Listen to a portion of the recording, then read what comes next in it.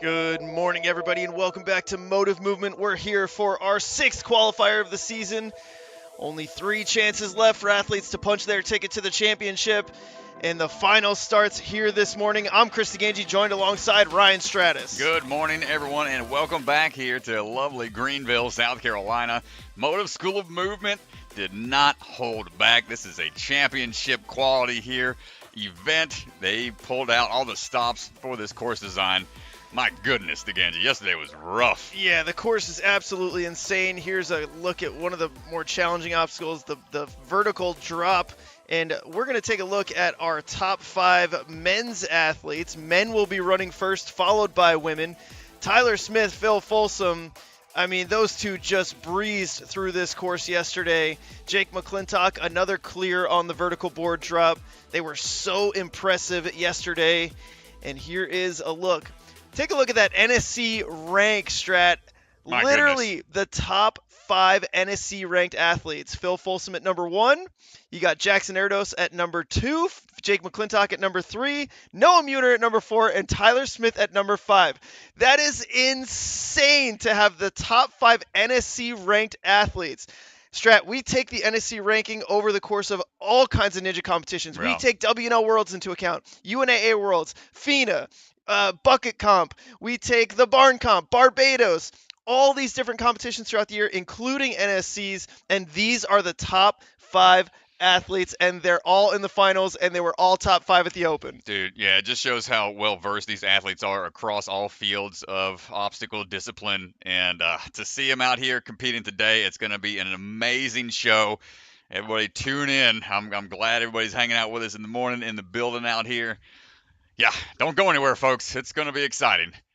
Yeah, and I mean, we gotta also look at the top 5 women. Women will be running after the men. They'll be running second. Abby Clark, she was one of the first athletes to get to the final obstacle, but didn't have enough time to really attempt it. You got Isabella Folsom, Emma Pereira, Addie Herman, and Lily Barrett. Taylor Green also going to be in the run order. Didn't get a top 5 spot, so back against the wall just a little bit. She'll have an uphill battle to climb. She's never missed a podium in her NSC regular season career. Yeah. So very exciting for this stacked field of women. Yeah, this is going to be exciting, man. There's a lot of strong athletes out there. The course changes have been made to the hybrid course on both sides. Plus, the speed round is going to be a really lengthy one. I saw the demo video of that. And then the burnout on top of that is a little throwback to the Season 1 championship. Y'all, this is a wild day set up before us right now. So don't go anywhere, folks. We're getting ready to start here in just a bit. Yeah, so let's go ahead and take a look at the finals rules real quick before our first runner takes the starting platform. Athletes will start with the hybrid course, and the hybrid course is similar to the Open from yesterday with an added obstacle perhaps. The top 12 athletes will move on from the hybrid to run the speed course, and then the top 8 combined score from there will run the burnout course. The points for the finals round work based on the table to the right-hand side, and so it's a scaled system. In the hybrid round, points decrease by 2 for every placement, so first is 30, second is 28, and so on. During the speed round, they decrease by 3 for every placement because there are less athletes competing, and then in the burnout, even less athletes competing, and so it decreases by 4. And so very, very weighted for each round. Yeah. It's not a linear system. It's a scaled system. Yeah, it's exciting to see, man, because people can still fight their way back even after a bad run. We saw happen with Kai, who got 12th in the hybrid, barely making it into the speed, and still managed to take away first place in speed and burnout. That wound up winning him the top spot at Gravity Forge. So it's always cool to see, man. There's a little more pressure involved this time around instead of letting all the athletes run through all the stages. Man. I'm really excited for this one. This is a return to Motive. We've missed them in season 3, and definitely let us know what's up. They did not hold back. A lot of new obstacles here, some throwback obstacles as well. Some things that some of the athletes might not be familiar with, since things like the floating monkey bars really posed a lot of problems for athletes yesterday. And here's the run order for the top 15 men. Wesley Creasy going to be starting things off. Max Aguirre, the season 1 champion, making a return to the finals for the first time in a minute. Good to see him out here, and this is some familiar territory here at Motive. Yeah, here is a look at all the athletes competing. We talked about the top 5 and how all of them are the top 5 of the NSC ranked athletes, and so going to be really exciting. One of the athletes I'm really looking forward to is Max Celebra. He's been on a tear recently. This is 3 in a row for him into the finals. He was in finals at Rise. He was in the finals at Gravity. And can you pull it up, Strat? Pull up his. Can I get our stats guy to find out? I don't. Quick. Did he make the finals at Jungle as well? Pull that over. Let's see. Scroll down to the all about full competition history. Jungle Gym. Not quite. No, he just missed shy out. of that one. But yeah, 3 in a row right now that he's made it into the finals, and so excited to see him run. He's only 13 years old. He won our youth championship, and so that one definitely looking forward to. First athlete standing by right now. We should be set and ready to go. Thanks again, everybody, for hanging out with us. Make sure you share this video around. If you want your friends to join in, jump in the chat. Let us know who you're here to cheer on. And so, yeah, we're going to head down to the floor where our first athlete is standing by. Got to change those. We got to fire our graphics guy. Oh, no. Can't we? We're a small team already, DeGanji. We can't fire. We're in the hybrid round. We got 4 minutes, not 3 minutes. 4-minute time limit. So the hybrid, we'll have a few adjustments made. Time extension will allow for that extra obstacle to potentially be attempted, depending on if they can make it through. Team Rock Solid showing up in force. Got a handful of them in the finals for the first time. It's going to be exciting to see how they perform under pressure. Finally make it into the next round.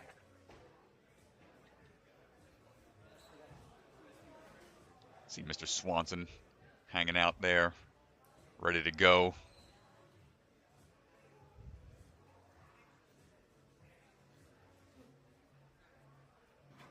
Making sure everything is all set. Mr. Brett Sims, ready to go with the timer in hand. And here we go. First runner, position of honor, Wesley Creasy from Rock Solid Warrior.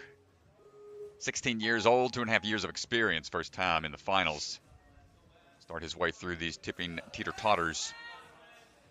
Yeah, it's really cool to see these athletes first time in the finals, see how they respond. It's only his 3rd NSC competition. Woo. They're on the corner, gotta be careful. Some of these moves were extended out a little bit. This was the spot that caused a lot of surprising hiccups. The accuracy required on the floating monkey bars, very vital. Ensure you're not going to expend too much energy, and we're through it in 1. This was another one that gave a lot of trouble yesterday. Getting the precision into the ring, certainly a challenge. Oh man, he's setting a really good pace right now. Lean into it, hold on tight, brace for impact. Got those ledges up top in play, and then working his way through. Wesley. About a minute to this point. Now the rodeo rope's a very technical obstacle. And remember, the time limit is increased. There's an extra obstacle at the end of this course. Jumping up, got a couple hooks to try to get that rope onto. Toss forward and a big up and back move. Got to take a big swing, time it just right. So far, so good. This was pretty much the cutoff point for yesterday. Yeah, and the fact that he's done this clean to this point is also really impressive. 2 minutes here on the clock. Taking his time here to recover. This is A very difficult obstacle. The flippin' limits. Got the undercling reverse grip holds. The ultimate vertical limit hold underneath going forwards after you flip over. Yesterday they had a touch point they could get to and then rest at the top, not having to do the salmon ladder over again after a retry, but now they would have to start from the ground and do the salmon ladder over. Just trying to skip these a little at a time here. Ooh, and just pings off.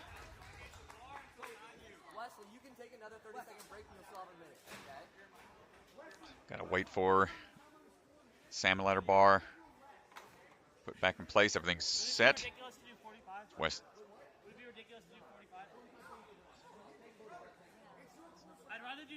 So now it's a matter of figuring out how much rest time do you have. You have 2 more attempts at this. Do you take extra time, trying to recover that strength more?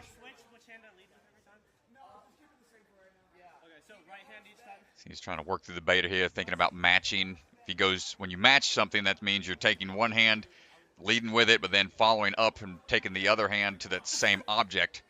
Or the match grip, it's a little slower, but that grip is a bit stronger. Pick up that salmon ladder.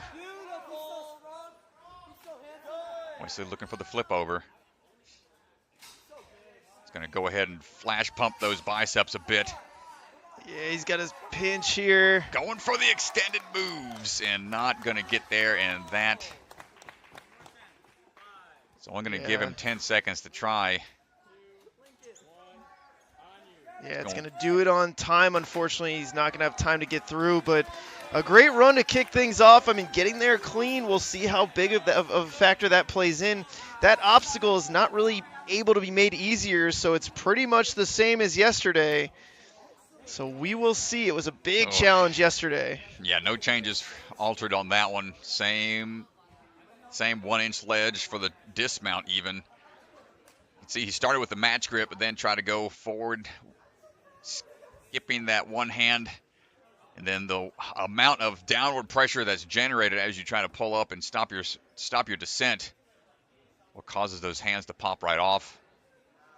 Naxa Garamore getting ready to go. Season 1 champion. Back at it. 8 comps in the past.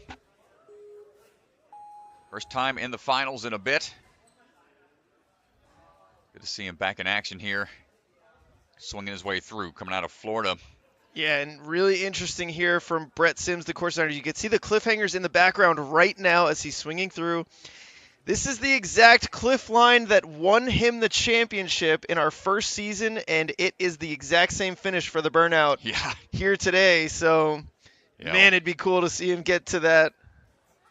Yeah, see if he can fight his way through with this new knockout format. Yeah, the knockout format is interesting. Athletes are not guaranteed to run every course. You got to fight to stay alive. Smooth so far for Naxa. Quick turn and burn, a little off to the side, but manages to hold on. Yeah, you can see Batarang had his hand on top, so he did a good job there. Push away, the hand slipped as he was trying to work his way up. And this is what we were talking about with Wesley. Getting to that salmon ladder clean is going to be a big deal. There's a lot of room for error on these obstacles early on. There you go, a little more patience there. So now he's going to have to clear.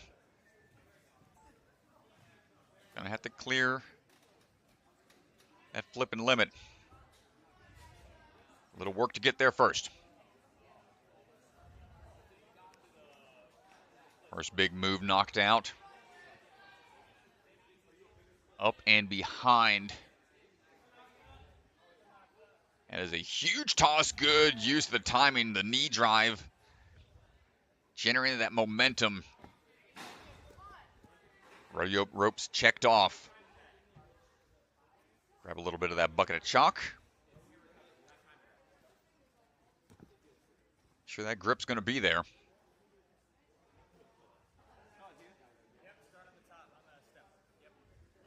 Making sure which way you can start the salmon ladder. Got a standard 1 foot rung and then a double foot right after. It doesn't need to even take that extended salmon ladder move. Flip on over. Let's check the grip. Naxa is an incredibly strong burnout athlete. This is what's really defined his career in NSC. This is a burnout style obstacle. Naxa. Hold on, buddy. Yes, See sir. how small that ledge is. Naxa looking strong right now. 1 minute to go. Final obstacle. 2 obstacles to go. Oh, yeah. Oh, my goodness. We added one. Oh, yeah, that's right. Oh, my gosh. Saw so few people get here yesterday. This is the ricochet.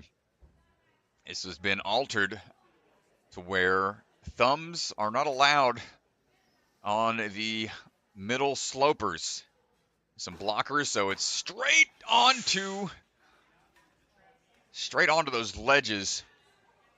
And this is what they did by adding the thumb blockers. They're preventing this skip from happening. Naxa just tried it. And that's the goal, is to try to force the athletes to do the ricochet move. Forward, he goes for it again. You see the thumbs. He's trying not to utilize it. Get out of town, dude.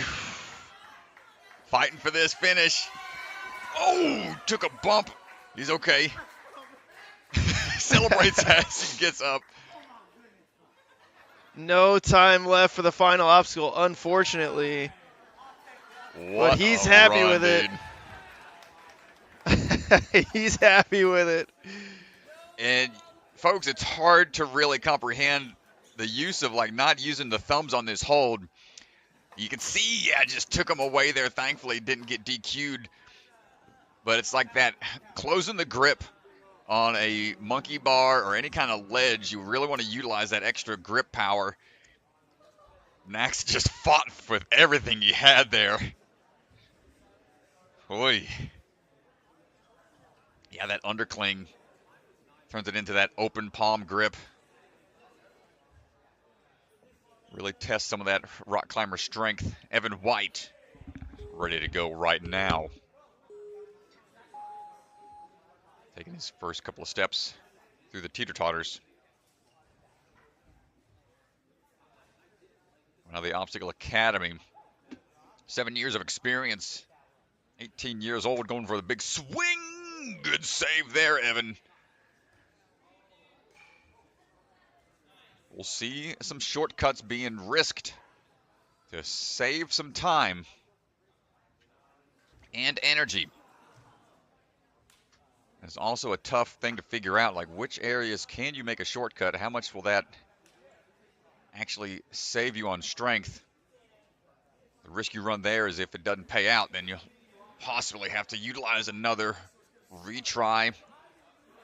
Spend more energy doing the obstacle as intended. So far, so good for Evan. Up the wall for the turn. Quick move, Batarang in hand, gets that dismount down, no worries there. Dropping spider time, lean it forwards, hold on tight. 17 competitions for Evan. Making it through with the spider, no problem. On now for the rodeo ropes. Second time in the finals.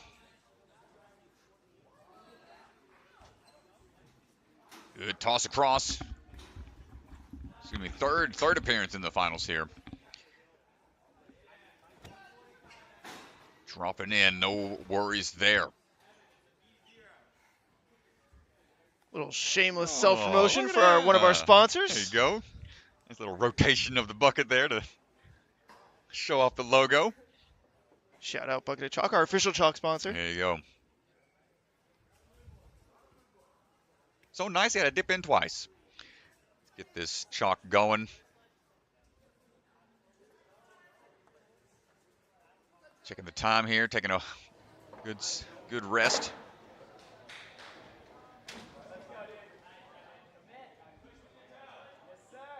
Let's see what we're going with here. Flipping over. You don't want to take too many big up and down moves here. Burn those forearms a little bit too much. Evan staying strong on that first grab. And the dismount down, nicely done. Down to about a minute.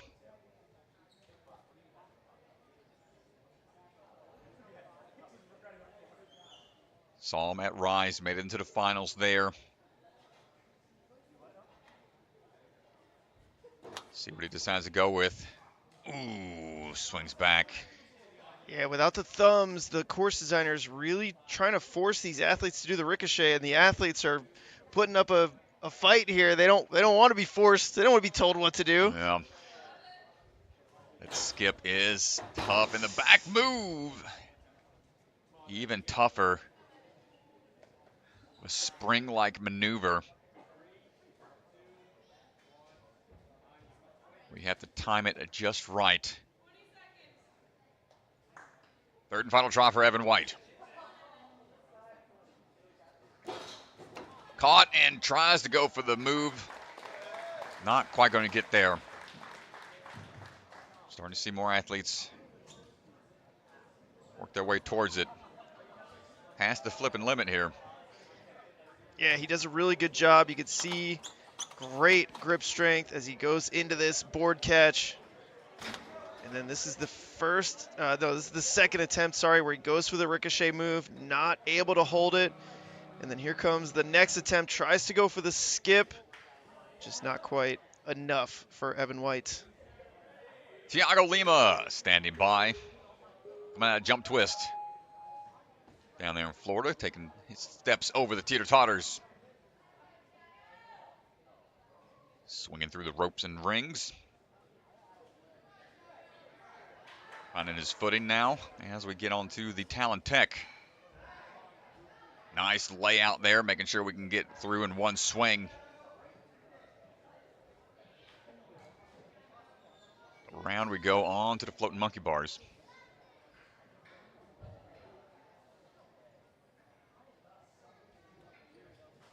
This is really taxing the forearms. That one-handed grip strength. Excellent work. Not seeing anybody go for that risky shortcut, opting to go for it as designed. Serve what energy we can, no problem on the turnaround for the Batarang grab. Losing a wristband. Feeling like it's getting in the way a bit. Some of these moves. Saw Thiago at Rise. We saw him in Jungle Gym. This is his first time in the finals. Only his third NSC. That's a tough thing to do, man, making it into the finals after just a couple of tries. Thiago been putting in the work. Went for a quick move. Is he okay? Took a big fall there.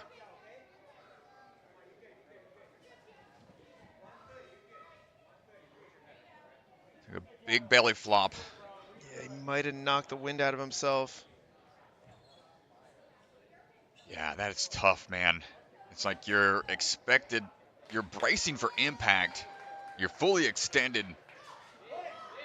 Thiago's showing the heart of a warrior right now. Hold on. Ooh, he tried to get it in one. Taking some hard falls. Getting up a little slow again.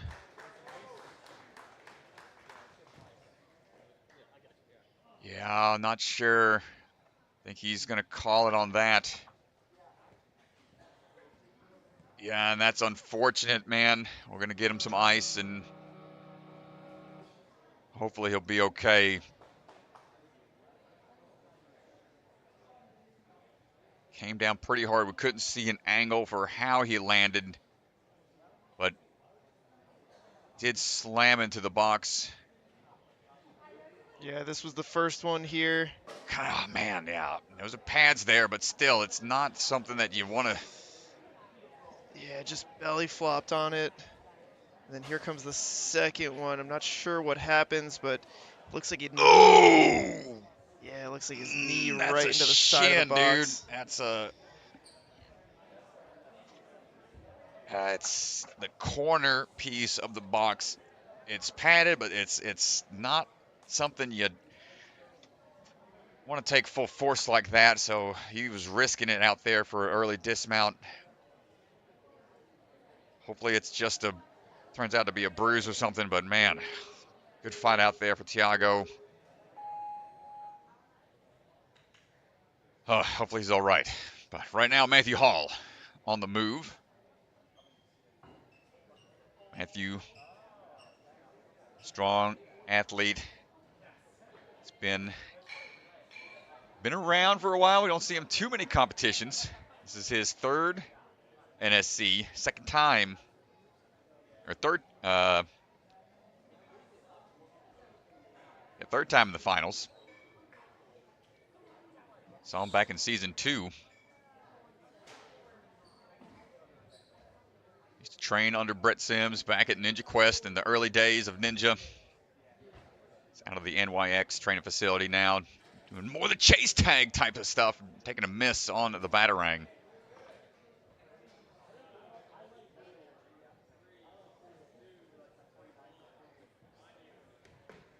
Up and around for try number 2. A little off to the side. He's fighting through it. Good work, Matthew Hall. Into the spider. Watch the hands.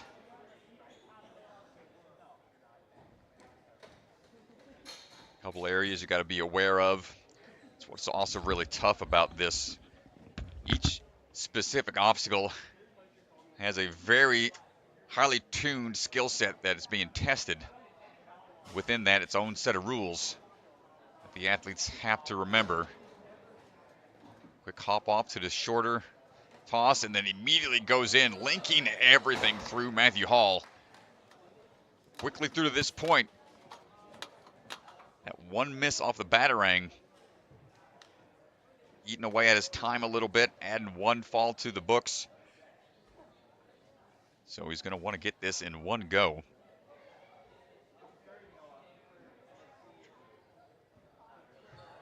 Doesn't take too long to rest and hops right into action.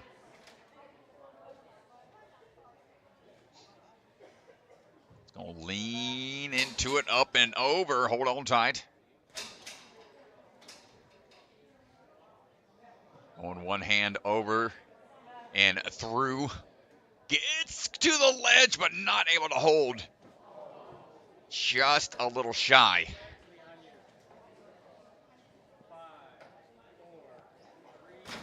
So we're going to take another chance at it. About 1:20 left.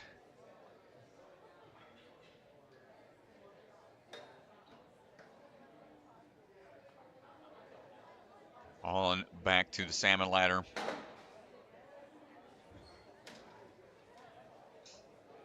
Rolling forwards here on the flipping limit.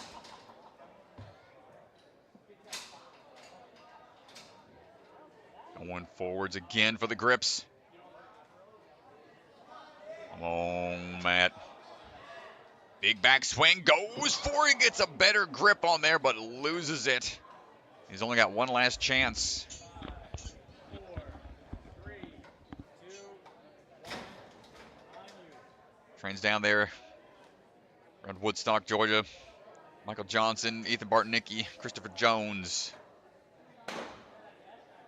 See if we can get that big toss across. Going a little quicker, knowing that time is of the essence here. Oh gosh. Thought he was gonna maybe try to lâcher from here. Not gonna work. He was trying to figure something out, but that's gonna do it. See if it stands.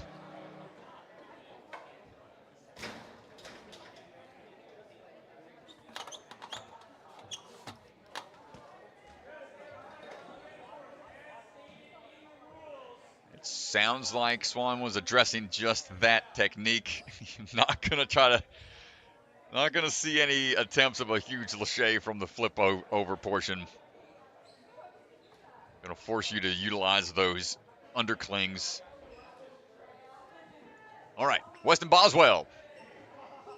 Ready to go, coming out of Rise at the warehouse. We just saw him at our last qualifier as one of the course testers and demo athletes. Yeah, we talked about Weston yesterday and how impressive he was testing at Rise. Nobody else got to see it except for us who were there during the testing portion, but this kid's really strong, man, and definitely one to keep an eye out for. Yeah, he's got 3 competitions in the past, so this is his 4th time competing, first time in the finals. Saw him at Obstacle Academy and Jungle Gym earlier this season. Moving through pretty quick right now. Yeah, he's not a name we've seen in the finals at NSC, but man, I am not surprised after what I saw last week. Yeah, he's got his own ranch he has that he's been working on, obstacles that he builds. He likes to get into construction, things like that. He's also had to deal with a lot of different threatening food allergies, and that's been something he's had to struggle with throughout life, so it's really cool to see him still compete at the top level here in the NSC. Here we go with the back toss onto that upper hook. Quick twist. Flying forwards. So far, so good.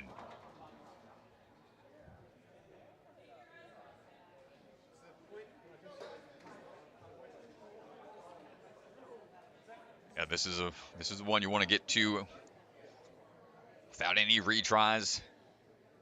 Give yourself some time to recover. Here we go, Weston. Quick moves up the salmon ladder. Up to the top. No resting from here on out.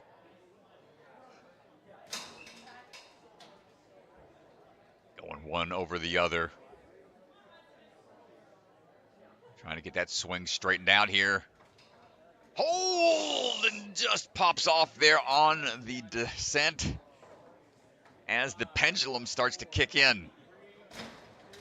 Yeah, the tough part about that cliff catch is not only is the hold small, not a lot of room for your fingers, but it also pivots and moves away from you as you launch to it.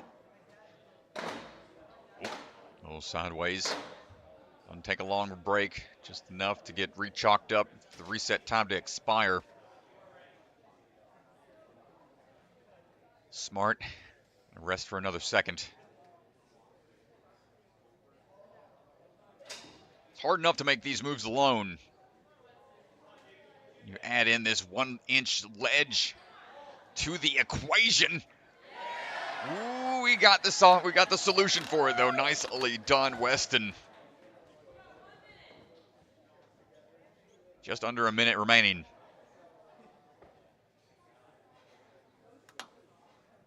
Let's see what his plan of attack is going to be. Going for the first move.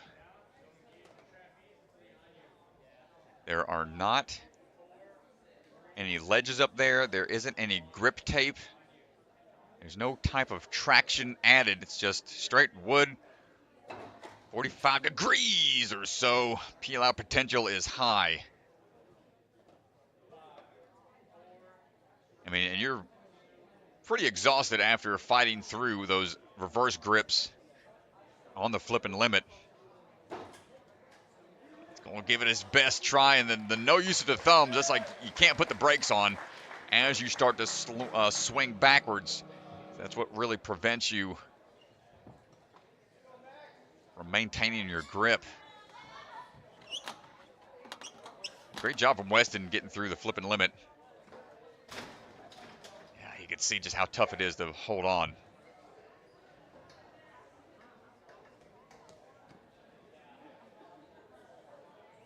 And here we go, Max Libra, ready to go.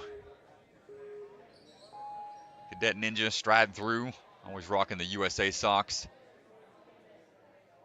Looking for the rings and ropes. Yeah, man, I think yesterday was the 3rd time in a row that he stepped off the course in first place. Had an earlier run But man, this kid, he knows what to do to put himself into a good position. Yeah, a lot of experience. He's helped testing a lot of the courses earlier in earlier seasons for NSC. So he's definitely been putting in the work in the off season. Been going to 100-meter OCR events as well, all across the world. So well versed in a lot of different aspects of the sport.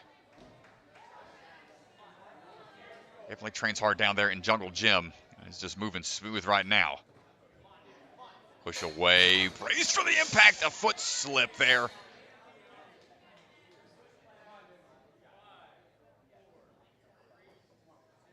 It's like a double catch in that spiral hallway. You get settled and you almost feel safe, but by the time it bottoms out, you really got to make sure that you are engaging everything.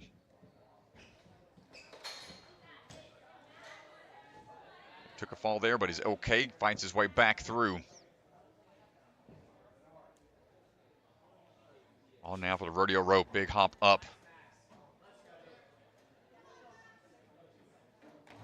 Big toss across, a little low on the ropes, readjust the grip to make sure we're not going to slip down by accident, and hold on tight.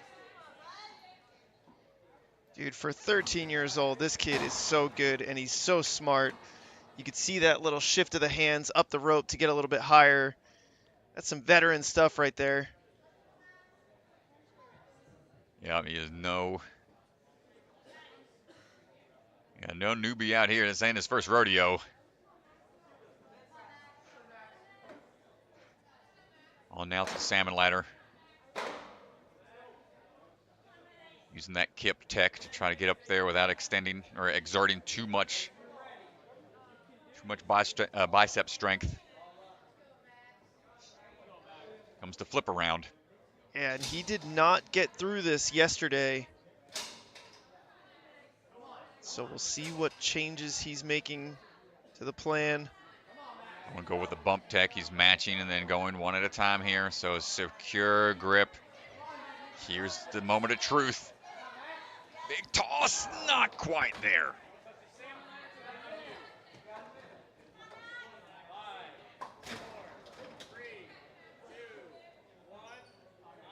He's held championship positions in the UNAA comp, the WNL comps,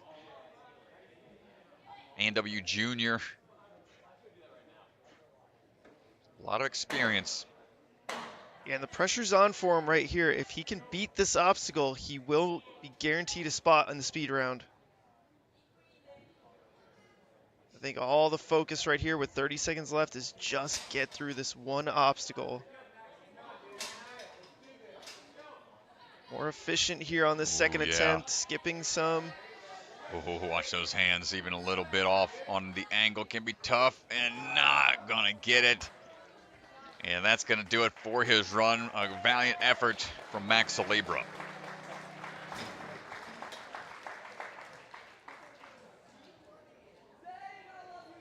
See him kicking forward. I mean, it's so tough to try to build up momentum with the arms at the 90-degree angle and then to catch and dismount. Yeah, this is what might hurt him a lot, was this spider drop. Tries to lean back into it. Just not enough pressure on the feet. Getting some pops from the crowd. Must be a rock-solid athlete. Still a lot of rock-solid folks in the building. Relatively close to their home. Just about a 4-hour drive up to Raleigh. Zane Kukta getting ready to go on through the tip and teeter-totters. Big skips. Coming down through. Ooh, come on, Zane. This is his first time in the finals. He's been competing a handful of times. I got to give a shout out to Zane, man. Apparently, you know, for our NSC Youth Championship, he did the really heavy lifting of the course design out at Rock Solid, and his course was phenomenal. He did a really good job with that Youth Championship. Yeah, it'll be exciting to see what they cook up for our championship this season. Hopping on down. So far, so good for Zane. Watch those feet. Not again! Slipping through. Yeah, hand slipped a little bit. Maybe too much chalk. He's looking at the hand. Yeah, this one specifically, it's rare that we're not allowing athletes to chalk up too much, but that's one of the reasons. Too much chalk in that hallway is going to actually hurt you in the process. Hopping through now, recovering after that one slip. See what the rodeo ropes look like for Zane.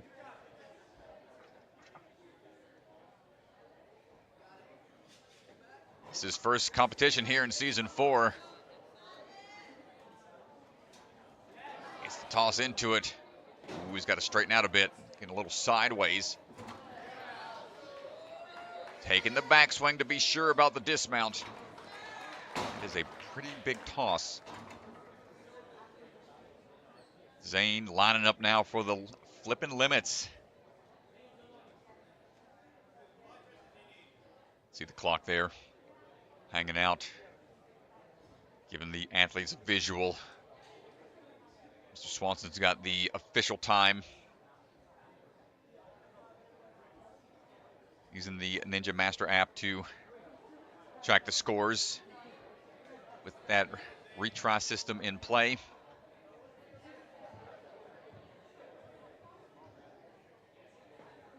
A whole lot of Team Rock Solid athletes competed yesterday. It's good to see a few of them making it into the finals today. And here we go. Zane right away, all the way up, almost to the 3rd rung of the salmon ladder. Take one last chance to catch his breath before attacking this move. Flipping it around. Going for the toss. Ooh, no, the backswing pings him off. He's only going to have about 50 seconds once the reset time's done.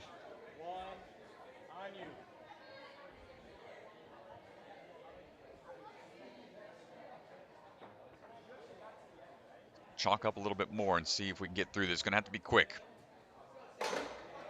No problem on the salmon. He knows time is of the essence.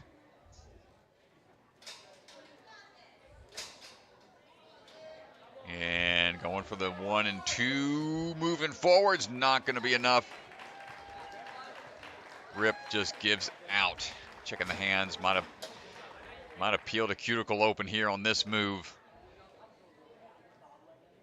You can see as you drop the hips back at that locked off position, the pivot point for the hands is just that much more taxing, so it's tough to really get a good buildup of momentum. Oh, Papa Bergie getting ready to go. Caleb Bergstrom chalking up, standing by. Longtime athlete in the ninja community. It's one of the few athletes to make it to stage 4 all the way on American Ninja Warrior. The final stage is no longer in existence. The new format they've got coming out for season 17. So a rare honor for him to be able to compete on that. But moving on now through the course here, the first few obstacles done. Bergstrom family been running the Jungle Gym for a while now. Amazing community down there in Florida. They're missing the first cradle, but it's going to lock in these next couple. See Sister Katie and his wife Ashley and the baby up there hanging out, cheering them on from the sidelines. Big turn and burn. We're going to miss it on the first one.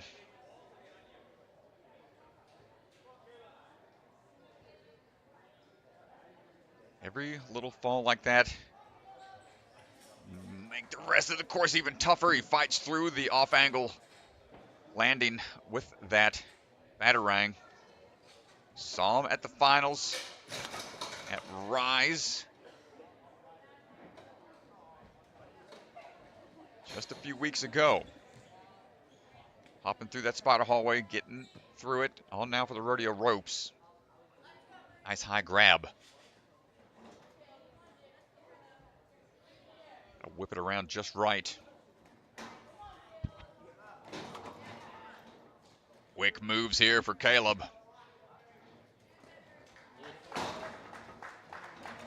It's a bit of a return to him here in Motive as well. We saw him battling it out against Naxa in the finals back in season 1.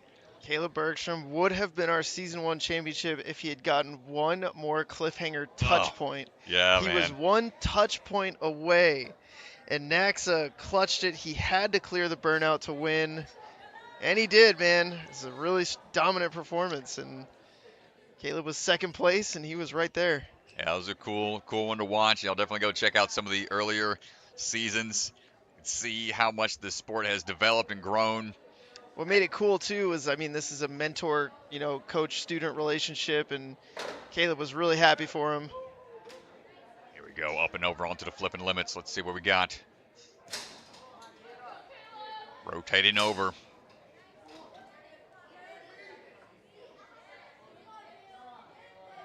Going one hand over the other. Back swing, pulls into it. Not able to maintain the grip on the pendulum.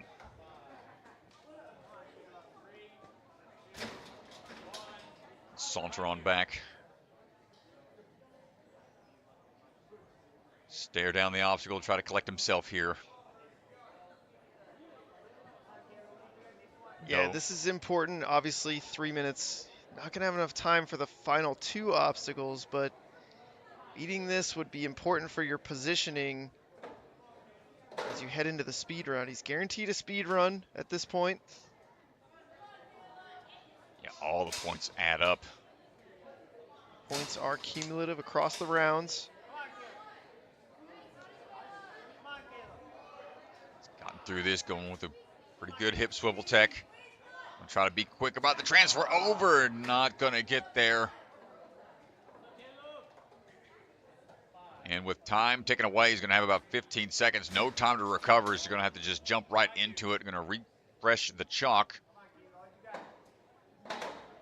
And ooh, hold on. Just went for it. Left it all out on the course, man. You gotta respect it. So tough moves here on these limit holds. You gotta get that momentum built up, open up a little bit and pull through. Then the catch is so tough when you only have that 1-inch ledge to work with.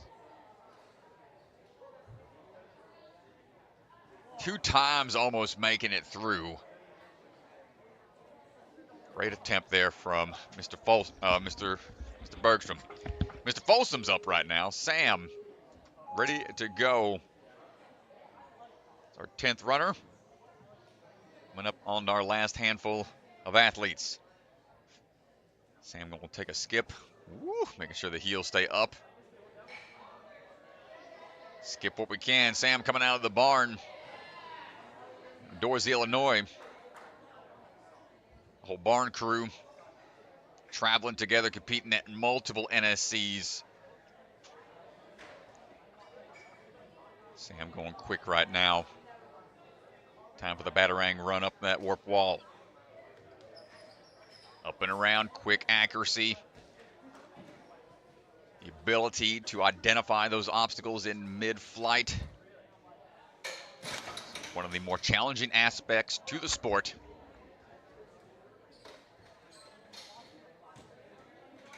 Sam hopping his way through that spider, looking strong so far. Sub-minute to this point is a quick pace.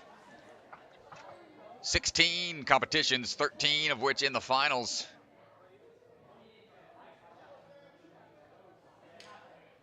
Plenty of experience making it into the later rounds. Good hop across, going straight up into the backwards toss and gets dismount in one, making light work of those rodeo ropes.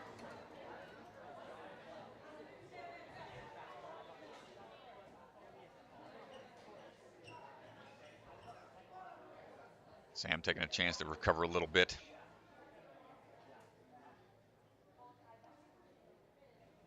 I know a lot of these athletes are also prepping for an entirely different competition. Some team comps coming up. Different leagues are out there getting their own challenges set up. So definitely, if you like to follow these athletes, see what else they're up to, See how else you can support them. Definitely go follow them with all their socials and see what they've got cooking. Sam's on now for the toss up to flipping limit. Going to walk his way up a bit risky here. Doesn't, no fear in this man.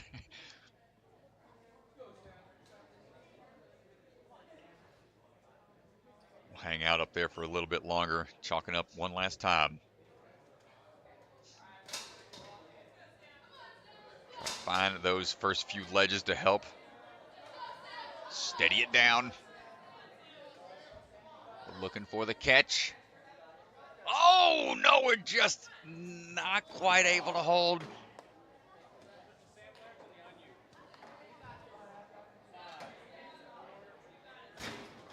Thought we were going to get there. He was quick on it.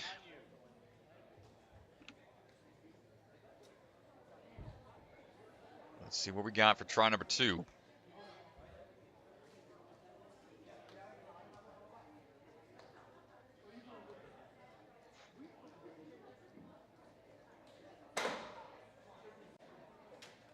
To the top once more. Now working his way across.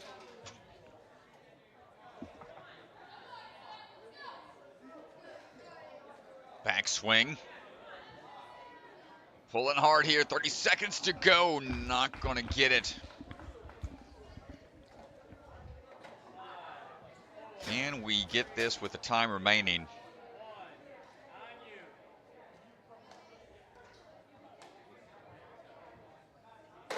Quick toss up. 15 seconds. Walk that catwalk up. Flip it on over, hold on tight. And that is going to do it for the time. And Sam, man, tough break. And tossed it at 1-inch ledge. Slowing everybody up, stopping everybody in their tracks. Well, here we go. Noah Muner about to kick things off for our top 5 men. Noah, Jackson, Jake, Phil, and Tyler coming up. Our top 5 men from the open round and our top 5 NSC ranked men. Ooh-wee. Man, yeah, we're going to see what is possible here. Just look at the podium stats at the bottom there. 11 for Tyler, 10 for Phil. These are regular season podiums. This does not include postseason. Here we go. Noah Muner standing by. It's the cue to go. And we are cruising through. He knows time is going to be of the essence. Striding on up. Quick talent tech, dismount down. Yeah, Noah always so creative, so strategic. He had one of the most impressive beta breaks. Oh, and just, the rodeo just ropes. new versions of beta. I mean, we haven't really seen anybody else try it or have the confidence to try it, but on that rodeo rope. Getting across the floating monkey bars without any issues. Repping the Vitality Obstacle Fitness crew. No problem on the Batarang turnaround. And just how smooth that they run. This is where you really start to see what makes these guys. Oh! No. He did that yesterday. He went for the cliffhanger a little early. Maybe he doesn't feel comfortable taking the full spider drop. Right. Yeah, he did have a save yesterday. He's trying it again. Really surprising here from Noah. Yeah, this is a bit of a shocker here. You can see some of the athletes in the background kind of on pins and needles here. Noah. Okay. Just got to be a little careful on that drop. The higher you are, the more impact you take. And now he's going to have his work cut out for him. In 11th place right now. 4 more athletes to go. See if he goes with that same tech he utilized yesterday, the turnaround tech, for a forward toss up into it. It's a little easier, and then, yep, smooth as silk, just like yesterday.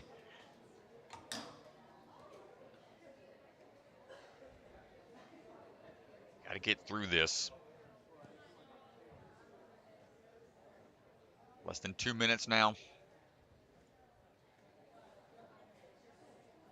7 years of experience, really enjoys these hybrid style courses. Checking the hands. His hands are all, he's got some hand warmers there. Keeping the blood flow going to the fingertips. Yeah, he needs to clear this for a shot at the speed round.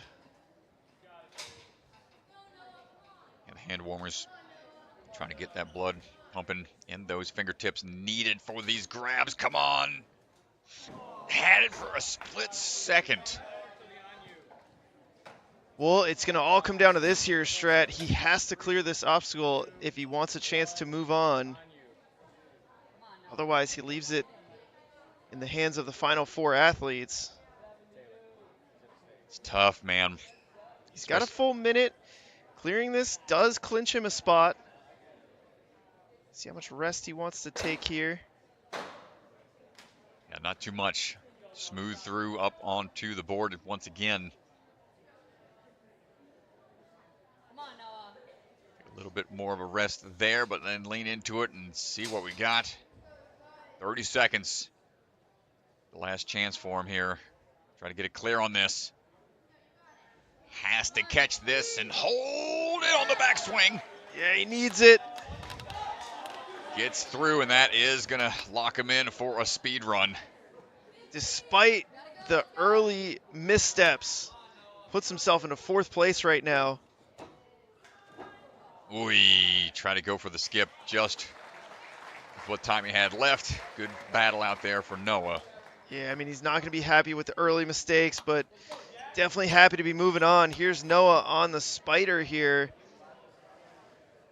Tried this a couple times where he went early up to the cliff, but just not timing it right. And then Yeah. here on the board, this was danger zone here as well. Not able to secure the catch. High pressure today, man. It's a tough course. A lot of different moving parts. Jackson Erdos ready to go. Jackson quickly through. He's had some great runs this season, multiple podiums. Ran the qualifier at Gravity Forge. Moving through. Always one to bring attention to suicide awareness. That 988 You Matter logo on the back of his shirt.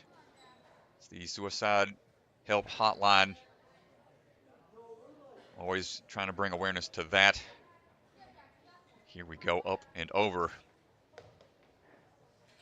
Good hang time there, able to identify it and have some split-second mid-air decision making.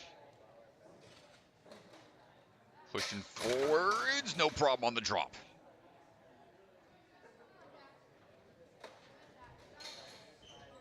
Also coming off of a WNL season 9 championship win. NW junior champion. 9 years of experience, 17 years old. Quite the resume as we are working our way through these rodeo ropes. One backswing just to get that distance covered.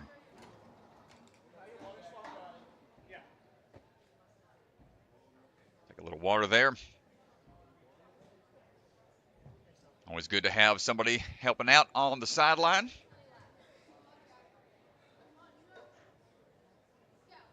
Here we go. Wee. Good catch there on the flipping limits. Up and over. The rotation done. Pinch grip being put to the test. Forearms popping.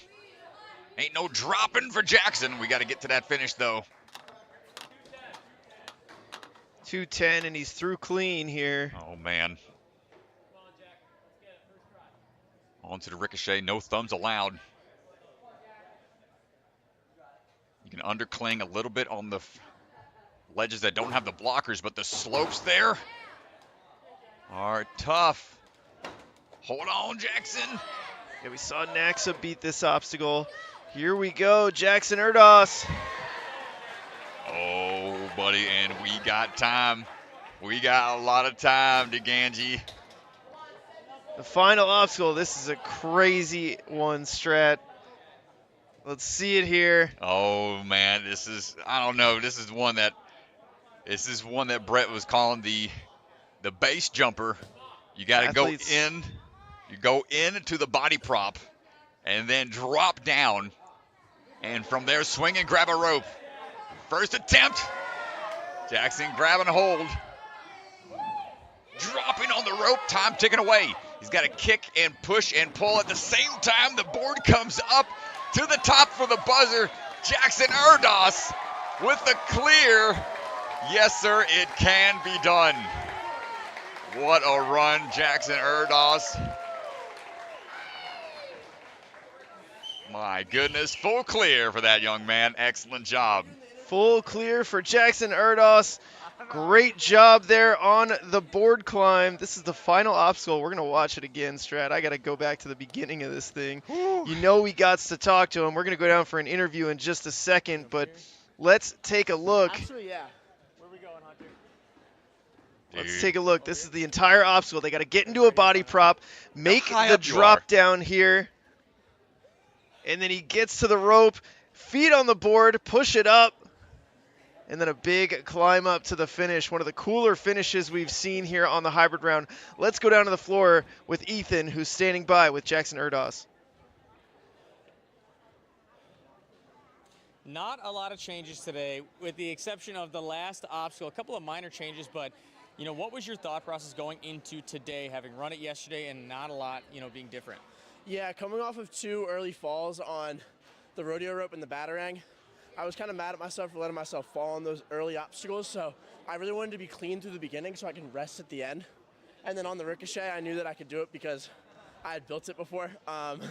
It was a great obstacle, and I'm so happy I was able to try it, but I knew that since I was running not at the very end, I had to push the pace and also kind of put pressure on the rest of the athletes, even though I'm not surprised if they beat my time or do better than me, but I was happy that I was able to get the clear. Yeah, obviously you course designed alongside Matt Bradley at Gravity Forge, and you had a very similar obstacle. It's not the same build almost. So what were your thoughts when you came here and you're seeing that's in the course? Yeah, I saw it, and then I just kind of started laughing because I was like, wow, I had the best obstacle designer ever recreate one of my obstacles. So it was kind of it was an honor, and it kind of speaks to how all of us kind of have really similar wavelengths because we all just love cool obstacles. Yep. I got to ask you about the board flip vertical limit. I mean, there's so much pressure there specifically. It's a long obstacle, takes so much time. I mean, what are you thinking before, obviously resting a bunch before that obstacle? Yeah, I think yesterday I was super nervous about it because if I hadn't have gotten that, I would have been 15th place. So I knew that I had to lock in that time. But then today, every time I made a move, I was like, I'm getting more pumped every single time I make a move. But I knew that since I was able to catch the ledge yesterday, it's not really technical, it's just strength. So if you have the strength, you can do it. If you don't, sometimes you just can't get there. But I knew I'd be able to get there. It kind of hurt my wrist a little bit, but we're good. Think that's going to affect you at all? We got speed coming up next. I mean, I need my feet for speed, and I'll be fine on that, so I'll be good. All right, we'll see you there in just a little bit. Congrats on a course clear. Thanks so much, man. Appreciate it. Nice, dude.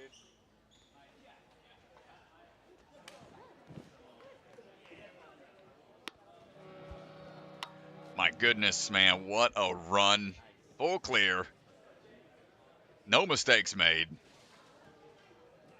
That is a tall order for the rest of the field to try to step up to. Yeah, it's that 0 fails there. That's the impressive one. And Jackson was on a tear early in the season. He had multiple wins in a row. Phil Folsom coming off a win at Rise. This is going to be an absolute battle as we go throughout the finals here. Well, Jake's turn now to take on the course. Jake won our first qualifier of the season. That's the last time we saw him compete at Obstacle Academy. He's got a handful of competitions here at the NSC, mostly of which were on his home turf at Ninja Intensity. This is his second time competing outside of the gym with the NSC. So testing his ability to perform outside of the gym space. So far, so good, making it far into the open and put him into a good position here in the hybrid. Got a rock climbing background, the grip strength. It's going to be strong for some of the harder holds throughout the course. Looking technically sound so far. 17 years old, 7 years of experience. Pushing away on that dropping spider.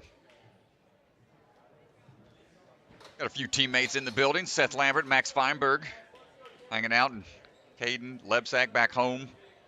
Was watching along live streaming the other day. See if he's awake yet. It's pretty early out there in Colorado. Not sure if he's up early enough watching the hybrid. Might be catching the replay, but right now, Jake on to that rodeo rope. Something the bucket of chalk folks sell and specialize in. So no surprise, Jake making it through clean so far. At 140.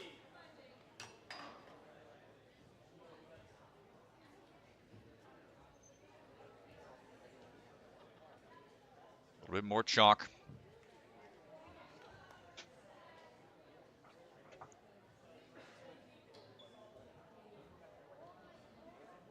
Taking the rest, really important here. Wants to get through the flipping limit in one go.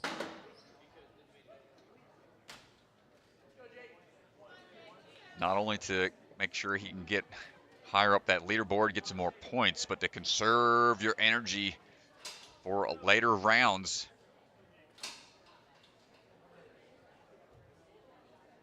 It is a taxing obstacle, going with a high hold here, staying almost above 90 degrees.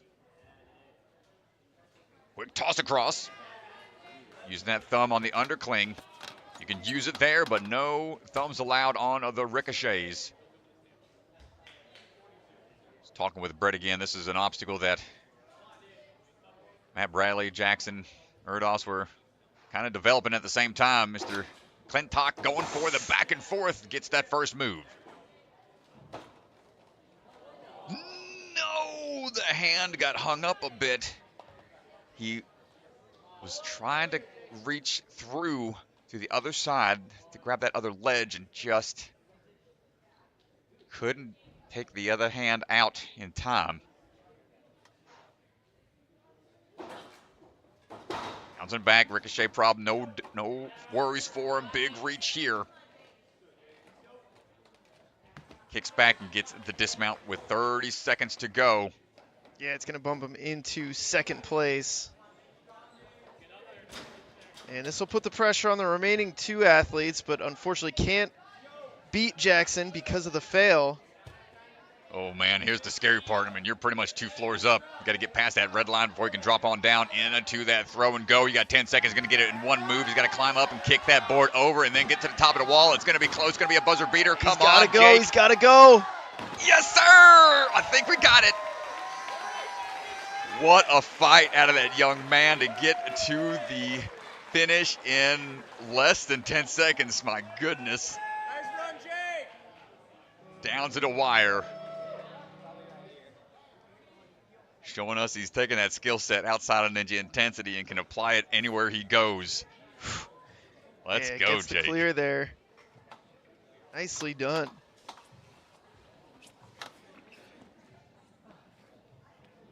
Gonna put him into second place.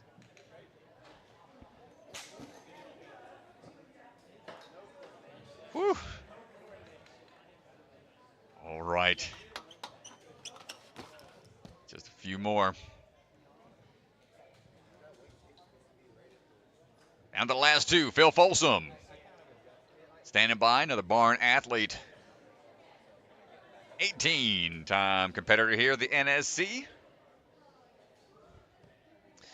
Yeah, Phil and Tyler were going at it yesterday. I think their time was about a second apart. Roughly, yeah, that was right. Roughly. Yeah, 0.3 of a second. It was something like that. It was it was tight, man. So we'll see how he decides to attack this one. Going for a full clear or fast clear. What's going to be, Phil Folsom? The floor is yours. Stepping on through. Finding the rope. Taking a skip, a little ping of the ring overhead. Sometimes you don't even feel those in the moment as the adrenaline is pumping.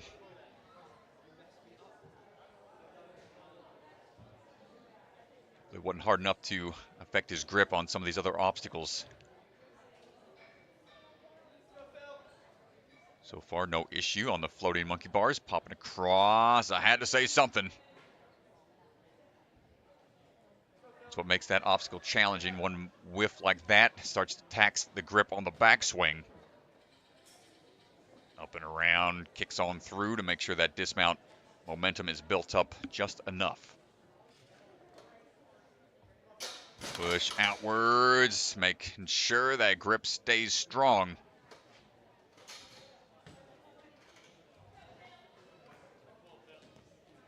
Rodeo rope time.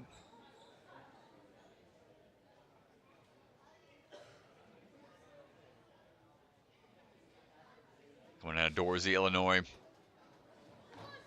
Quick kip there. We'll link what we can. And that bumps out Max Celebra from the top 12. Phil going to be locked in for a speed round.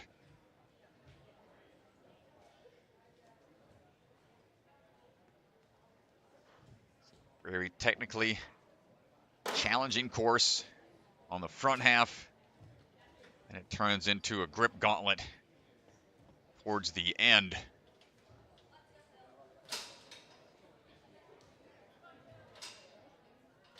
Moving forwards now, one hand at a time. Picking up the pace a little bit now. The buildup of momentum here. One backswing is all he needs. And locking it in. Nice job. 2 more to go. About 1 minute and 30 seconds.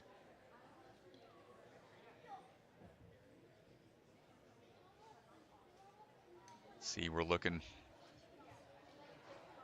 for the drop down here. First catch, first move, hold tight. Thumbs on the side are A-OK on those ledges that don't have the blockers, and Phil clearing at 2:42, chalking up one more time. Yeah, if he wants to beat Jackson, 3:23 is the time to beat. He's going to have to go here. He's going to have to move quick right now. Taking his time. Up the truss we go. Into that body prop and drop. Base jump. Into that upside down rope climb. Takes a backswing to identify where that rope's at. 3:23 the time to beat. He's not going to beat yeah. Jackson here. Oh, loses his footing, but doesn't lose heart. Nicely done. Phil Folsom gets that clear. Full one at that. Hopping on down. Man is a machine. Just walking back to the crew. Quick fist bump from the fellow competitors. Nicely done.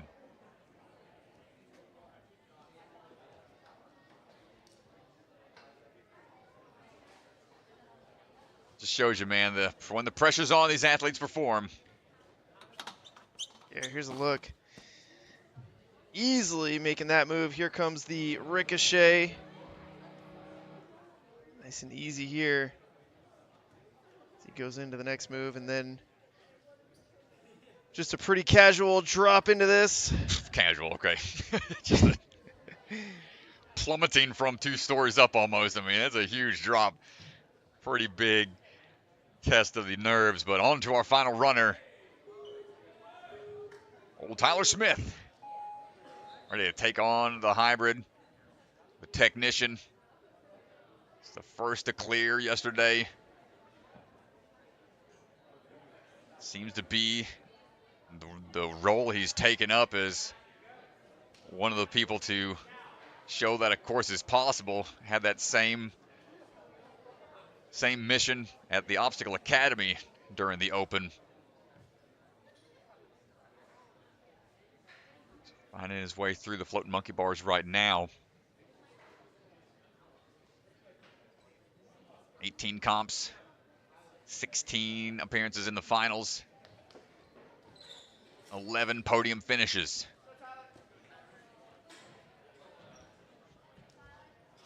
Up and in, hold on tight. See how jarring it is on those shoulders.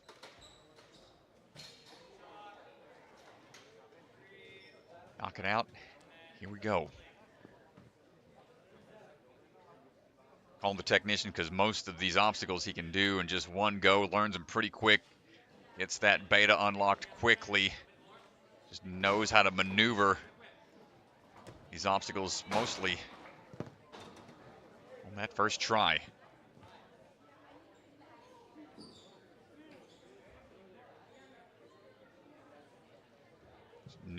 New age Mr. Consistency. If anybody remembers that nickname from the earlier days of Ninja. Shout out in the chat if you can remember who that is. Don't give him any hints, Mr. I won't say it. I was about to. As Tyler's working his way through these reverse grips right now.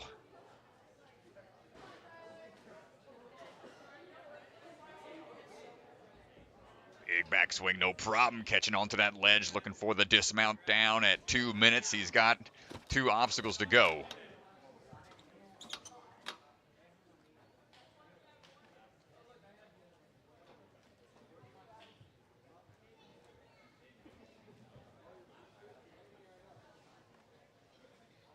Staring down the ricochet. Taking a couple backswings to be sure about it. Popping in, popping back. Ooh, open-handed grip. I don't know how he maintained that hold. Yeah, and it's a good dismount, and here we go. He's going right into it. He knows 3:23 is the time to beat. If he wants first place here and 30 points heading into the speed round, gonna have to do this here on the first try. Up and in.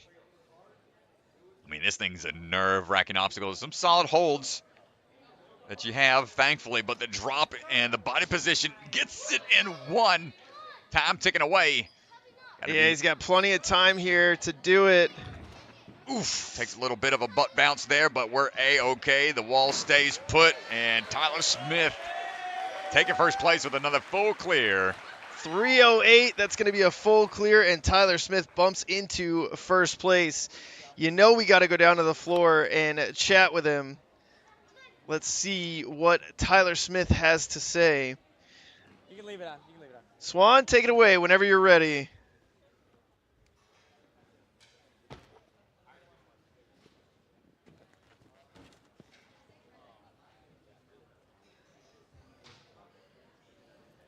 Man, such a difficult course. We talked about it yesterday. I think still one of the hardest courses we've seen in NSC. But, I mean, the last couple of athletes, you guys just broke that course wide open. A bunch of clears right at the end. I mean, talk to us about how you tackle this course. I mean, I pretty much attacked it the same as yesterday.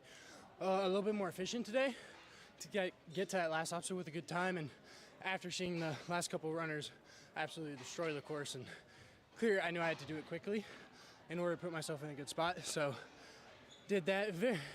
My cardio is taxed. Well, I mean, obviously it's a big advantage running later and running last. How much of an advantage is it for you being the last athlete? I mean, you have to have that 3:23 time that Jackson put up in your head, right? Yeah, for sure. I mean, just like running at Rise, I ran like third to last, so I would put myself in first place, but then Jackson and Phil were right behind me to just beat my time, and that was unfortunate. So today, thankfully, put myself in a good spot yesterday to run last, and I think it does definitely help a lot.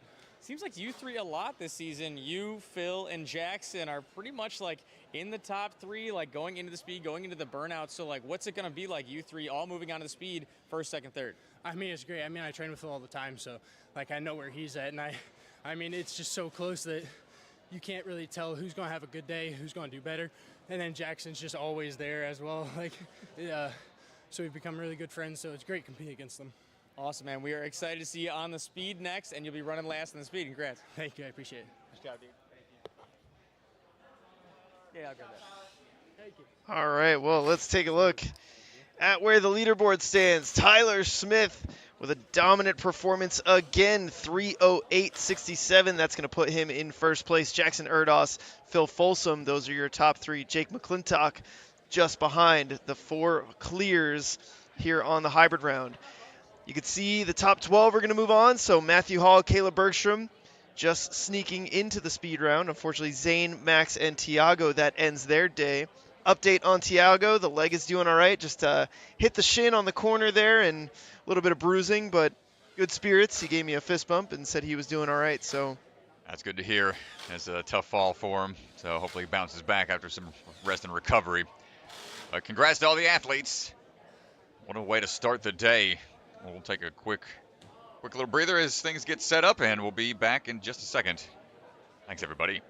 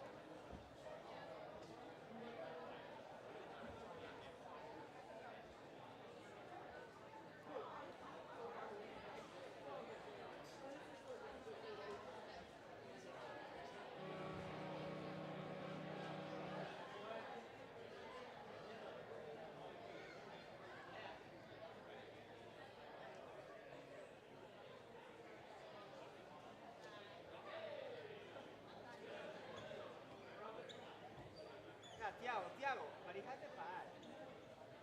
I mean, it's still like, he has the pad.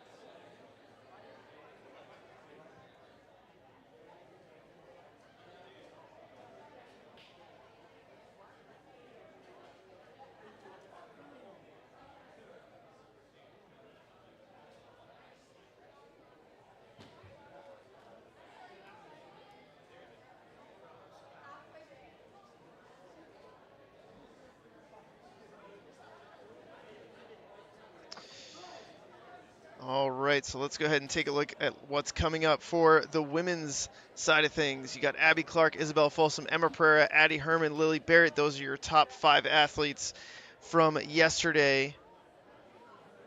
And it's going to be exciting to see here. Taylor Green also in the mix. We'll get the full run order pulled up here.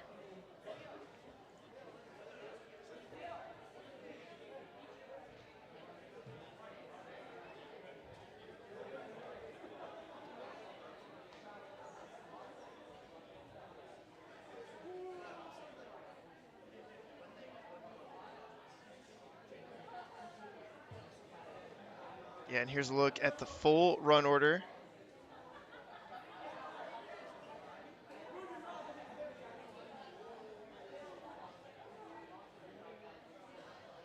Mila Getting going to be kicking things off. She's already qualified for the championship, and she is our 12 and 13-year-old division champion from the NSC Youth Series.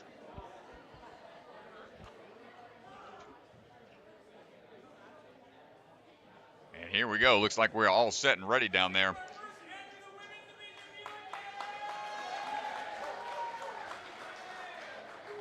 And we are set, ready to go. Mila Getting on the move. Striding across those teeter-totters. Coming out of the jungle gym. Finding the ropes and rings. Now on to that Talon Tech. Each one of these obstacles so challenging these athletes in a variety of skill sets.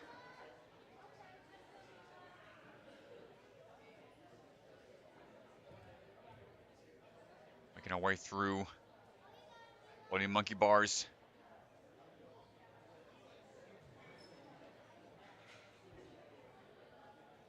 One up and in. For this next cradle. Taking the bar out of the overhead hooks. A little tricky since they were both kind of rotating with it. Here we go, up and over. Good catch, good accuracy.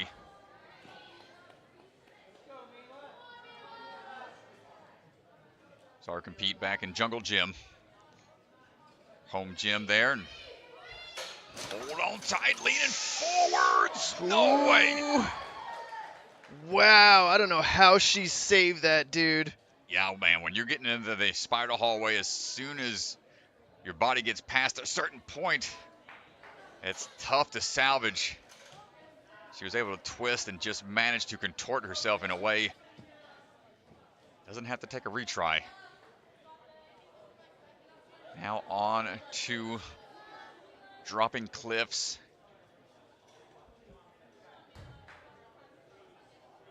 Gotta swing through this. 2 minutes to go. A lot of impact, jarring on the shoulders, on the back muscles, fingertips. Everything being tested here towards the tail end of the course. Another big move to make, big up pull. And the follow through hand couldn't quite catch up. What's tough with this retry system is you make it close to clearing the obstacle, you exert a lot of energy. You've got to try to recover and do it all over again and go beyond. Or you missed a hand or two. Here we go. Once you've got the experience on it, maybe try to get through a little quicker. Serve some strength.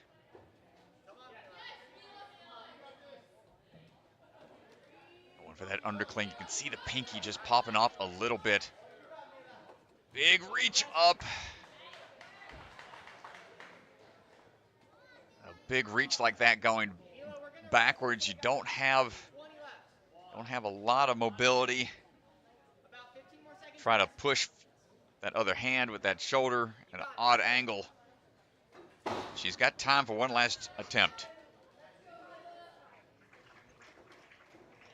And that's going to do it. See, you're grabbing at the fingers, shaking the hands. It is pretty painful of a finish. Would have been the dropping ledges through those floating cliffhangers, then on over to that flip and the limit obstacle to finish things out.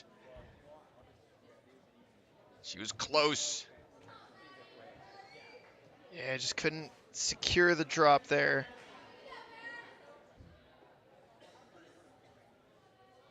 All right, Madeline Valentine stepping up, ready to go. Madeline coming out of the Gravity Forge. Seen her at 7 separate occasions in the NSC, and this is her first time making it into the finals.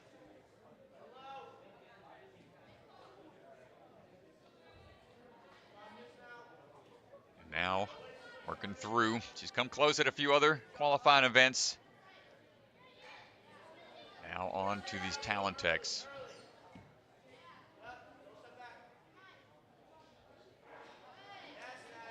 Here we go. One more swing should do it.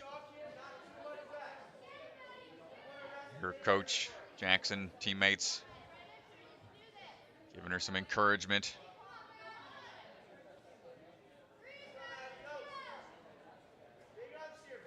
You hear some folks yell, "Pick it up."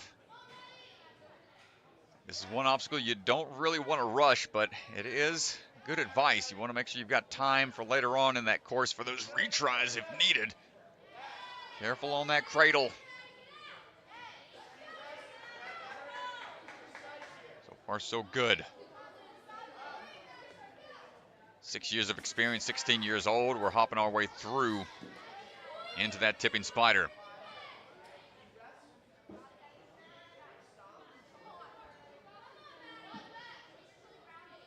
second here. Ooh, leaning forwards, went hands first. You need the hands and feet same time. Yeah, she's got to get a little bit bigger of a jump on the trampoline.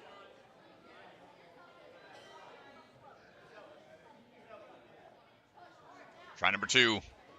There it is. Locks it in. Still need to go up a little higher for those ledges.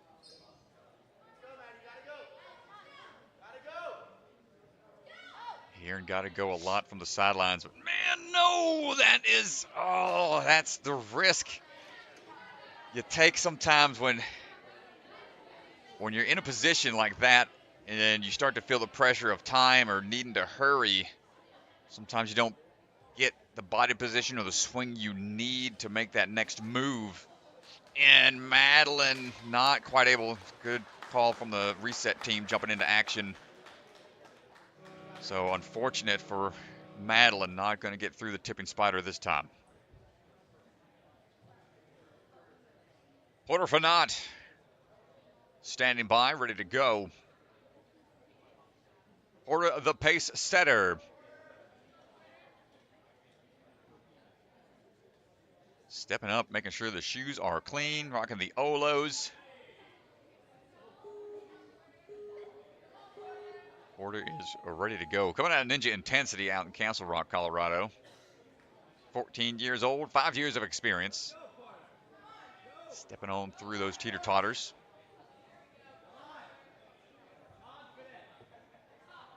Swinging through.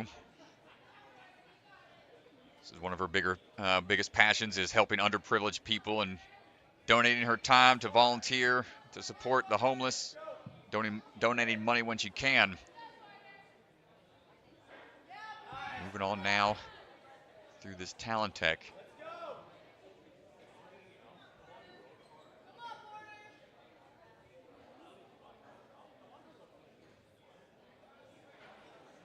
Now through these monkey bars.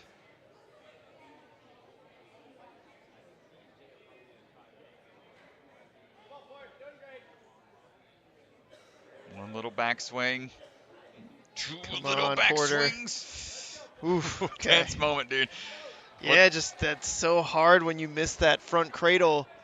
A lot of pressure on that backhand. It's quick too, man. Those falls can happen super fast. The grip drains quickly. Porter, no problem on that turnaround. Checking the time real fast, glancing over at the clock on the wall there. Good catch.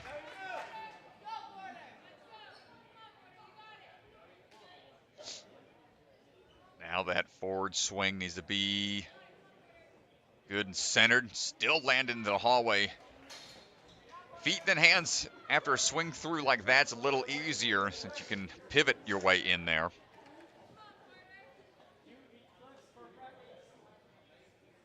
Porter now, let's see if we can handle the dropping cliffs here.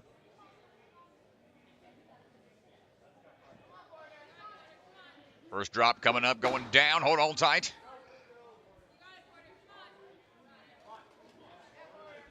These reaches here, and I like that, just going for the lock off with that forward arm to brace for impact as the trail hand follows through.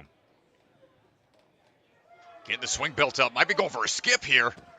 Okay, Porter. Yes, Porter. Just cutting out a few points of peril. Don't need to go for those ledges if you can swing through and get that early dismount. Yeah, and we're down to the final obstacle now. Porter's got about 1 minute and 20 seconds to go. All right. From that salmon ladder, they got to swing their way in on top. Flip on over to the other side. And work through those grips. Just really got to lean into this. Ooh, and here comes the fight. Reverse grip, one at a time. Match grip, and now you can see that ledge. The front ledge is A-okay to hold on to. Got a little bit of a cliff ledge to hold on to, and Porter going for the finish. Needs a little bit more swing for the dismount. And there we go, Porter Fanat. Full clear. Impressive work. Taking the shortcuts where we can. Saved her a lot of strength there towards the end. Yeah, Porter Fanat, first clear of the day here. Let's go back and just take a look at some of her run here. She does a really nice job here on the ricochet. And let's go down to the floor with Ethan, who's standing by with Porter. I know you're running a little earlier than you want to run on finals day, but I mean, how much pressure do you feel at the starting line to have an amazing run when you know there's so many athletes after you? I mean, it's a lot of pressure because you don't know like a pace or anything, but it's like I get to set the pace, like I get to tell people what they have to do, so that's kind of nice. Yeah, I mean, you are the pace setter though, so you're used to that, right? Yeah, I like it. Well, you set an amazing pace, 3:30, a clear on the course, which is unbelievable. And I saw a fist pump after you got through the tipping spider. Talk to us about that. I failed that 3 times yesterday, and I was like nowhere near, so I was really nervous going into that. So I was really excited when I got that. Yeah, it looked like you got a lot more comfortable when it came to the grip strength elements at the end. Was it just getting through that? You're like, okay, this is more my wheelhouse, or what happened afterwards? Yeah, when I saw the limits in the walkthrough, I was really excited because I really like those. So I was kind of like, I felt confident going into that. I was just happy to get through the spider wall. Yeah, well, amazing job. A course clear, and we'll see where that puts you in the speed round. Thank you. Nice job. Yeah, great job, Porter. It's the full clear. The important thing to note is that 0 next to the fails counter. Man. Yeah, great run. Great run early on in the hybrid rounds. It's going to put a lot of pressure on the later athletes. Jaleesa Himka standing by, ready to go. Taking on the course right now. A tough act to follow. We're going to try to rise to the occasion here as we work our way through those ropes and rings. Coming out of the Lost Island Warrior out in Colorado Springs, Colorado. Really cool training facility they've got down there.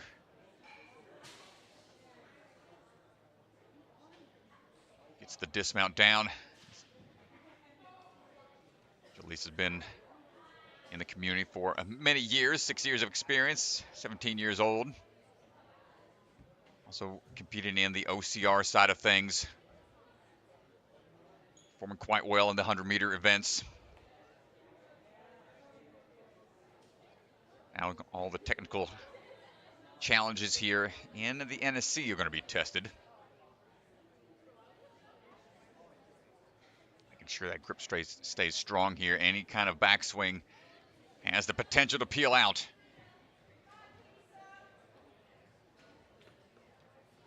Up and around, no problem on the catch and the drop in.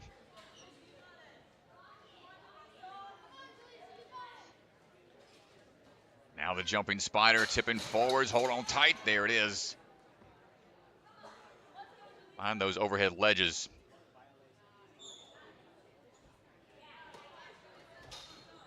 Hopping our way through. So far, so good here for Jaleesa. Making the course look pretty easy so far.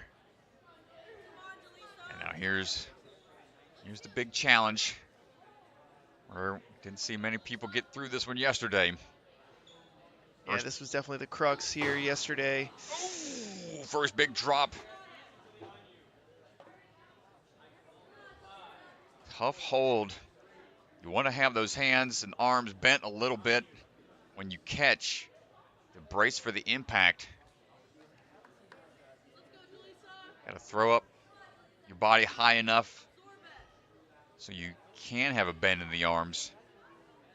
It's going to exert more energy off of the trapeze. Catch and hold, there you go. Now it's a big reach over. A blind grab almost. see the lock off she goes into to brace for the impact on the way down, the descent. Do we take the shortcut here? Is that going to be the beta break that a lot of other athletes are going to try for? The ledge is not very forgiving. Yeah, it's a far dismount. I know we just saw Porter hit it, but it's really, really far. See your mom right there giving her some water. Catch her breath a little bit. Giving her some encouragement. Strategically placed. That's it. It's her 14th time competing at NSC, 11th time in the finals. Very consistent athlete in this format. Big drop coming up. A fight through it now. But the reach through, just not quite there. Still strong performance from Jalisa. Getting here without any fails is going to be pretty key for the rest of the athletes. Yeah, attempt number 1 just couldn't lock in that first move. Attempt number 2. Oh, man. Just not enough on the throw there. And then attempt number 3, she goes for the reach, but just doesn't quite have it.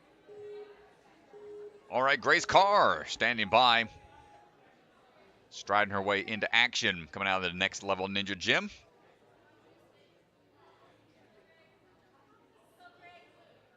Grace swinging on through, taking a measured approach here at the start.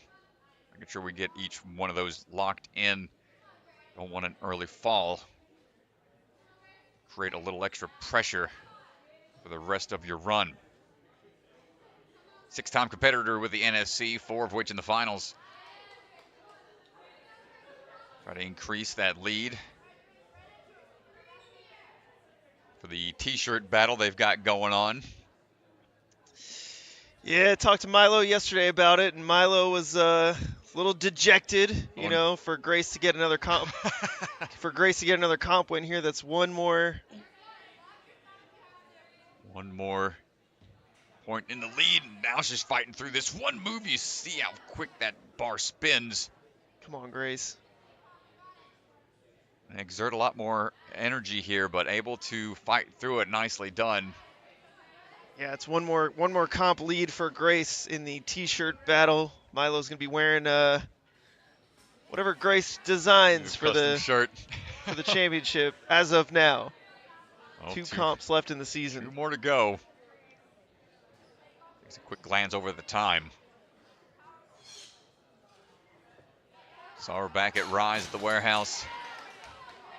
Made it out of the hybrid. Could make it out of speed into a burnout attempt. But so far, so good. Let's see what we got for the rest of the course here.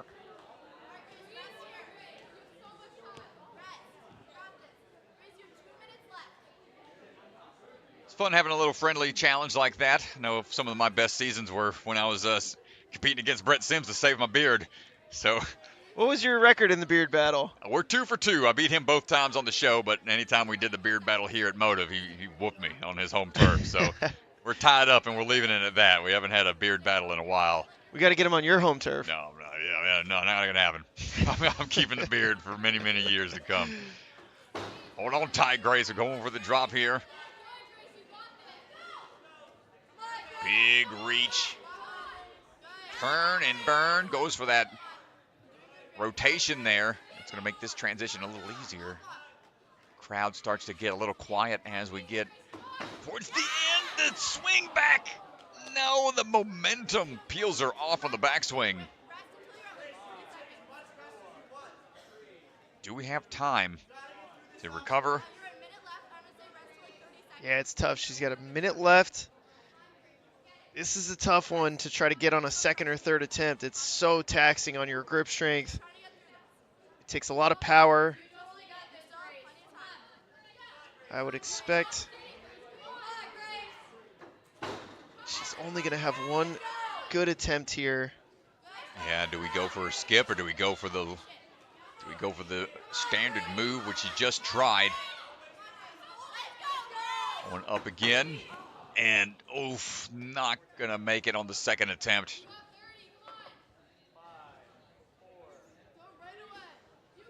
This is tough, man, when you're in these positions as an athlete.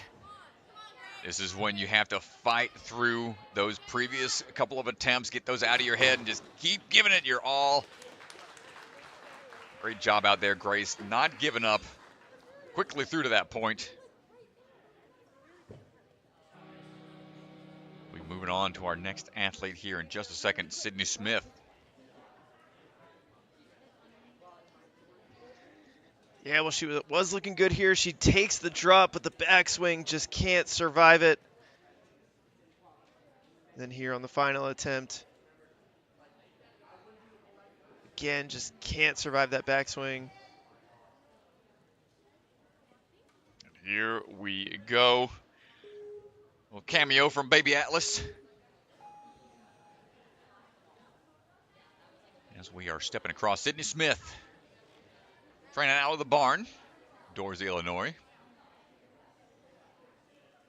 Sydney been putting in the work as well. Multiple NSC competitions, 15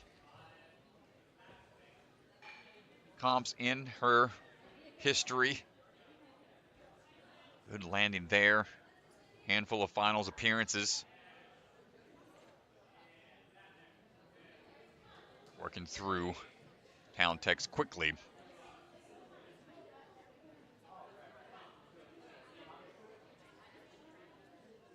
Now these floating monkey bars at up move was the big sticking point for a lot of athletes. That's a tough shoulder rotation. Kind of pull through as you go. Limited swing. Dismounting down, no problem there. Batarang in hand. Striding across. Excellent accuracy. Flowing on through. Ooh, hold on tight. Not going to get on the first. Needs to have those hands a little more secure and prepped for the drop.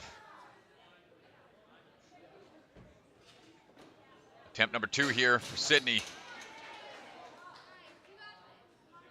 It's the catch that time around. Popping on through and into the next obstacle after the spider. Another look at the ricochet. Ricochet slash dropping cliffs. It's tough to be able to design obstacles that have multiple uses. This one having a couple different ledges up there for options allows for this obstacle to be utilized in a multitude of ways.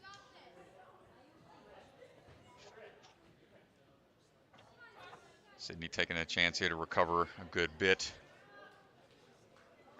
And on now for the drop. First ledge. Oh my gosh, a good throw into it. Almost catches her face on to that ledge.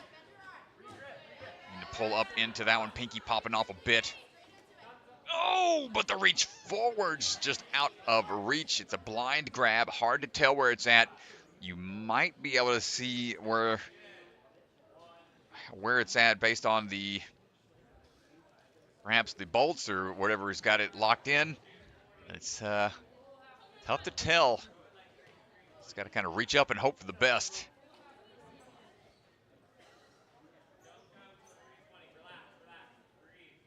Here, rest of the barn crew telling her to relax, rest, keep breathing. You think that would be something you do naturally, but man, when you're in the moment, it's tough to control that breathing when you're trying to stay relaxed and recover. Pinky popping off again. Fight for this. Come on, Sydney. What's it going to be? Might be going for the big swing here, but you can see the forward swing has caused that potential peel out. Goes for the skip, but just shy by a foot or two. Less than 30 seconds after the reset time. Yeah, and she's going to have another attempt here, but only 20 seconds. Going to be tough to get through, especially on the third attempt. Not able to survive the drop there. Nice job, Sydney Smith.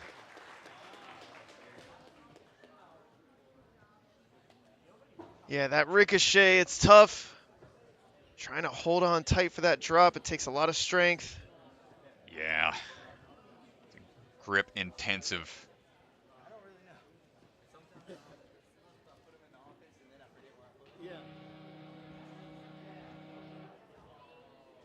All right, Adelina Messier getting ready to go. Thumbs up.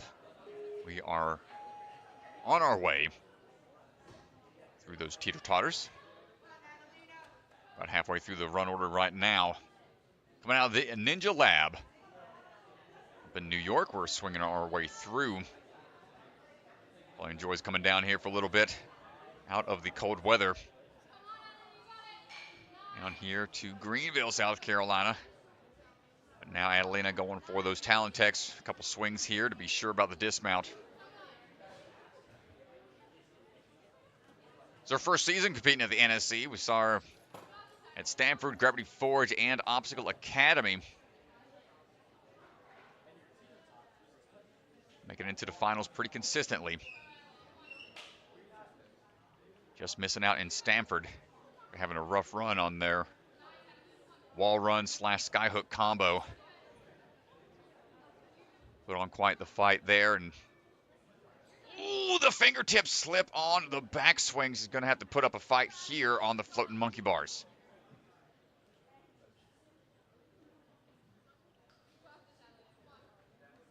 This is a deceptively difficult obstacle.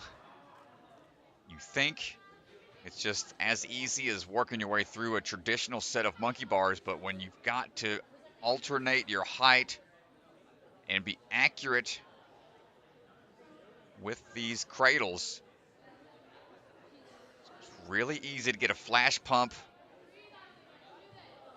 Testing the grip again. Adelina loses the grip. You can see. Uh-oh. Is she okay? We got.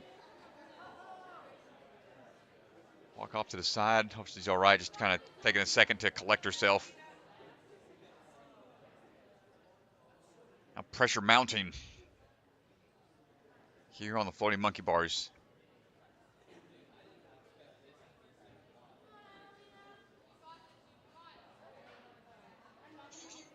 See all these backswings. Oh no, had it in there for a split second. Repositioning the grip here. Got to be accurate on this one, but the peel out happens again. An unfortunate fall for Adelina. Yeah, that's a big Yeah, big upset there. She's competed so well. Some frustration there. well, that's a tough one, man. We said it yesterday. It's one of the older obstacles in the ninja realm. Probably don't see them too often. And with the trend of a lot of the, training methodologies, it's all been quick laches, quick dismounts. One of those type of obstacles with more one-handed strength being tested is a skill set what some athletes might have to work on. But right now, Taylor Green taking on the course. The most consistent and dominant athletes in the NSC. There hasn't been competition that she's attended where she hasn't podiumed. Let's see if that's going to keep that streak going here today. Yeah, and she's got a little bit of extra pressure on her because she's running a little bit earlier. Didn't do as well in the open round. Yeah, getting swinging through. This is her season 1 champion turf here. So familiar with competing at Motive. Just looking for the hand placements now. All these floating monkey bars.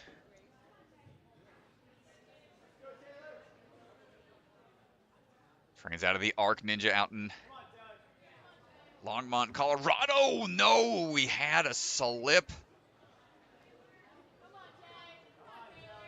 That is going to be tough. Yeah, and that's going to put some pressure on as well here.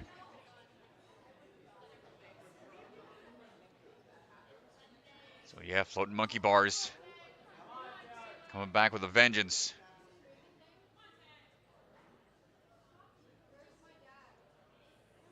Got this next move to make, the last cradle. The peel back again. No, this is a tough moment here.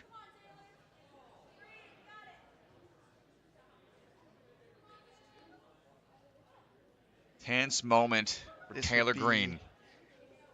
This would be one of the biggest shocks of the season so far. Going up cautiously. Up and out on that return. The backswing again, Taylor Green. Oh, no. Oh, man, unfortunate early exit for the Season 1 champion. And this ends the streak of finishes and podium finishes for Taylor. Still strong performances across the board, making it into the finals, but if we know Taylor, she's going to be lit up by that and come back with a vengeance in later rounds. Floating monkey bars are no joke today. Corinne Capriati on the move. Corinne coming out of the Gravity Forge. 16 years old, 5 years of experience. Going for the run-up now on the Talentech. The drop down, no problem. WNL champion from the seasons in 2020 and 2018. Also competed on season 17 of A&W, which is yet to air. Don't know when that's going to be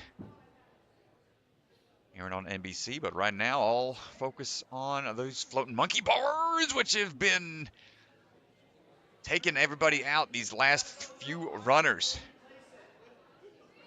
Man, what is going on? Such a old school obstacle that is just coming back from the depths. Yeah, this is really surprising here. It's the rotating portion. It's the one-handed grip strength that's being tested.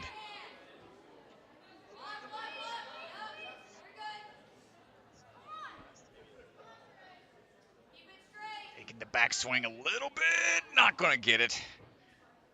One more chance. I think just the exertion from yesterday that it's all adding up, man. This is like a war of attrition when it comes to these courses. Floating monkey bar is one that can still catch you off guard. A couple of falls add up pretty quickly to draining the energy out of the forearms. Come on, Corinne! And that's 3 in a row. Tough break. Seeing heartbreak out there in the women's division, much like we saw yesterday. Yeah, and the big difference here is that the athletes, they made the move harder from yesterday, in that the athletes are not really able to match like they did yesterday and bump out. They have to make the swing through, and so definitely an uptick in difficulty on that obstacle, and we're really seeing it play out here. Yeah, no shortcuts allowed for safety purposes, making sure everybody's being tested on the one-handed swings. Ashlyn Thiel on the move right now, swinging her way into action. Coming out of the Steel City Ninja Gym. 14 years old, 4 years of experience. Big hop up, gets the quick dismount down. Back and forth we go. And here we are. Let's get some hope reignited in the crowd and in the athletes yet to come. Up and into that next cradle. And now we have to go for this next move. Doubles up and gets the dismount nicely done. Breaks the streak. Now fighting through The other obstacles, quick safety dismount down.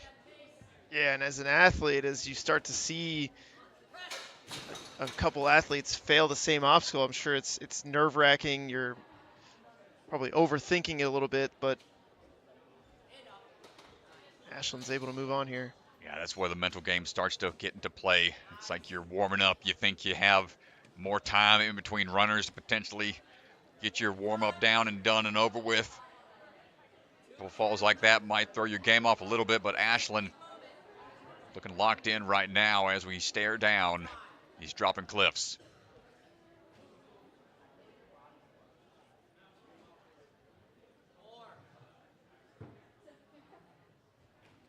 Here, Coach Scott in the background yelling, hanging out in the parkour section of Motive, just a little ways away.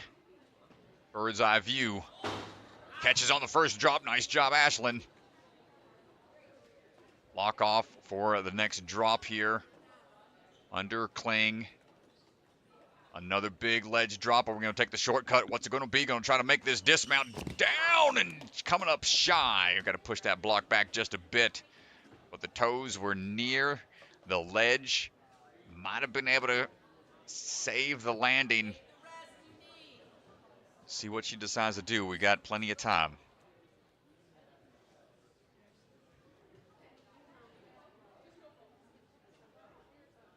Big toss, exerts a good amount of energy to try to get that throw.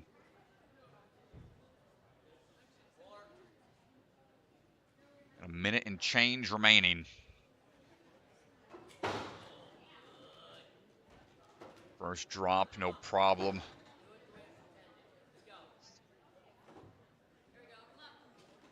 Looking for the next move. Is it going to go for the next drop down? But no, not going to hold on.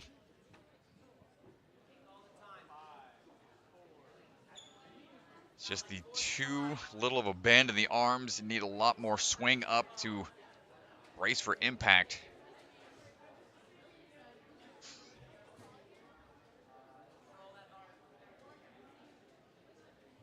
Yeah, I like this right now, taking a seat, just trying to compose herself. She's not rushing back into the next attempt. But now with only about 20 seconds left, she's got to move. This would be a big difference maker, though. Oh, man. Great fight. Went till the very last second. Yeah, but we'll see her on the speed round. She is locked in to advance.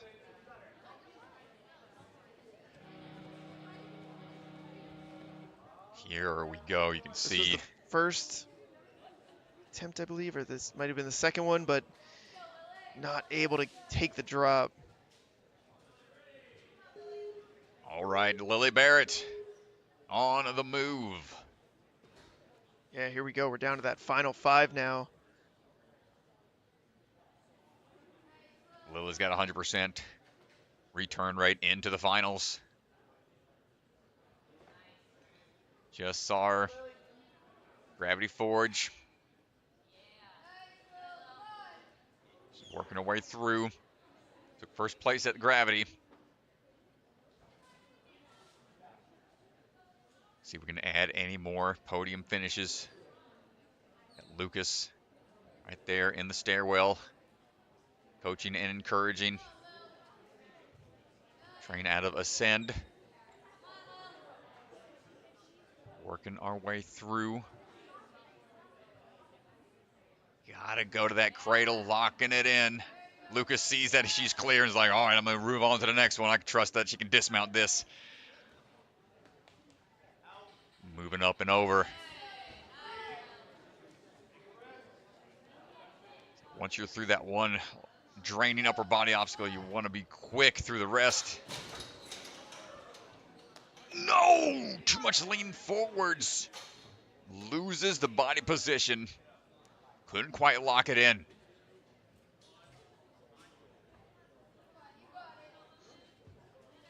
Try number 2. Hold on tight. There you go.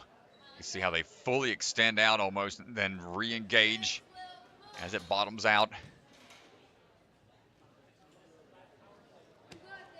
See if we get any more success here through the dropping ledges. Lots of time remaining. 2 minutes to go.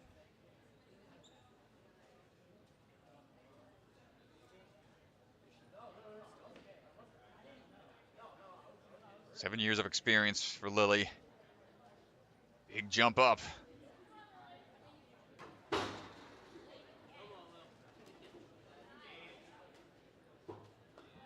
On now for these next few ledges, moving quick here. Trying to conserve that strength. I think she's eyeing the dismount. Needs to be big backswing here. And pull power required. Not quite there.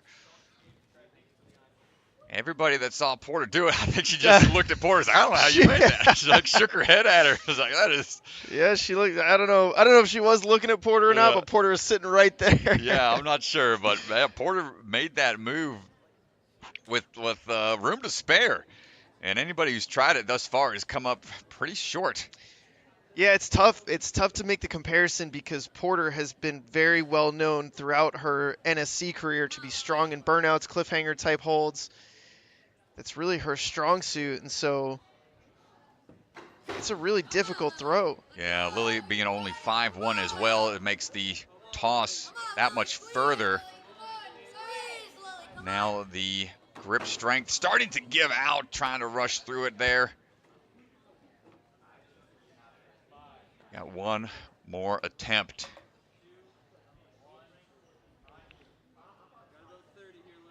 Well, that's the risk we were talking about earlier, how athletes were looking for potential shortcuts. Doesn't work out on your first try. The following attempts thereafter are that much more difficult. Final attempt for Lily Barrett. It's the drop each time. I don't know if she's going to have enough time here, Strat. 3 seconds. She's got to throw here. Gives it a go, almost holds on, but a lot of heart from Lily Barrett out there. Making it to the dropping cliffs. Yeah, and this was the first mistake here on the tilting spider. Just almost sticks it, but not quite enough. And then here on this throw, you can see she gets close to the dismount. But unfortunately, we got to head back down to our next runner, Addie Herman. All right, Addie on the move. Striding through the teeter-totters. Finding the ropes and rings. Another very well-versed athlete in the world of ninja. A lot of wins under her belt for multiple leagues. 10 separate podium finishes in the NSC alone.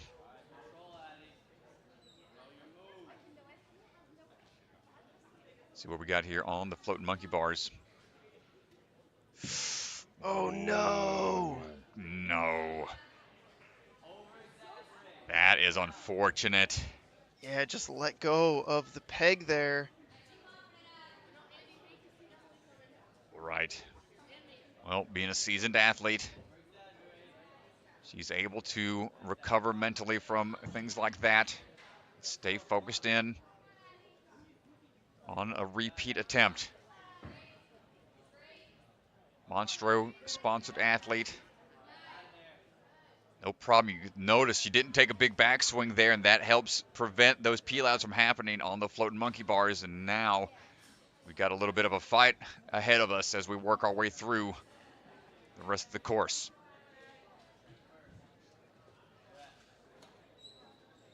Up and in, leaning forwards. No problem on the drop.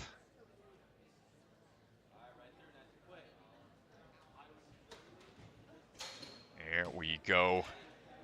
Quickly through the spider hallway. Eddie coming out of the Vitality Obstacle Fitness. 19 years old, 7 years of experience.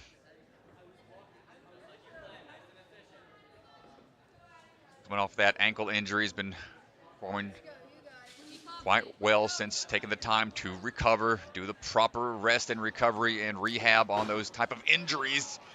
Getting a good drop on that first ledge. Let's see what we got for the rest of it. Yeah, let's see. Does she go for the skip? Does she try to make the move? Wrapping the thumbs on the sides, might be trying to build up momentum here. Yeah, I think she's going to go for the throw here. Ooh, and lands onto the bad ankle on top of the block, but not quite high enough. That shows how much confidence she has in the ankle.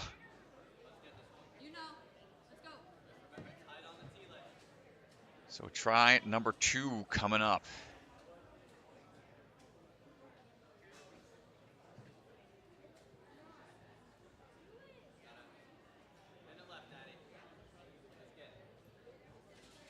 A full minute to go, and this is huge. I mean, I would probably sit here and rest until about 3:20.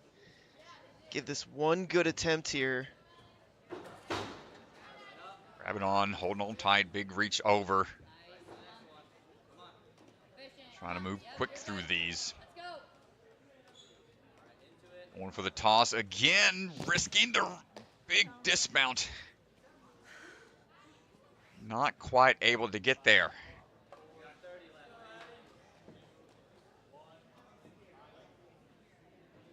So I'm not sure why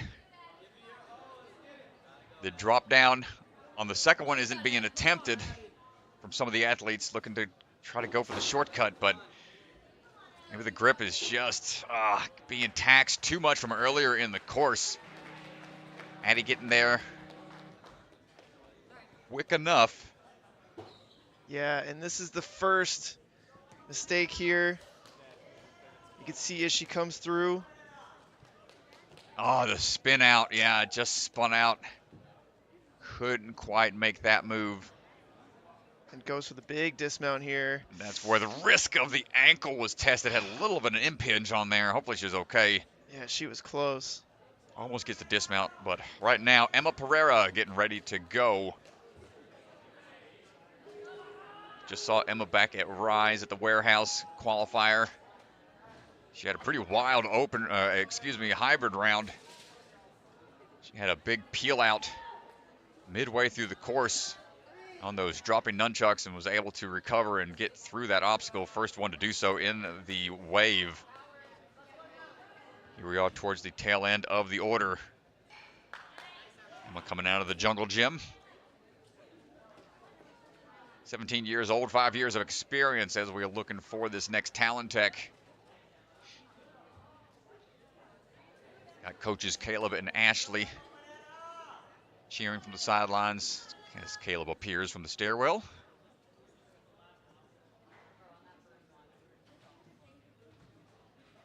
Staying focused up on each one of these moves here.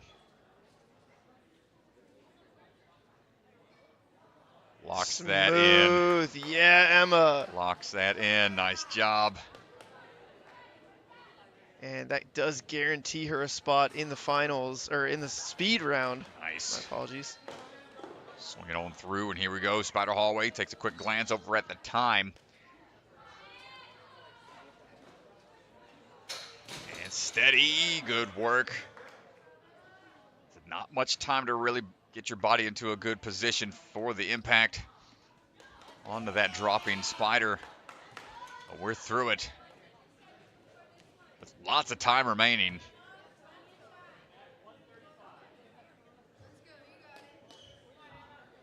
Now we're talking through some extra beta here.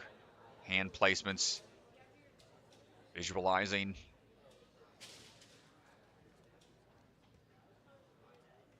Trying to control the breathing, get the heart rate down.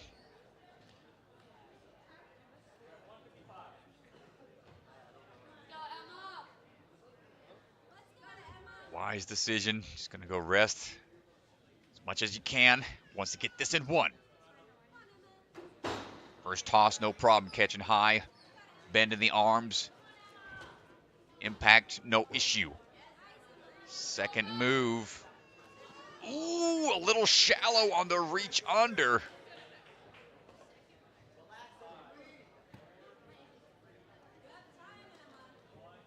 Have to try again here. She was just undershot that hold. Let's go, Emma, come on. Let's see if we can figure this one out. Minute 15 to go.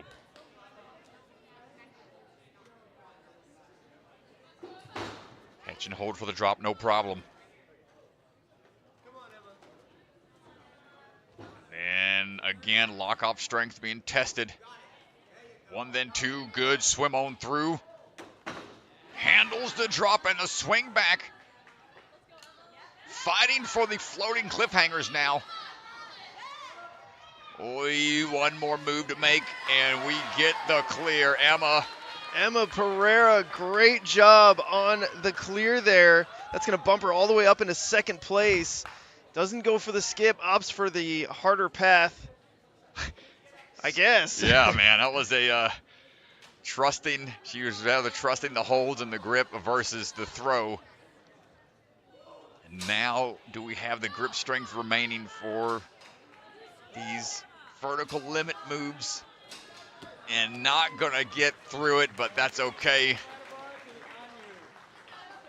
She's gonna go ahead and call it on that with just a few seconds remaining. Well, Roto Run finally breaking through that dropping cliff. Many attempts from other athletes returning around, facing the other direction for the reverse pull to get up to those floating cliff ledges.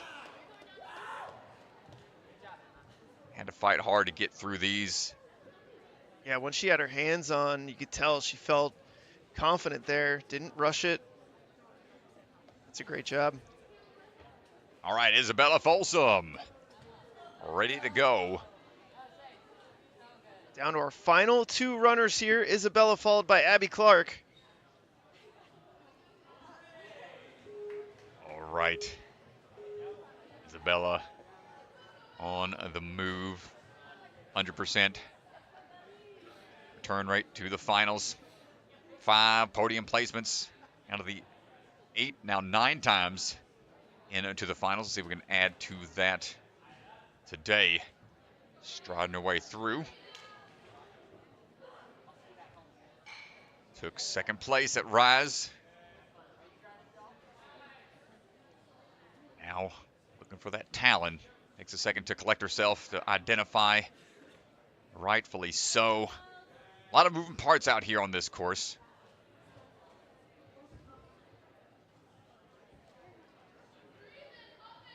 Now these dreaded floating monkey bars. One-handed grip on the rotation here. Up and over. Pretty much want to pivot and rotate on those shoulders. You don't want too much swing if you can help it on the backswing. We're still holding strong. Nice job, Isabella.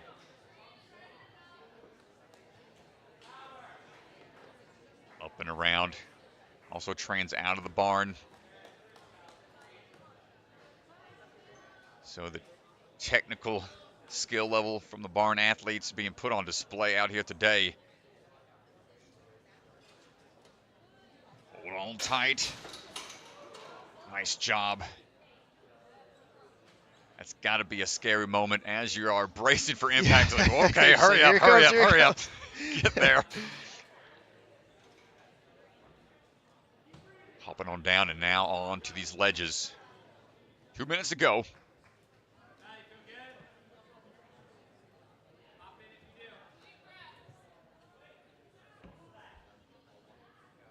Looking at 2 more obstacles. See those ledges.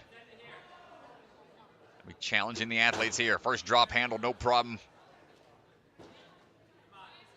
Trying to hold tight here on the turnaround. Quick move up. And Isabella just like that. No problem. Light work, dude. Light work on that. And now we're going to see the flipping limit. Let's get it clear here, Isabella. She's got a full minute here, Strat. Porter Fanot sitting in first place at 3:30. This is it. You want one good attempt at this. Take your rest.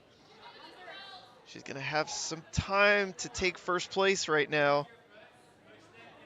I think by 3 minutes, you probably got to start moving. Here we go. Yep. Here she goes. Hold on tight. Gotta do some lock-offs here. Lord, you can see those ledges. You don't have much to utilize. Isabella going quick here to the finish. Up to the top. Shake it out.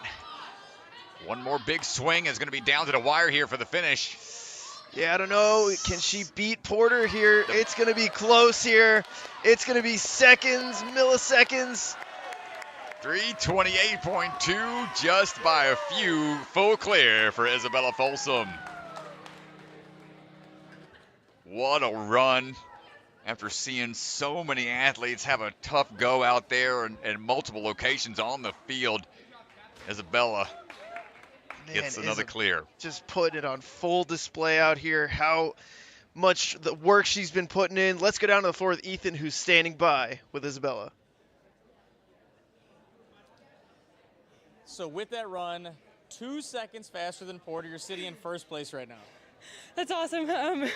Just like yesterday, I was so excited to get on that last obstacle. It was awesome seeing Porter get to it and clear it. So definitely had to push it on the pace. Knew I had to get there and fast. With that time limit, the time limit was generous. Porter was not. So I definitely had to push to keep up with her. Yeah, no kidding, and obviously very close on the times there. But so Porter clearing so early in the run order and having no clears up to now. I mean, after Porter cleared, were you thinking, all right, this might be a speed course? Is there going to be a lot of clears? I mean, what goes to your head after she clears and then watching nobody get there till you run? Yeah, I mean, it's interesting to how to play it. She did run very early, but Porter's so strong, especially on cliff. So when I saw her get that, didn't really faze me too much because I knew Porter's a beast, so of course she's going to get it. But seeing a lot of girls go out on the floating monkey bars is definitely, I can see it getting other people's heads too. I think what I had the advantage on was that yesterday I didn't go for the skip move. Today that move was more forced with the dismount being further. So I think yesterday by being more conservative, it definitely played better for me today. Definitely. A couple of really shocking falls there pretty early in the course. But more specifically for you, on the second to last obstacle ricochet, seen a lot of athletes go for a skip, not going for those high floating cliffhangers like you. But you're still the only one that's done the forward cliff skip at the end. What's going on in that skip? I mean, tell us about what you're seeing from other athletes. Yeah, I mean, when I saw Porter do it, again, so strong. So I knew she could hit it, but I did it yesterday without that skip. So I was like, okay, it felt good yesterday. I'm going to stick to my plan. I was impressed by how many girls went for it, but just to Porter's credit, it is a huge move. I thought I was making a big move by skipping the floating cliffhangers, but Porter just going a whole cliff further was crazy. Well, you made your skip look so easy. Hearing Chris and Strat in the commentary, like that looks so smooth. But hey, congratulations. Sitting in first right now. I know one runner left, but in a good spot for speed. Thank you so much. I'm excited.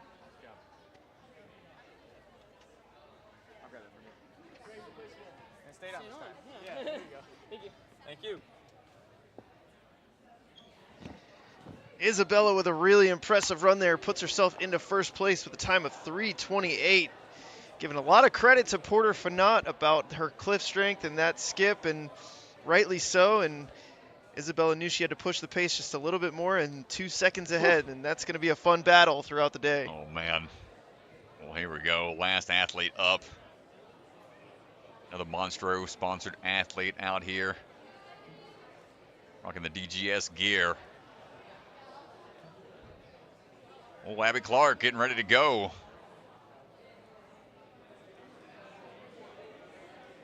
Had 5 separate appearances in NSC, 4 of which into the finals. Some strong performances this season. Working her way through those teeter-totters right now. Was the quickest to the end of the Open, putting her in this last spot of the run order. Knows what she has to do. See how quick we can get through everything cleanly. It's the dismount down right on the ledge. Yeah, that was on the edge there. I mean, those are the moves you got to make. You got to trust that you can get these moves quickly, save the time that you can, where you can. Abby working through these floating monkey bars.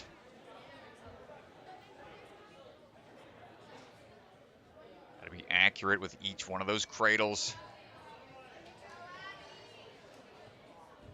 7 years of experience, 31 years old, working her way up and over. And she bumps into the top 12 there, so she is guaranteed a spot in the speed round. Pushing forwards. On tight, gets the drop.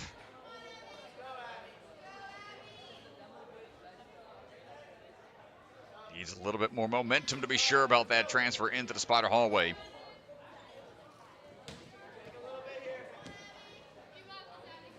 A background in gymnastics.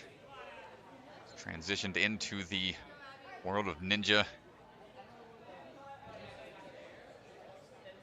Extremely well this season.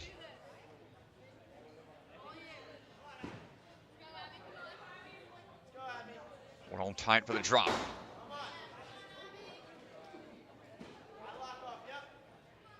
Now, just a few more moves to make. Hold on tight. There we go. And immediately just transfers up, wants to get out of there. And gets the clear quickly through. Lots of breathing room here. Yeah, she's got a lot of time here. She can take some rest, and we'll see how much she decides to take. Isabella Folsom started this obstacle at about... She started the cliff drop at 3 minutes. Here we go. Abby not taking a lot of rest. Wants to get into action, up and prep for the flip over.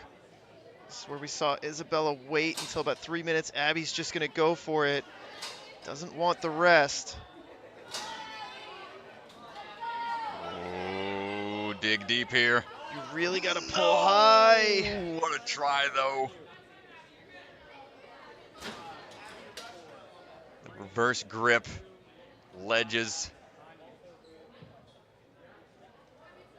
Such a tough move, especially traveling forwards. Traditionally, they go side to side. Forward motion. Something that Japan introduced on theirs, where you go sideways and have to travel upwards and sideways. Finding the finger holds, but not quite there. Yeah, that's going to do it. She can't improve on her spot. She's welcome to attempt it again. I think she wants to get a finish here. But third is the best that she can do at this point. 15 seconds. These athletes are so competitive. Oh, man. Just yeah, wants to finish, even though she can't improve on third. Nice job, Abby. Still really quick out there. Strong performance. Flipping the limits. Been challenging all day long, and that is going to do it for the hybrid round. Ladies and gentlemen, impressive work. All the athletes. The first round of the day. Get ready to look at the leaderboard here to see where everybody stands. And the top 12 will be moving on. And a few things going to be adjusted out on the floor. Some blocks got to be moved around. And here's the look at the leaderboard brought to you by the Bucket of Chalk. Yeah, Isabella Folsom, Porter Fanat, Abby Clark, Emma Pereira, those are your top four right now. And you can see Adelina Messier, Corinne, and Taylor Green not going to be moving on. Yeah, some shocking falls earlier on the course. What a tough day yesterday and today, but on to two brand new courses, folks. We will see the speed round next. It'll be exciting to see how the athletes adapt to the change. And we're going to take a little bit of a breather and be back in just a bit, folks. Yeah, we'll take a quick break, get cameras moved around, get batteries changed up, and the athletes a quick speed walkthrough. And we'll be right back. We'll take a quick word from our sponsors.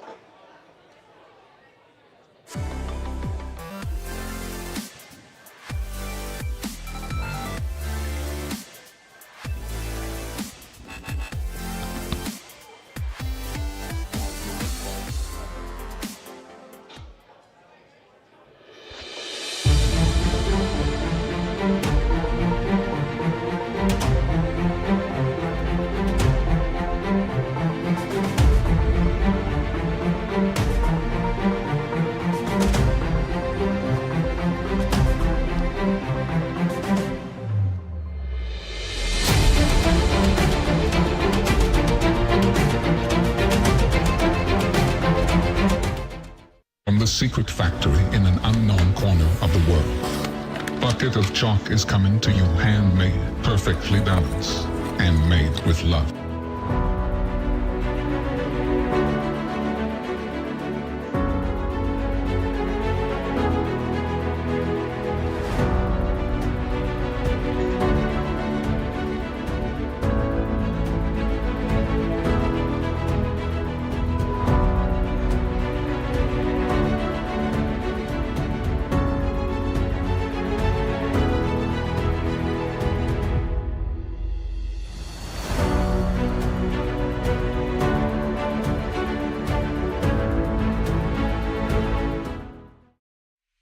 Ninja Sport Championship is brought to you by Ninja Master, because scoring your competition shouldn't be an obstacle. It's a Libre Family Restaurant, supporters of the Ronald McDonald House, helping children and families in need. Consider donating today. Biagi Bros, a full-service logistics company with 3PL and supply chain solutions nationwide. Silent Ninja, custom ninja holds for your gym or backyard. Remember, the K is silent. DGS Ninja, the obstacle supplier with product lines designed by some of the best ninjas in the world. Ocean Needs Everyone, the nonprofit organization dedicated to helping save our oceans. Olo, the shoe company striving to make the best footwear for the biggest movement sports. Check out their Sapien X shoes in adult and kid sizes. Barbados Ninja Throwdown, check out one of the most unique competitions in one of the most beautiful locations, coming August 2025. Slap Chalks, always within reach, no sweat. Check out their new Obsidian Pro line. And Bucket of Chalk, our official chalk sponsor. Reach into the bucket and grab some chalk today. Rock Solid Warriors hosting their annual Ninja Kids for Safe Kids competition, a multi-stage charity event, February 15th and 16th. Athletes will run technical and speed courses, an optional tag team competition, and the top 3 qualify for UNAA Worlds. Joseph, I need chalk. You don't need chalk. You need slab chalks. Don't forget your chalk balls. Wow, just slap your chalk pockets and go. Seriously, you only have a few seconds. But what about me? I got you. Whoa! Thanks to Slapchalks, I was able to save time on the course. Just use code NSC20 at slapchalks.com at checkout, and you too can save $20. By the way, how'd you do that trick earlier? Magic. That's pretty cool. Wait, I'm you. And you're me. Hey ninjas, we are excited to tell you about our weekend-long promotion. To celebrate this NSC weekend, we're offering a special where any order over $25 on the Bucket of Chalk website will be entered to win a golden ticket. The golden ticket winner will receive a bucket of chalk rodeo rope as well as covered registration for the upcoming mini bucket competition, whether you've already signed up or you're planning to in the near future. This youth competition has 4 divisions, allowing anyone 13 and under to experience the excitement and thrill of a bucket of chalk competition. The event will be held here at Ninja Intensity June 7th and 8th. Good luck and happy chalking. Ocean Needs Everyone is celebrating 5 years of saving the oceans. My name's Enzo, and through Ocean Needs Everyone, I help save the ocean by doing beach cleanups, CO and mangrove plantings, making art about recycled plastic, and making films regarding the ocean's health. How can you help save the oceans at home? Well, even if you don't live near an ocean, trash can end up in there eventually, so cut down on your use of single-use plastics. If you see trash on the roads or beaches, make sure to pick it up. Use less gas-powered vehicles, fish responsibly, and help support local organizations. I started my organization when I was 12 years old because I wanted to make a difference. So remember, you're never too young to follow your dreams and make a change. Let's all save our oceans together, one piece of trash at a time. Yo, what's up? It's Electric Enzo, and I'm here to tell you guys why you should subscribe to my YouTube channel. If you love Ninja Warrior, you will absolutely love the Electric Enzo YouTube. I post new Ninja Warrior themed videos every week, along with a new short every single day. These videos span from Ninja Warrior game shows, to challenges with Ninja Warrior champions, to learning new skills and flips. This channel is built for the Ninja Warrior superfan of all ages, so go hit subscribe today for some electric content. The perfect ninja shoe. We went through all these different shoes, and these are only maybe half of the iterations that we went through. We needed to get the right rubber compound, we needed to get the right traction, we needed to get the right weight, tactile feel that you need. We finally have the rubber, we finally have the design, and it's ready. So get ready, Ninja, because we have the new Ninja shoe. Head on over to ninjasportnetwork.com and click the store link in the header to check out our newly revamped store. We've got all kinds of great products, t-shirts, hats, sweatshirts, blankets. They're a big hit. The holidays are coming up, just saying. Also, I have a baby to feed, so please buy something. NSC merchandise available now on our store.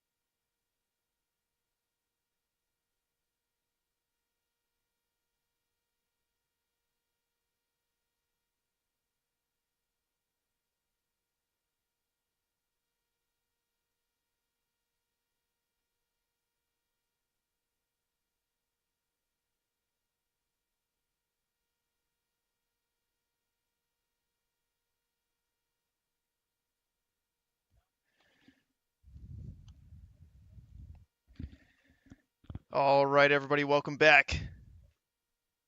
We are getting ready for our first athlete to take the starting line. Moving on to our speed round here. Boy, oh boy, my favorite. This one's going to be a fun one to watch, folks. This one goes all over the gym. Starting in the corner here by the body prop drop over into the backside of the gym, around the foam pit, all through the parkour section, finishing out of the warp wall. These runs are some of my favorite ones to try to call and keep up with the athletes. Let's see what it's going to be here just in a bit.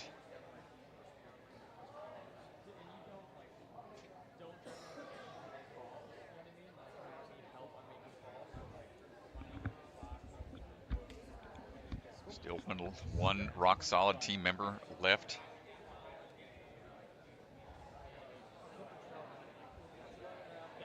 Wesley, the last member from Rock Solid, still in the mix.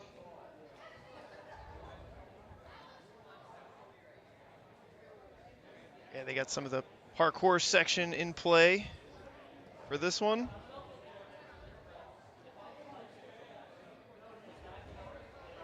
Got some speed laches. You've got a couple parkour moves. Some balance being tested across the resi pit.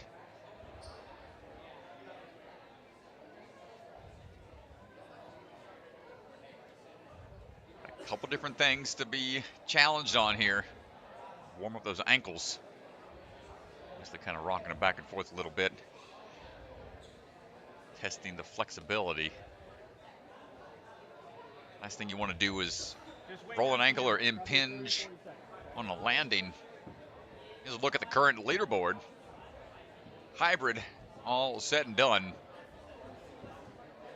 And the amount of points they get based on their placement. Things are going to be changing a little bit each time as we work our way through the different rounds. Trampoline must be utilized. Start out the speed round. Wesley Creasy. Time to go. Quick reminder, the top 5 are still in it here. These are your last 5 to run. Still alive.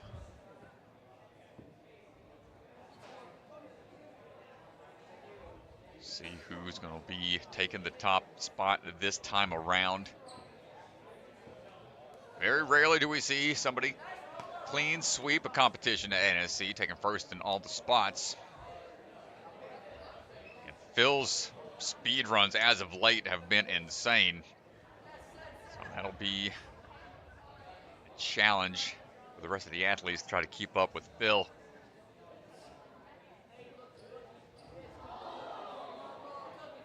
Here the athletes, probably some folks doing some stuff over on the foam pit here in Motive. A lot of fun stuff here. If you've never been here to this gym before here in South Carolina and Greenville, come on by. I got a lot of different programs here. Got a small mini ninja program upstairs. Youth athletes upstairs. If you're not a certain level or age, you're not going to be allowed down for open gym on the floor. But they've got classes and whatnot. But I think the Rock Solid team just cheering on their next athlete, getting ready to go.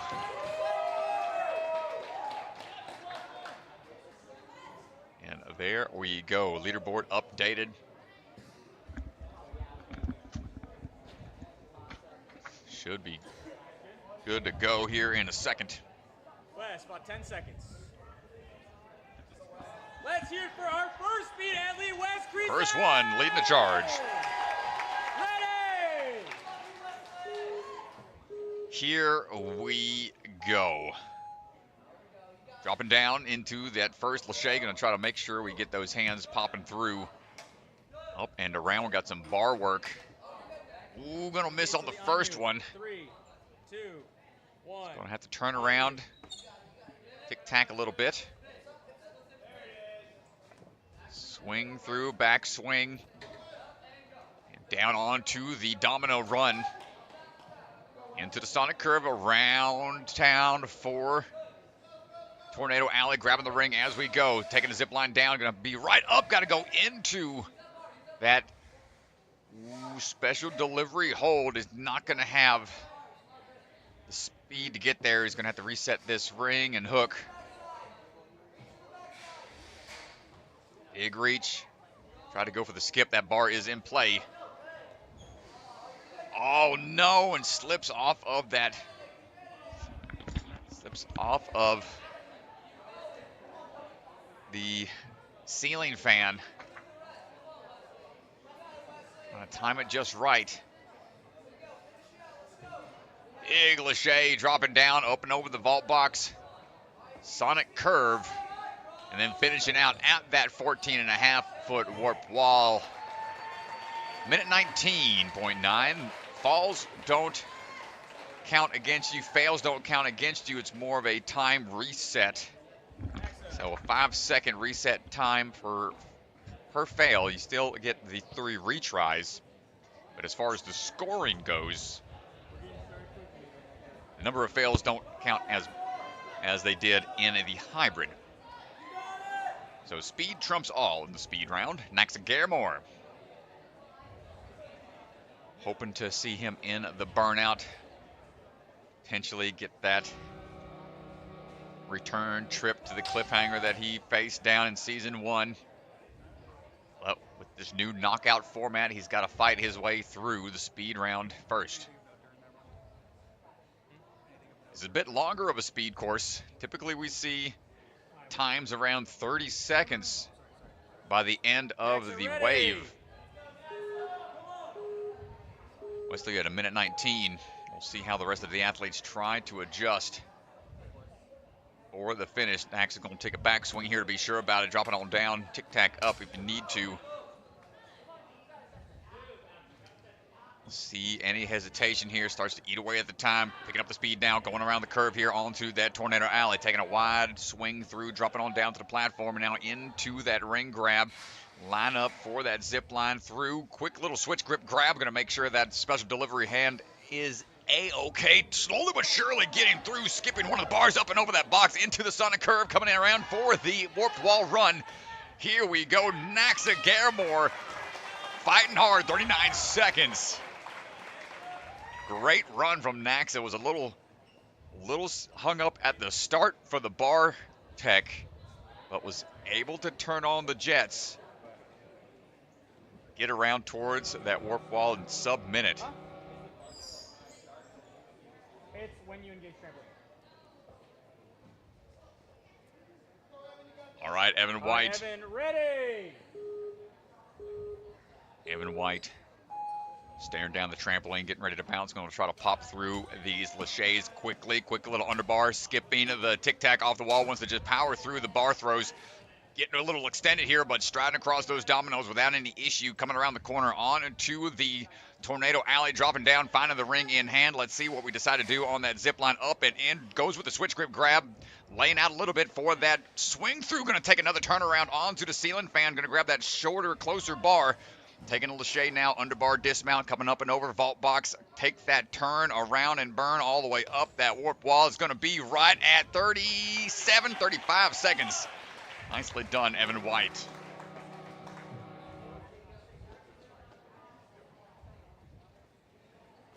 Matt, questions? Well, I said this was in a more extended course, and it's going to see times around 30 seconds, and it didn't take but one runner to... One or two runners to show us that it is possible. Matthew Hall turned on the jams.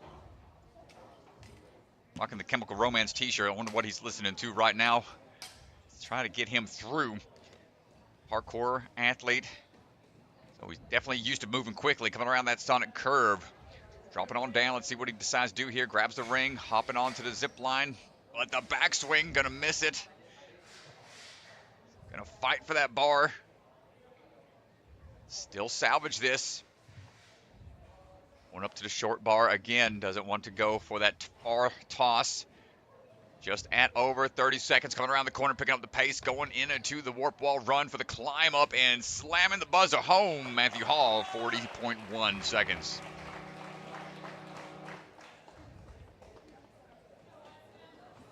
Questions? All right, Weston Boswell, let's see what we got coming out of Rise of the Warehouse. Let's see how he decides to attack this course. 35 seconds the time to beat right now. Some quick underbar laches. Get on through those first couple of trapeze and into the roundabouts on the bar work. Coming down through off of the balance section. Ooh, wide swing through coming off of the Tornado Alley. Going to grab that ring. Hopping and quick onto the zip line. Underbars through. Goes with the switch grip grab. No need to static it. Wants to go ahead and be more dynamic with it. Backswing is required right here. Hopping down, turning the body a little bit, tumbles over the block. That's A-OK. Slowing down a little bit to find his footing and then heading up that warp wall for the climb up at 35 flat. Nice job, Weston. Picking up the pace a little bit as we go. Bergie, questions? Thanks, Becca. Caleb Bergstrom. Caleb ready. And here we go. Papa Bergie on the move.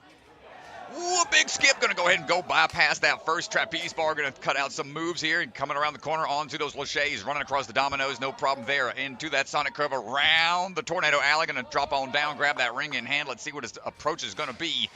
Sliding through. Goes for the far reach. Nicely done. Taking a quick hip back to get up. And ooh, he thought about the swing onto that next bar. Took a swing around, coming up and over into that sonic curve again, up that warp wall. It's going to be a little over 30 seconds. 31.3 for Caleb. Yeah, new fastest time on the speed round. He was 11th in the hybrid. Needs a good speed performance here to get back into things. Sam, questions? Good luck. Sam, ready. All right, Sam, a Folsom. Here we go. See what we decide to go with. Dropping in. Off of the trampoline, not going to get that second bar. That was the shortcut we saw On you. that Caleb just went for. Oh my gosh, fingertips barely holding on, was fully extended, still went for it and got it. So he's going to have to pick up the pace here. Getting a little squirrely here kind of early, but we're coming around the corner right now on that sonic curve into the Tornado Alley. Still able to get a fast time, potentially up and into that special delivery. Coming around the corner. Look out. No, that's not going to count. Unfortunate. Kind of went off to the side trying to go for a quick move. And that is going to be a rough one for Sam, but he's going to keep on pushing forwards. Still going to try to finish up a sub-minute time for Mr. Folsom. So he's trying to take some risks. Didn't pan out for him. Yeah, just not smooth, not what we're used to seeing from Sam, unfortunately.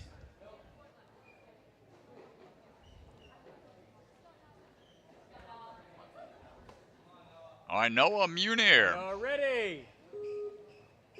All right, Noah standing by, ready to go. And we're off. Quick jump up. Going to go ahead and utilize all three trapeze bar at the start into the bar work. Going around the corner here, find that footing, going to lean a little bit into those dominoes, but now around that sonic curve, coming around into that next move. Keeping that momentum moving. He's going at a full pace here, not slowing down. Quick switch grip grab, going to make it easy of a transition, but the ceiling fan taking a couple turns around to try to pick up the pace. Couple seconds here, might be close into that warp wall for sub 30 seconds. And 30.42 for Noah Munir. Yeah, it's going to be the fastest time for him. First place on speed right now. Couple fast athletes to go. 4 athletes remaining. Yeah.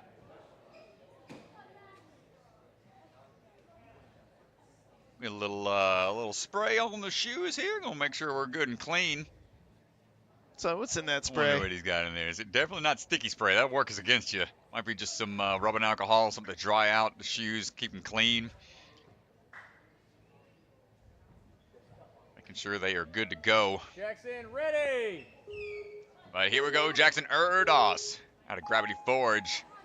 Gonna forge his path Popping across those trapeze bars really quickly into the roundabouts here on the bar work. No problem on the parkour section. Across the dominoes in the pit pillows. Ooh, quick switch grip grab on the Tornado Alley. Ring on down, up and in. Pushes away of the special delivery. Gonna be tough to salvage, but he's gonna try to fight on through into that ceiling fan. Corner takes the pillar in at the hip, but pops it over. Coming around that corner, still a really fast time for Jackson, 35.88.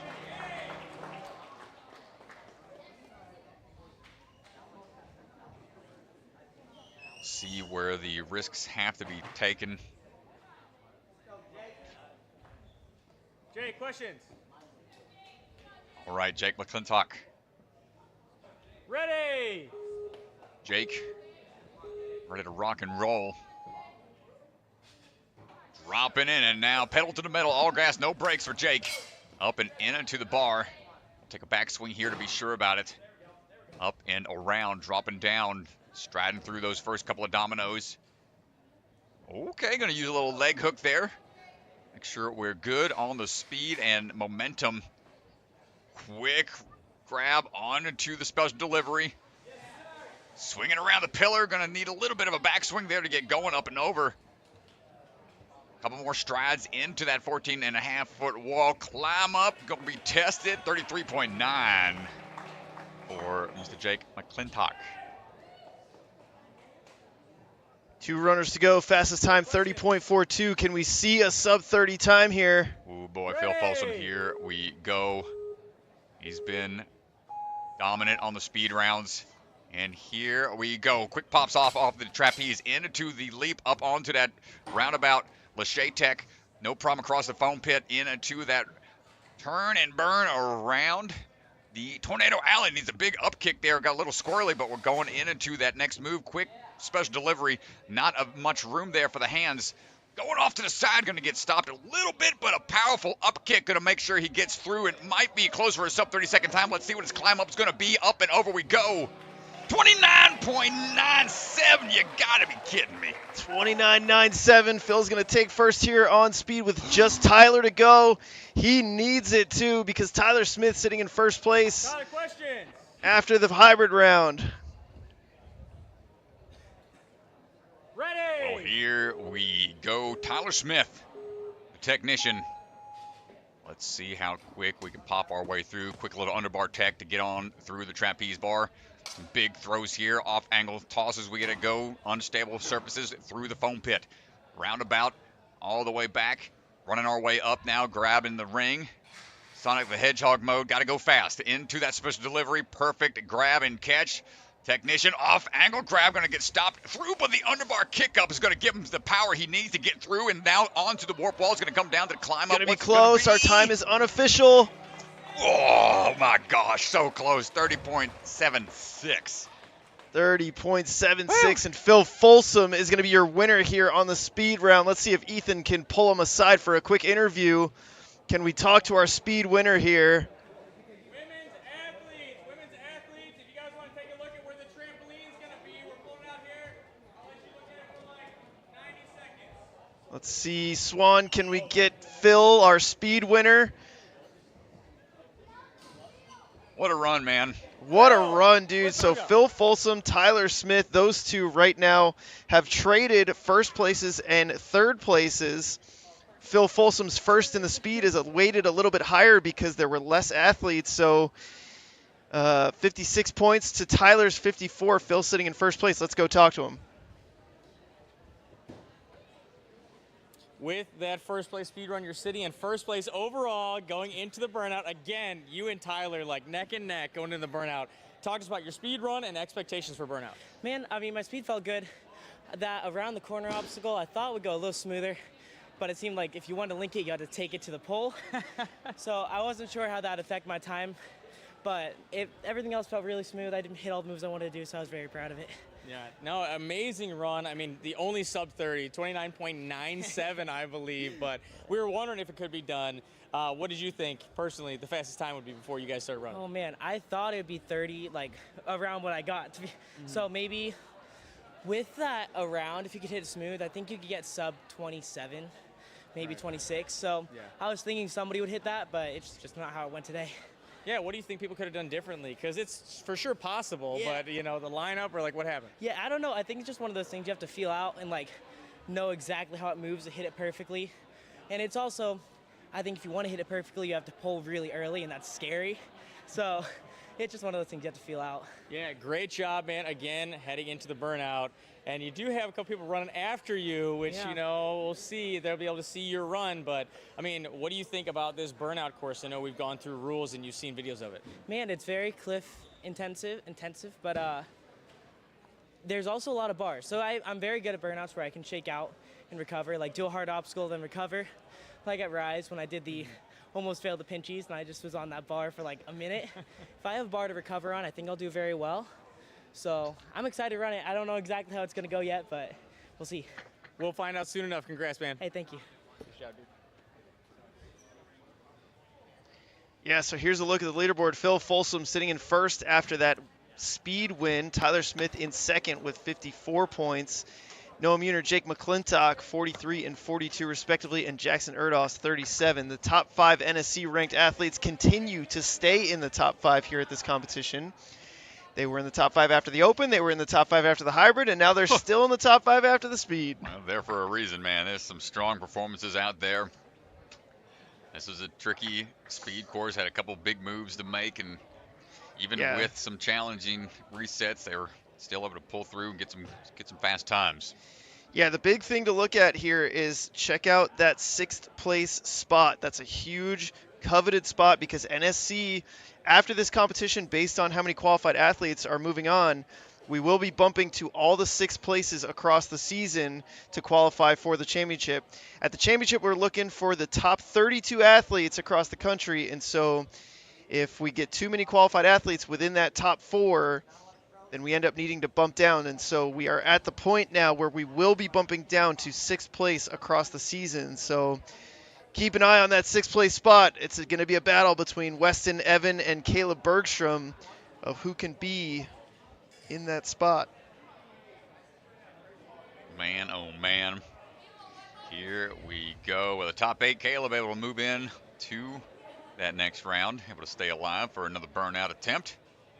Here we go, Mr. Feinberg. Face out of the camera angle, please, as we get ready for our next athlete. Max being a goofball in front of the camera. He's going to help us out. Help us out with the quick little cleanup of the camera there. Clean up that product placement. There's no sponsorship there. This guy? Yeah. Here we go. Mila Getting standing by at the start line.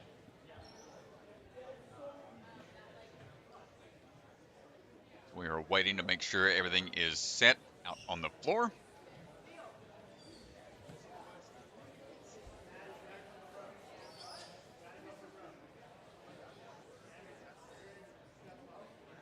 Just trying to clean the box off all the chalk off of the start block.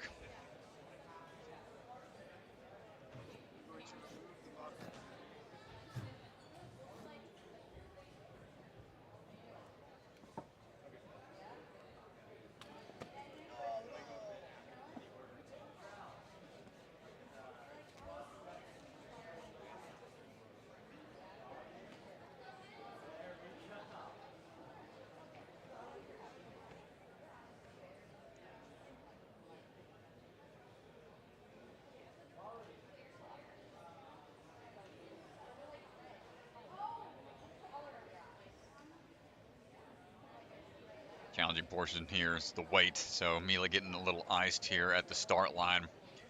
Always rough when you're not only the first runner, but now you're waiting for everything to be set. Mila, about 30 seconds. In that start position. It's when you try to keep the nerves under control as best as you can.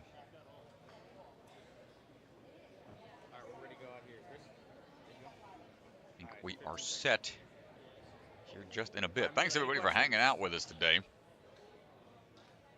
One more round to go after the speed round is concluded. We've got the burnout coming up. And here we go. Swans are getting the crowd hyped up for our first female athlete in the speed round, Mila Getting. And we are underway. Mila jumping up onto the lache bars. Quick little trapeze move up and over. Climbing up. Swinging on down.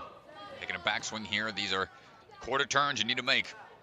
Dropping in into the running across the unstable blocks. No problem with the rotation around the Tornado Alley. Grabbing the ring in hand, taking it through. Up onto the bar. Back down the special delivery. Or another swing through. Dropping down onto a trampoline to head on through, up and over the vault box. And around the curve, up into that warp wall we go. To the top. 41.1 seconds for Mila Getting. Really going to come down to who's got consistent climb-ups. Madeline Valentine ready to go in just a second. Yeah, that warped wall climb up going to come up huge here. And here we go, dropping in, bouncing up. Quick lead out, 1 then 2, followed through Lache Tech. We're looking for the turn here. Dropping down, got to go back up a little bit. Quick dismount down, unstable surfaces to run across. Coming around the curve again onto that roundabout. No problem on Tornado Alley. Ring in hand, swinging up for the high grab. Gonna be sure about the hand placement before going to the bar. Lining up for the turnaround, dropping into that trampoline. Steady as we go, vaulting over the vault box. Then turn and burn over through to the warp wall we go. Up and over, diving for the buzzer. A little bit of an overshoot, but we secure it at 45.38. Yeah, she missed the buzzer on the first swipe. Porter, questions? Yeah, those are tough. Tough climb-ups at the end of a speed course. You start to tire out. Porter Fanat ready to go. A really strong hybrid run. See what the tech's going to be. Porter, the pace setter. Takes a tumble on the way down. She cleared. She's okay. Bounces right back up. Take a backswing here. Might be a little flustered from that fall, but we're okay. Just shake it off and keep on striding. Porter, the pace setter, coming around the curve. Now up onto the ring grab and slide down that zip line. Quick move up and through the special delivery hold. Turn around, hold on. Throw up and over, vaulting the block into that last curve. Run up the warp wall we go. Gonna be right around 45 seconds for Porter Fanat. A little stumble coming off the dismount from the trapeze bars. Affected her momentum and flow just enough. Jaleesa Hemka ready for her run. Seasoned 100-meter OCR competitor. So used to doing the speed style courses. But these are a little different than those OCR straightaway ones. They've got a lot more variety in obstacle designs. Well, we're going to be seeing how she fares here. We stride our way through, grab it onto the ring. Down the zip line, into the special delivery. Up and over, no problem there on the Lache. Coming around the corner. Unstable trampoline, but we're good. Gotta go, gotta go. Could be close to a sub 45 second here. Up to the top, good climb up. Has that buzzer, 42.5 for Jaleesa Hemka.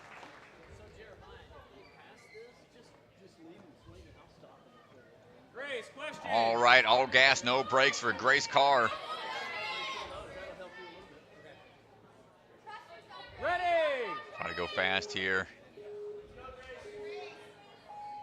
Grace dropping in. First couple drops, no problem on the trapeze. Coming around the corner. Up and over, one back swing required for that next off angle grab. Quick run across the blocks. Ooh, falling into the tornado alley. We're A-okay. Jumping, reaching up, not quite enough momentum. It's gonna be tough. No, gonna reset. That's tough. She's still good, able to go quick here. Just needs to time this a little differently. There we go. It's not over yet. Fight for this. Last couple of moves here. Stumble a little bit there. That's okay. Pick it up and keep on moving. It's tough to keep that momentum going. And up to the wall at 58.7. Yeah, she's going to be a little disappointed about that ring slider. Her run was really, really quick to that point. Unfortunate mistake there. Yeah, it's tough, man. Ready. Tough to salvage sometimes. You know, especially on speed, how little the room for error is. Sydney Smith try to keep that momentum going for the barn crew. Yeah, Sydney linking it through. Okay, gonna link. So smooth there on the beginning. Good underbar dismount. Grab the ring and go. Good job with the hips. Keep on swinging into it and reaching for that ceiling fan. Oh, easy work here coming up and over. Gonna be a sub 40-second time potentially based on the climb up.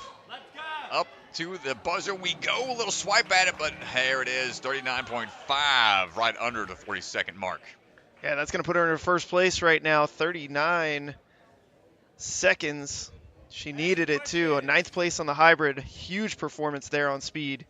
Ready. Ashlyn Thiel, ready to go, repping Steel City Ninjas. And on to the trapeze bars, quick moves through.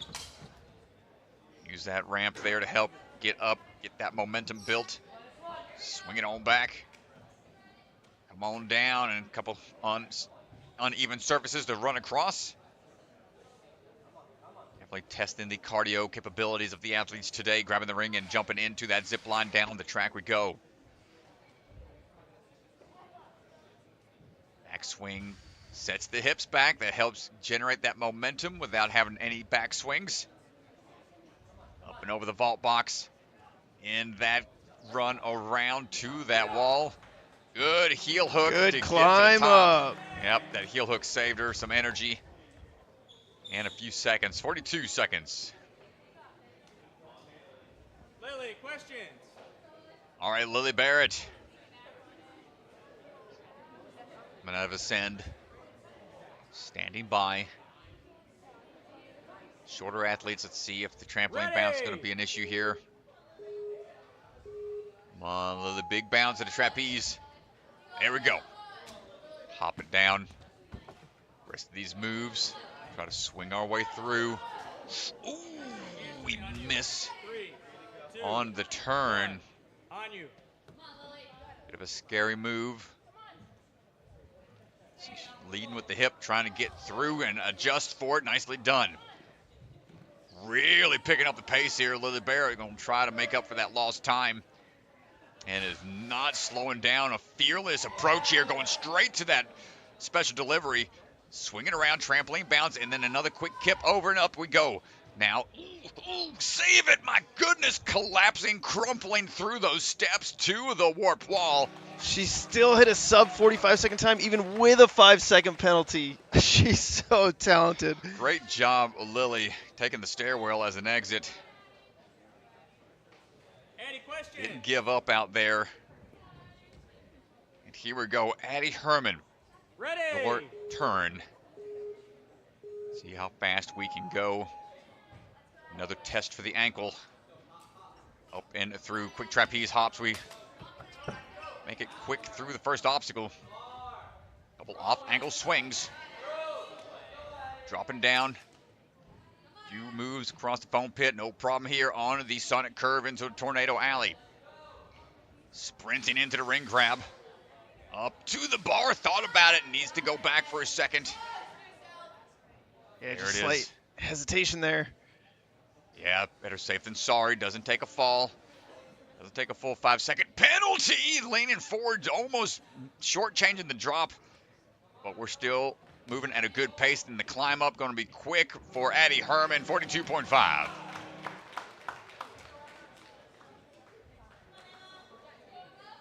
Here we go. Emma Pereira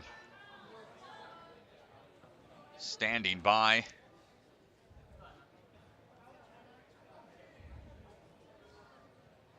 Ready! Emma on the move. Big jump, gonna take some quick pops, pulling through those trapeze bars quickly. Up and in and around we go. Gotta take a backswing here. Throw into it. Couple unstable blocks to run across, but we're good. Good high grab on that Tornado Alley to spin on around. Ring in hand, hopping down, a lot of momentum. Pushing through. Gets a good swing on to that ceiling fan. Another quick underbar and a nice little turn vault to get through the block. That's going to help her get that momentum a little bit quicker into that climb up, and 40.75 for Emma. Yeah, it's going to put her in second place on speed right now with only 2 runners to go. Emma having a great competition here this weekend. All right, Isabella Folsom. Ready! Here we go. Up and in. Taking a backswing here to be sure about it. Up and around, on into the bar work. Always tough when you have to lachey upwards. Hands are okay here. Striding across. Swinging through, picking up the pace here for the ring slide on the zip line. Jumping through, reaching up. Back swing into it. Make sure we've got the momentum here. A little shy on the approach, but we're good. Slow is smooth, smooth is fast. We're getting on through everything quickly regardless. And 41.9. Nice job, Isabella. Down to the final runner here. Abby, questions? All right, Abby Clark.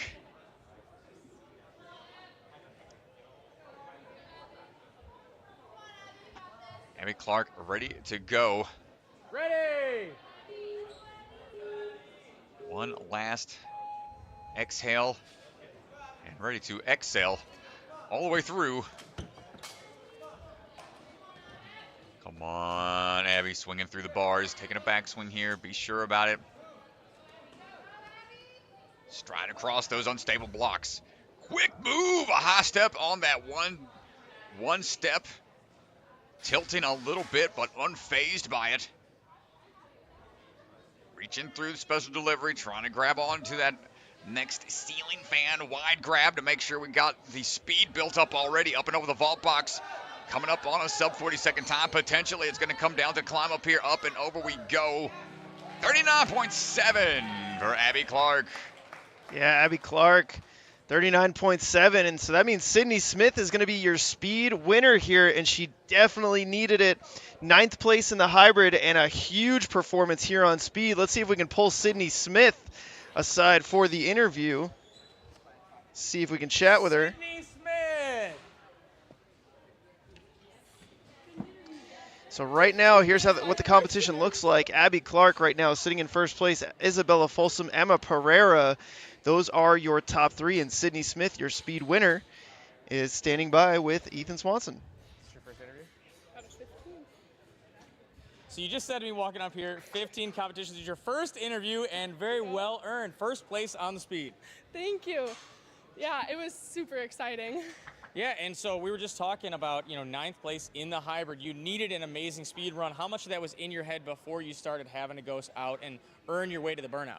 All of it. I was so stressed before. I was standing on the starting platform, couldn't breathe, couldn't move, but we did it. Yeah, you made it, and we're moving on to the burnout. But, you know, running a little bit earlier in the run order, so knowing their athletes after, how did you feel your speed time was after your run? I was a little worried because I was 39, like not that great, but I knew before all I needed was sub 40, so I'm thankful it held up. Nice.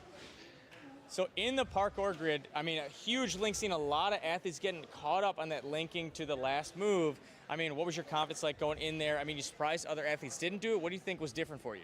So before I was like, I think I can hit that link. I really want to hit that link because I'm pretty long, so my links are a bit better. So when I grabbed the second to last bar, I was like, I'm going to do it, and I did it, and I was so proud. Yep. First place in speed, moving on to burnout. Your first interview, what would you like to say to everybody watching? Thank you. Thank you, and we'll see you on the burnout shortly. Yeah. Nice job. All right, Sydney Smith getting the first interview in 15 competitions, and that link in the parkour grid is what set her apart. That was a huge difference in her winning that round. And so here is a look at the women's leaderboard presented by Bucket of Chalk.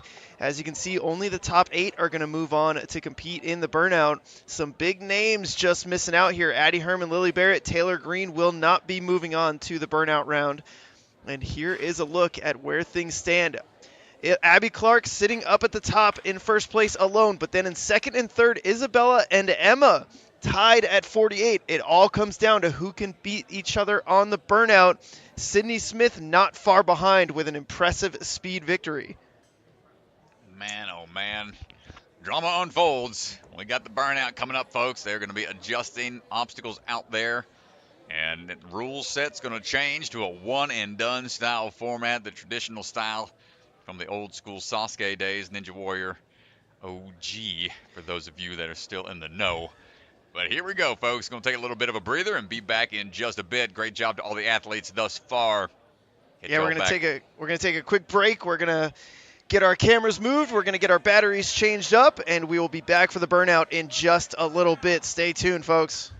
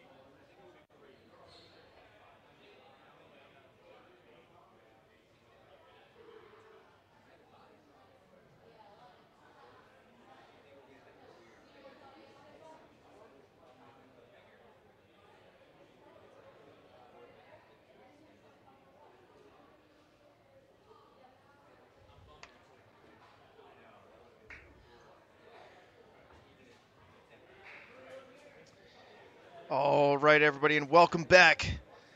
We are here for the conclusion of our 6th qualifier. Heading into the finals round now, heading into the burnout round. Here's a quick look at where the leaderboard stands for the men. Phil Folsom looking to get his 2nd win in a row. Sitting in first place currently with 56 points. But Tyler Smith just behind. He's going to have to beat Phil in the burnout if he wants a shot at first place. Noah Muner, Jake McClintock not too far behind. They're going to have to put up strong burnout performances if they want a shot at that first place spot on the podium. Yeah, man, it's going to come down to it. It's going to be a tough one. Brett, notoriously known as pretty strong upper body burnout style training that he likes to do. He put together quite the extended burnout course here. Got some cool moves that are being introduced, but a grueling finish that's going to conclude with that extended cliffhanger. The start of this burnout strat is so cool. They climb a huge rope all the way to the ceiling here this, man. Yeah. at Motive, and then they make their way back down to the truss system. It's a really cool burnout start. Well, they're definitely making use of the space. You're going to have a lot of different pieces to this course. And just all 3 stages, man, have been really testing the athletes in a lot of different ways. The fear factor being put into play here in the burnout by starting super high up towards the top of the building and working your way right back down, trying to control your descent. Evan White's going to be leading the charge. Excuse me, I believe Caleb Bergstrom's going to be leading the charge. Well, it does follow the same run order from the Open. Oh, I'm just looking at the leaderboard here. My bad. Yeah, I do think. It's after lunch, man.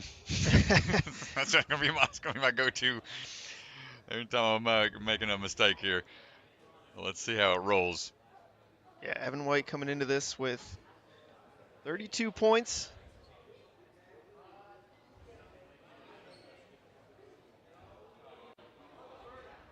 Evan with the Popeye forearms.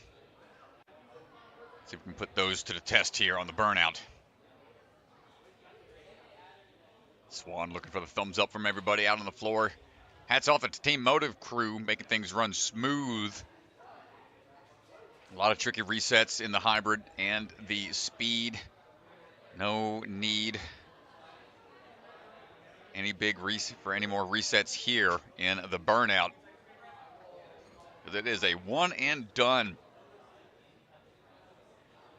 Making sure everything is good to go. Going to grab a little bit more chalk before he begins his climb. Yeah, one of the coolest aspects of this burnout is it's a callback to the Season 1 championship. The last obstacle is the same cliff line where Naxa Garamore won it. Unfortunately, Naxa was one spot away from making it into this round. So we won't see him on it. Here we go, Evan. Utilizing that front leg pinch. Quick up that rope. You can see he's all the way to the top and now working down that line. This is a real test of courage as you work your way through. Just focus in on the handles without panicking as you work your way down now onto the low rig. Various holds here that go from the rings to the T-bars to the cannonballs. A little more difficulty increase as we go. From here, a couple cliffhanger grabs. No drops, but just explosive maneuvers. Toss into it, hold tight. And now a new look. The crank it up battering ram. We got the gotta go slopes here. Got to be careful on the transition over. And now the throwback is going to take Don't tighten up on that line. Start to pull that battering ram upwards to a mark, and then you can transfer onto it. From there, you work your way over. Back down, his hands caught up a little bit on that magnet line. So I think that is going to have to be a reset. He did get hung up on it. The bar, that rope wrapped around that impeded his progress. So they're going to have to look at that and figure out what the play is going to be, because that whipped around pretty good. Yeah, it looks like he's nursing it a bit, so I'm not sure how much that really got him, but we'll see what the word's going to be on the floor.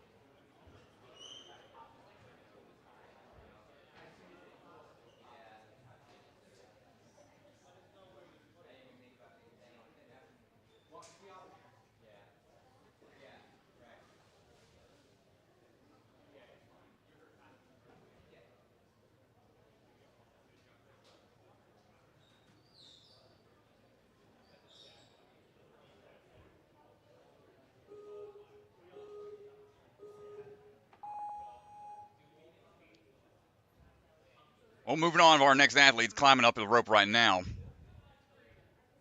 Working his way down the track.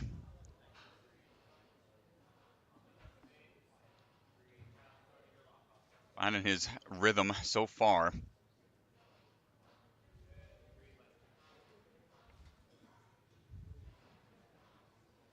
Yeah, Weston coming into this sitting in 6th place.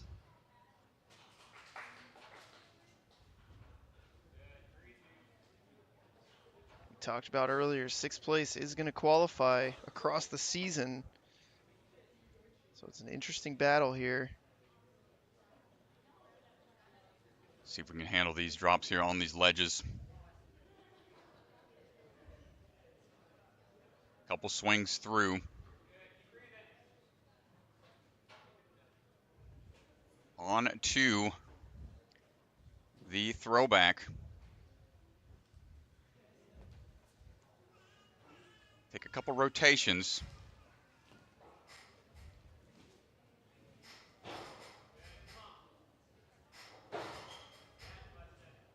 Should be about 4 rotations back. As soon as he's close enough, gets through it cleanly. Taking some chance to chalk up.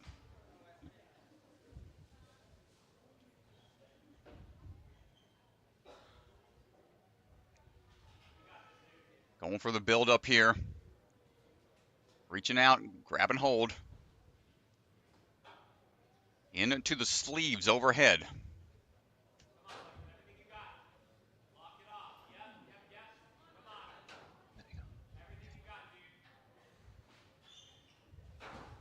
And just can't quite get through the sleeves.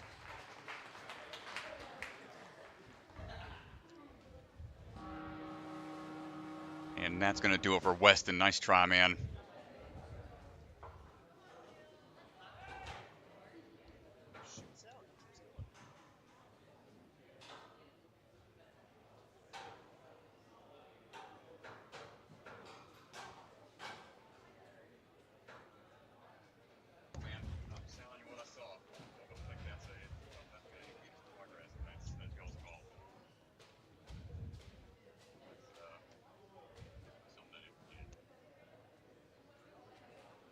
Caleb Bergstrom stepping up now, going to be getting ready to run.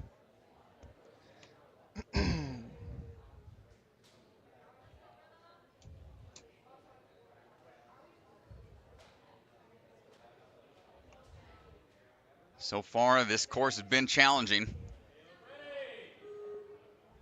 A couple explosive maneuvers, followed by some tough static moves. Lose a little bit on the rope there. We'll be looking for some big reaches here to try to go quick. It's a bit risky because it's going to shake the holds a little bit more around each time.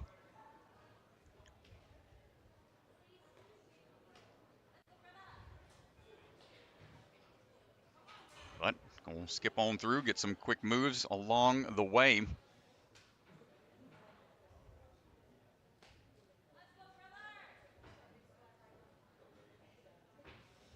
Into these cliff ledges we go. 23 touch points in total. Hoping to see some athletes beyond the sleeves where Weston just got to. I'm going to crank it up. The throwback. A variation of a obstacle from back in the day. Getting through quick. Re-chalk and get ready for go onto this trapeze bar. And the sleeves, kind of like an Iron Maiden approach with the peg sleeves. These will rotate. Much like the floating monkey bars earlier. Heel out potential is high, so he's going to get on through that quickly. Finding a rest point here on the bar. 12 of 23 touch points, and now on to the no limits. These are completely flush 2x4s with a little bit of grit mixed into the paint. If that, there's not much there. Yeah, this is a tough one right here. Ooh, Gotta move slipping. quick. Ah, couldn't quite get to the turnaround. Nice try from Caleb.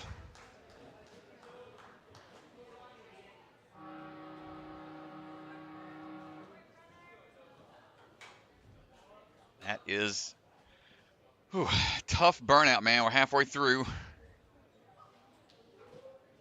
Yeah, that does put Caleb Bergstrom sitting in first right now, but a lot of good athletes left to go. Noah Muner. Here we go.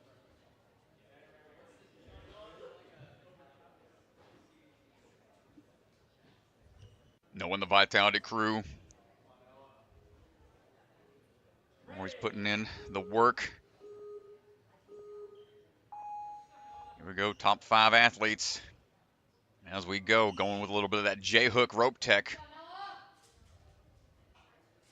Quickly work his way up that rope. Conserve energy as best we can on our way down.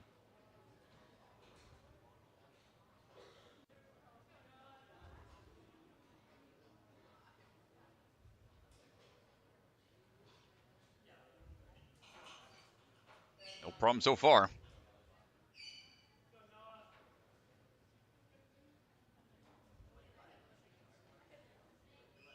A little bit more chalk here before these explosive moves across the laches for the ledges.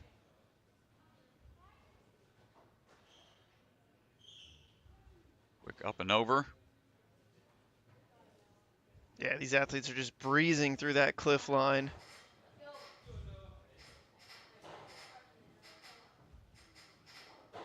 Take some tosses here on the way back through to get that battering ram in place.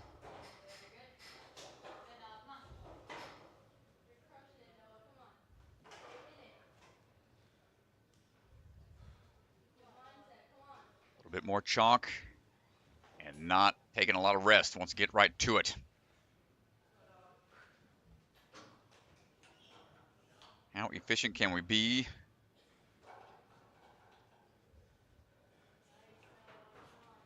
The no limit obstacle right after this one, where Caleb got to. See how far along Noah can get. This is such a tough obstacle. You have to compress and squeeze every bit here. You want to go as quick as you can through this. Man, it's like a reverse body prop. This is Oh! Foot on the truss is allowed. Woo. Breath of fresh air. Get through it! Oh, no! Went for the reach and just came up a little short, but great run from Noah Munir. A little bit further down the line we go. Yeah, he didn't get there faster than Caleb by 2 seconds. So Bergey's still going to be in first on the burnout.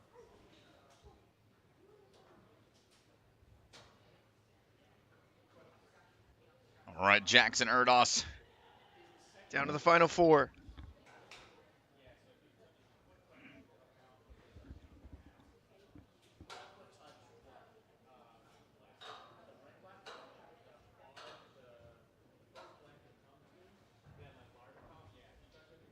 Jackson getting some final clarifications.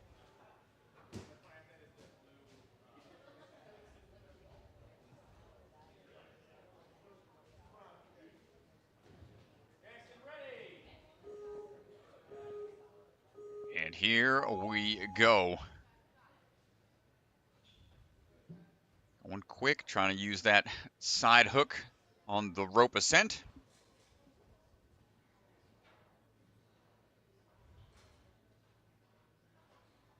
And working our way down. Big reaches when we can. Try to make short work of that. Long line of cannonballs and various holds. See a lot of spectators have moved down into the stairwell to. Yeah, they want to be right up in the action there. Get the bird's eye view.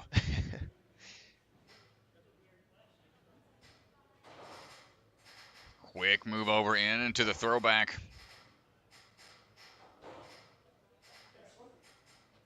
This is just a long, grueling obstacle here. There's your 4.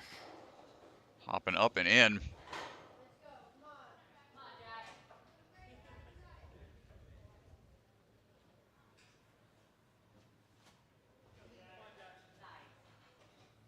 So far, so good for Jackson.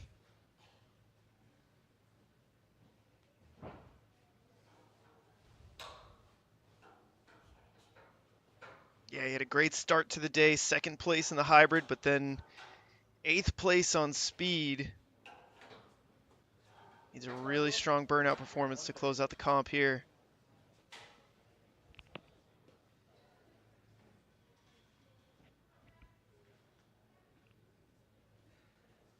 See if we can figure this one out. Try to lean back with it.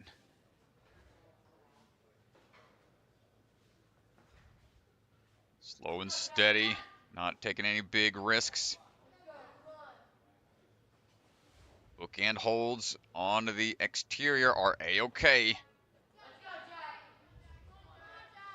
Oi, good reaches. A little further into it, we've got some turns to make still. And we are almost through, now on to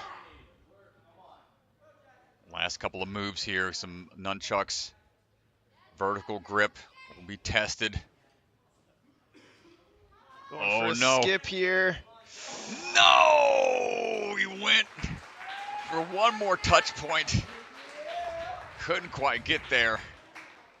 A great run from Jackson. Yeah, you can see that nunchuck is smaller than the others as well. Goes for the skip and just maybe a little bit too much force. Swinging him through. Oh, great run, though. Exhausted out there. Yeah, this is a tough one, man. It's been a tough 2 days. Giving it everything they have.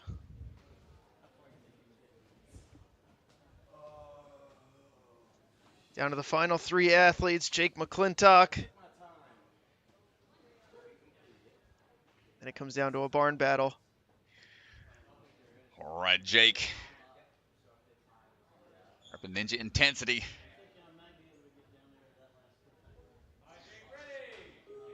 Well known for their grip gauntlets. See what it's going to be. Full house here at Motive. Everybody hanging out, perched up high.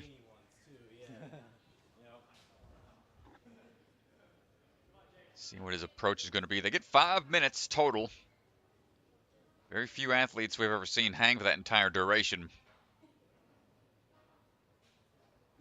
It's always a tough thing to figure out. Do you want to try to get to the furthest point a little faster, potentially risk rushing, which will lead to a quicker buildup of exhaustion, or you try to go slow and methodical, trusting that you can endure all the way through, not taking any chances to chalk up, wants to keep on moving. Jake's setting a really quick pace here right now. Yeah, I do think it's smart to just continue moving early on, not waste too much energy trying to rest in the very beginning.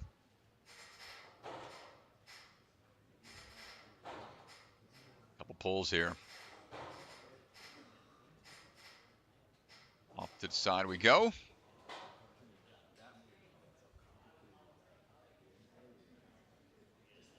That's going to put Jake into third place right now.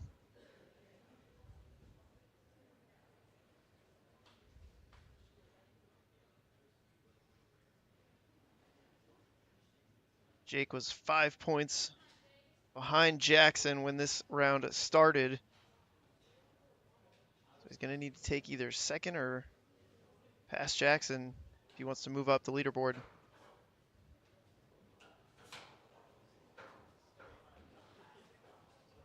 Through the sleeves, lock-off tech being utilized here. Rotate around. Just 3 moves. Really quick work on the sleeves. Let's see what we got for the no limit hold'em.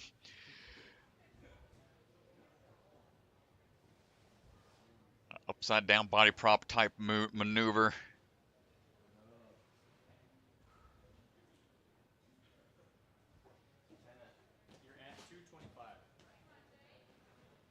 And a good rest here, shaking out when we can. Even cleaning the shoes on the pants.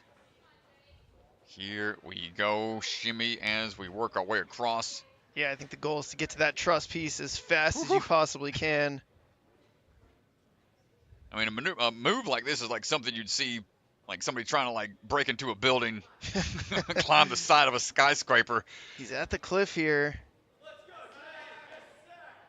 Good spot to rest. Oh, yeah.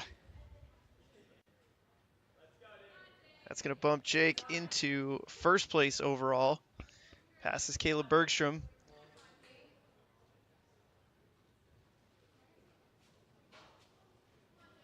Chalking up some more.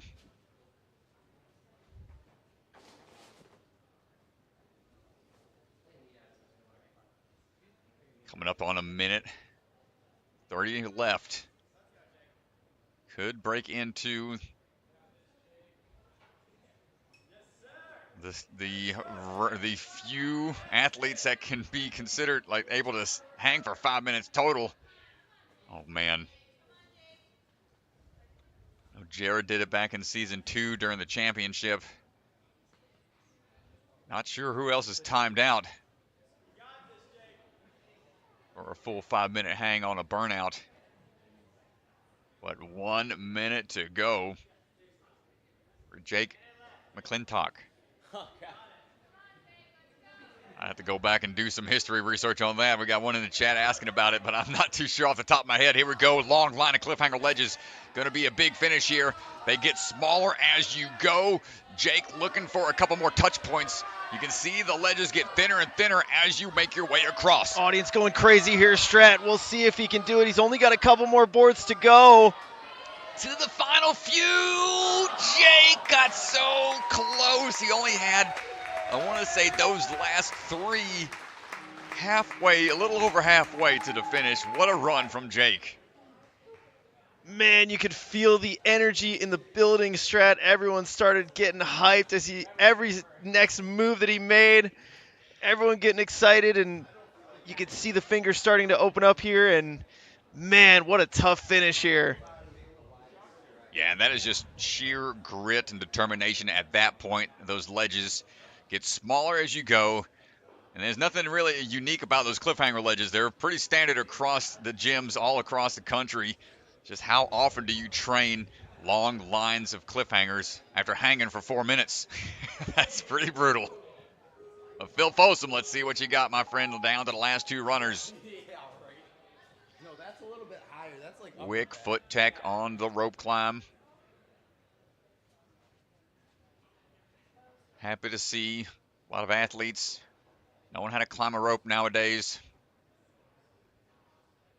Yeah, so the competition really comes down to these next 2 runners. They had a pretty significant lead hanging into the burnout, barring any big mistakes. It will probably boil down to Phil versus Tyler. Whoever wins on burnout wins the competition. Jake McClintock trying to make a claim for it. Quick hops across. Yeah, Phil's going to go quick here.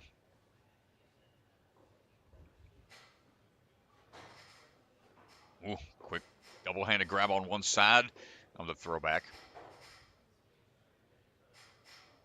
Timing these moves just right. Throwback was originally designed by Brett.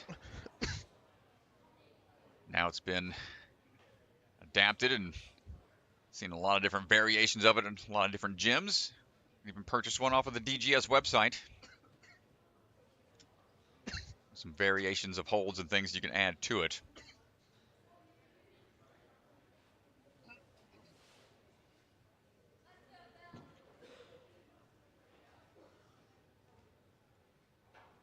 Up and into the sleeves we go.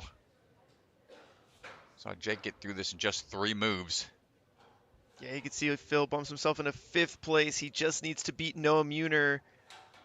A time of 2:02 to the 12th touch point. He's almost there. If he can hit that next touch point in under 2:02, he'll bump into 1st place. Otherwise, he'll have to make it to the 13th touch point. Taking his rest here, not going to do it, so he's going to need to hit that 13th touch point to pass Jake McClintock. He talked about it in his interview. He does enjoy burnout courses, feels like his strength in burnout courses is when there are bars, rest points, and there are a few of those on this course. Quick shimmy across. Foot off top, foot off top, foot off top. Good. Yep. Had to get a quick warning from the judge to get his foot off the top.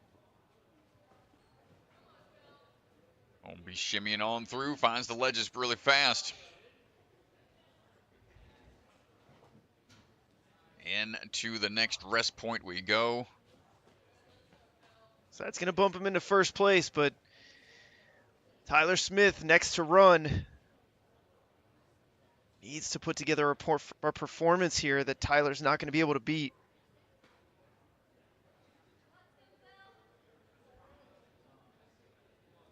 Under 2 minutes remaining. A couple shakeouts.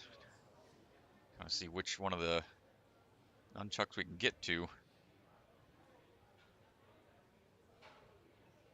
Going for some skips. Quick little bump through. And now a long line of cliffhanger ledges.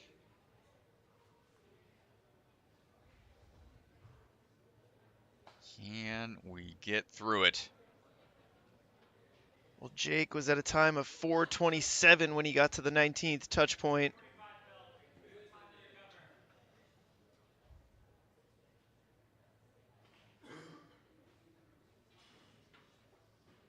A lot of shakeout here.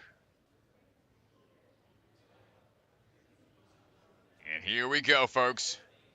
Starts with about a 2-inch, then an 1.5 inches, then an inch at the finish. Moving quick here. Swinging across, goes for the crossover. Moving quick, crowd getting excited. A lot of knee drive here to help drive up for those grabs. But the drop down a little too much for Phil. He did beat Jake McClintock to the touch point, a time of 4:16, 19 touch points. And so that does bump him into 1st place on the burnout with just Tyler Smith left to run. Tyler can still win this competition. He just has to beat Phil. That's all that's in front of him. Oh, boy. He can get 1st place here. He needs to get to the 19th touch point in under 4:16, that final long cliffhanger board. Yeah, man. Let's see what's possible here. Just another day in the barn for these guys. Another day in the barn, another day competing against each other. Last runner for the male division today. And quite the journey all weekend long here at Motive School Movement. And we're off. Working our way up. And down we go.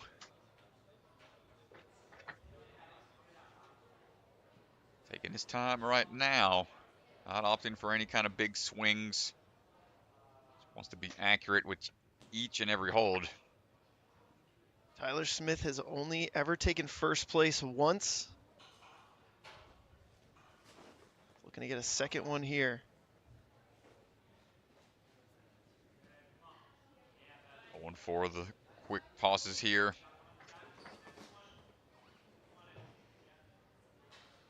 No wasted motion.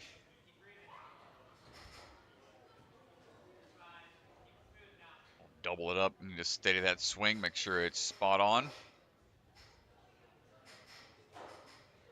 Quick reverse throws.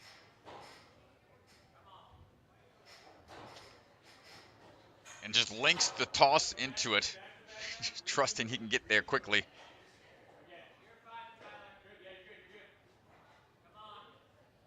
Not sure what he was confused about. I think there was a tape mark that they've got to slide the battering ram to, maybe it was an early dismount off of it. I'm not sure what. Swan's got the call on the floor out there. Tyler was able to adjust, and he's still in it. I didn't hear Swan make any call. I wonder if Tyler just got confused, but he's moving on.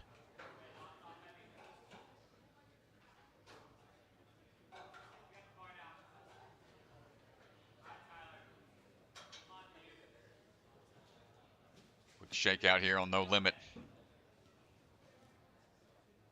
He's going to have to push it to the limit here if he wants to get this clear.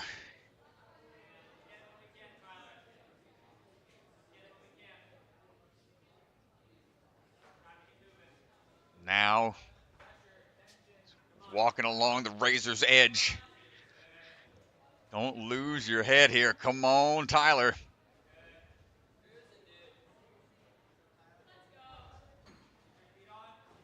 Just needs to bump up one more spot, get that 13th touch point. Oh, a little risky biscuit on the turnaround. And that bumps Tyler into second place. Bumping up real quick. Let's go. We got a few more moves to make. Vertical grip, one last test of it here on the nunchucks, and then the long line of cliff ledges.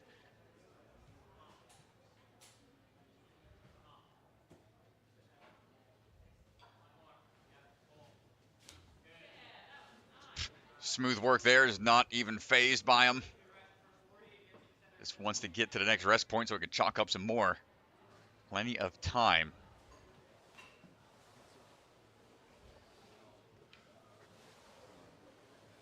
So 4:16, if you're staring at the clock, that's the time to beat. Phil, 19th touch point in 4:16.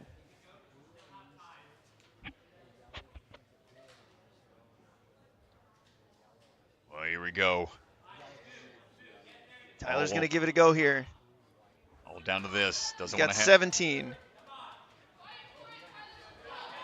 Oh no, he's starting to lose his Oh grip. no, Tyler!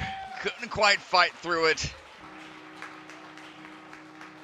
Burnout goes undefeated today on the men's side, but a great run from all the athletes. Exciting way to finish. Just looking at the hands, is exhausted out there, rightfully so. And that'll be the second competition in a row. Tyler will take second place to Phil Folsom. Let's see if we can go down to the floor and chat with our winner. Phil Folsom is going to take it, his second win in a row.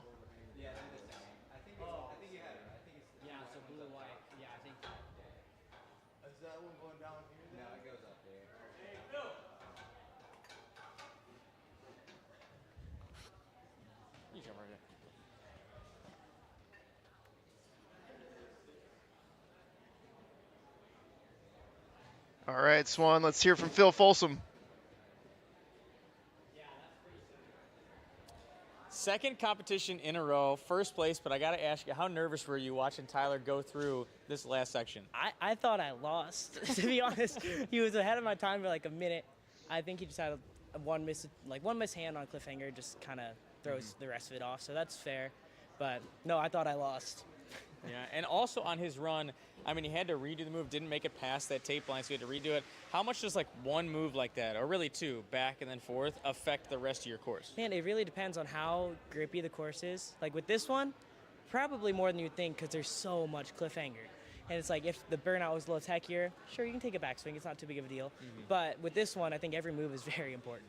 Yeah, and so every move has been very important. This first section is so many moves. I know they're not too hard to holds, but see some athletes skip and some athletes not. I mean, what's the tech? I mean, again, so early in the course, I know this isn't like the craziest stuff like out here, but how important is this in your attack on this? I mean, it really depends on what your style is, because like some athletes will be like, okay, I got to get to this point really fast. That's not usually my attempt, like my goal when I run burnout. So for me, I keep it as smooth as I can because I know if I keep it smooth, I'll be able to get really far. Because I train burnout a lot, so it really just depends. Well, you're stacking up first places, and which probably means you're going to be running very late, if not last, at the championship. Are we going to see you at another qualifier before then? Yes, I'll be a big time. Hey, there we go. All right, is the whole barn crew going to be there? Yeah, everybody will be there. Well, we're very excited to see you there. Congrats, man. Your season's going amazing so far. Awesome, thank you so much. Nice job, dude. Well, Phil Folsom having a great season so far. Another first place to his name. Tyler Smith in second, Jake McClintock in third, and Jackson Erdos round out our top four. Take a look. Caleb Bergstrom going to be getting the qualifying spot in sixth place. Hey, Caleb, nicely done. So we will be bumping to sixth places across the season. And so Caleb Bergstrom is going to be qualified for the championship. Well, congratulations, gentlemen. Awesome job out there. Hard-fought battle on the burnout side. They're going to be altering a few things out there for the women's division. So don't go anywhere, folks. Back in just a bit. Shouldn't take them too long to get things set. Yeah, first runner in 4 minutes, 2:20. Let's take a quick look at the women's leaderboard. Abby Clark, Isabella Folsom, Emma Pereira. Those are your top three right now. Pretty tight at the top if you look at the points. Abby, the only athlete over 50, but then a tie at second and third at 48 points. Sydney Smith close behind at 44. A lot to be figured out here on the burnout. Mila Getting is going to be the first to run. She was 15th coming into the finals, and she's put together a strong performance. So she'll be first to run.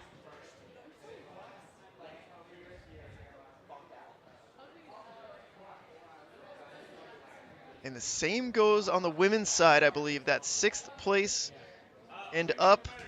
If you can be within six and up, I believe you will be qualifying to the championship throughout the season.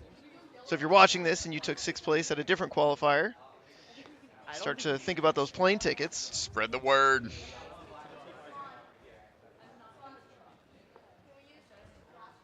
What's after this? It's the made it Ironman? Yeah, you don't need chalk. Also, I just said something wrong a second ago. You do have to touch one of these two bottom ones before you can touch this. I don't want somebody burning out or staying and getting touch point and beating people that are trying to skip. So you have to engage one of these two bottom ones before you can get this touch point.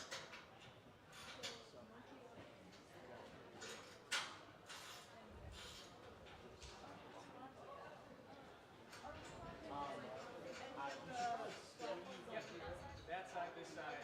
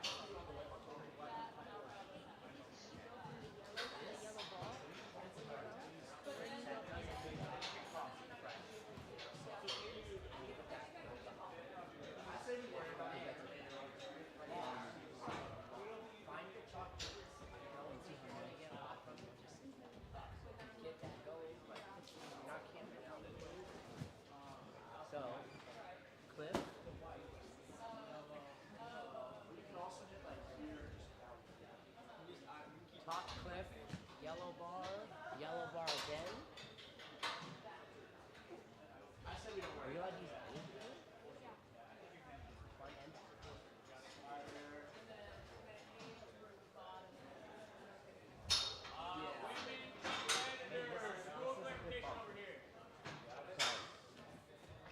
And they go trapeze to the Once utilized dismount split hanger in order to dismount, you are not allowed to dismount from this piece here. If you go one hand, that's about one hand or say two hands.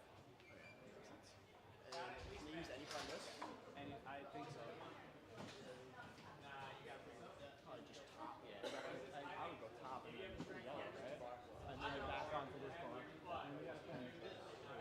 What? They can use backs, right? Yes. So I was thinking right hand on this one. Can they use the black bar? That makes sense? I don't know.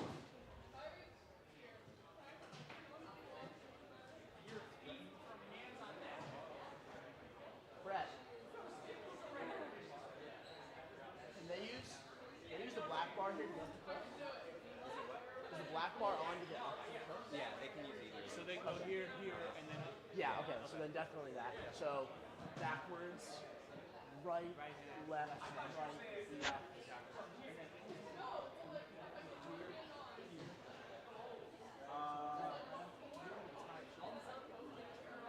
You can use that black bar. Look, so here, black bar.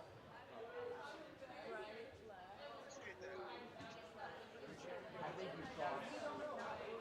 But if it's like can't touch, you're good. I think Please don't make me do you at the very end. you here, and then here, and then here. This pillar? No. Only pillar you're allowed to do. Anything else is Yes.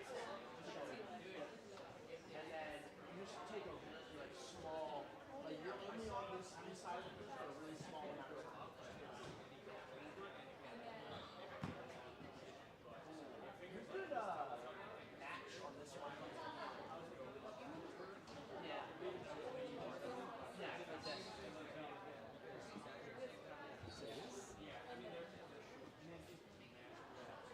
Or actually, I think here.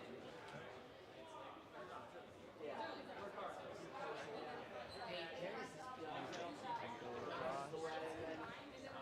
So you go like this, yeah, right? And it's like boom, boom.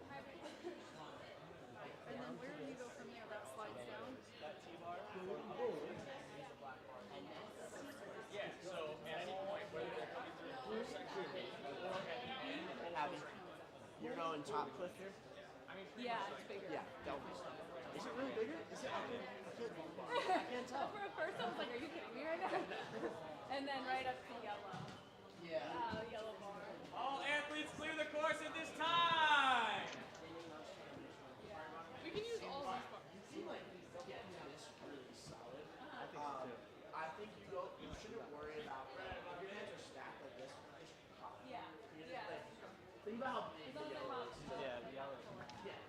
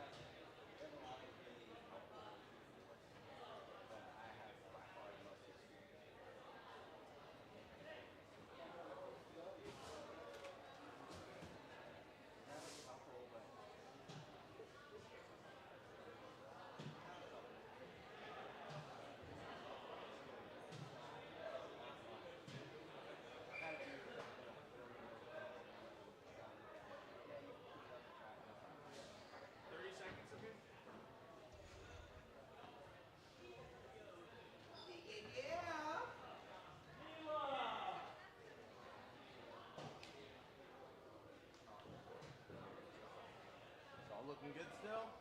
Yeah, I think I was going to reset this, and then if I need to, tap this back. I don't think anything else really was. Zip line and those. That's it. They're not moving these. Any cannonballs that get tangled up? Yeah, if you want to make sure that Any, stays good. yeah, any of that stuff?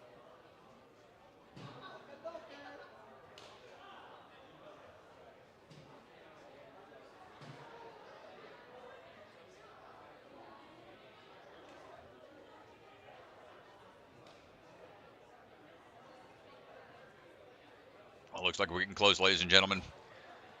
Let's get in some final clarifications on where the touch points are.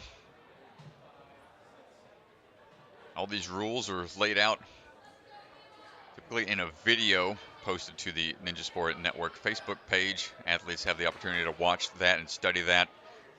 They also get a walkthrough on the day when they arrive, and a little further clarification as the course gets fully put together. But it's a lot to remember, folks, a lot to keep track of in the moment when you are fighting with every fiber of your being. It's not an easy thing to put together, but here we go. Mila Getting fighting from 15th place, staying in the mix all the way through. Not an easy task, and here we are in the burnout, going to lead the charge. Yeah, that's a tough ask to have to go first in every single round and still fight to survive. It's been an impressive weekend for Mila. All right, working our way down.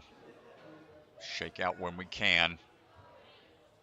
The other thing about this line, too, is you could see the hold swinging, moving around quite a bit. The more static, the more in control you are, the less they're going to ping back and forth.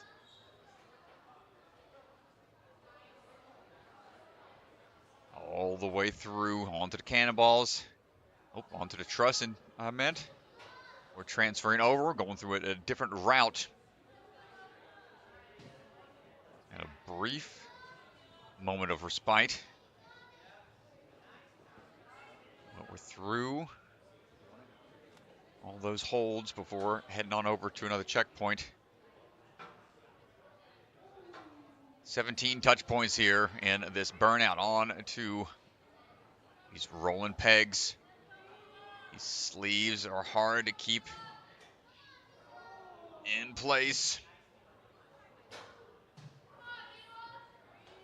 A little bit of a spin here on these as well. That's why that switch grip grab is being utilized. Hold on tight. Cannonball zip line over.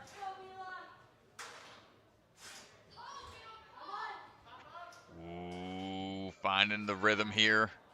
Be a chance to chalk up. Every one of those battering rams are independent, spin independently from each other. Start hopping your way across. You don't want one hand on one and see those lines that separate them. Oy, nice job. 11 of 17, 3 minutes to go.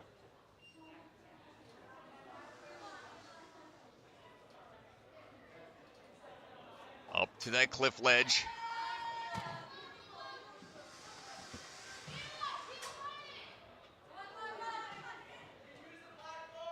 Oh, come on, hold on. Mila. Oh, you can see the fingers starting to open up.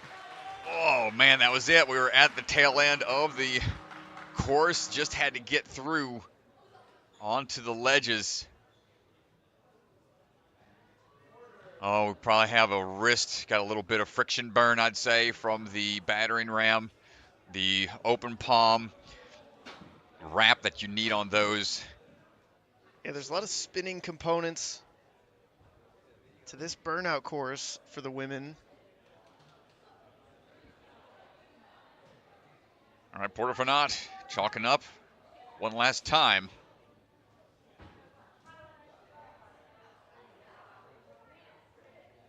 Get sure everything is all set. Before handing the bucket of chalk off to Mr. Brett Sims, who's helping with the chalk points along the path.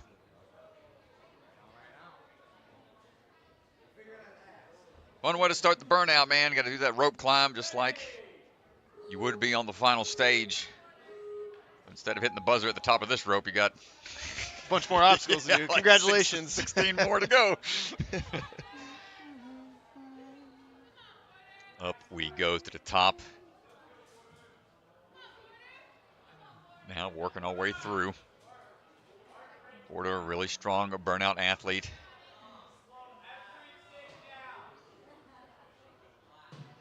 Finding her rhythm on the descent.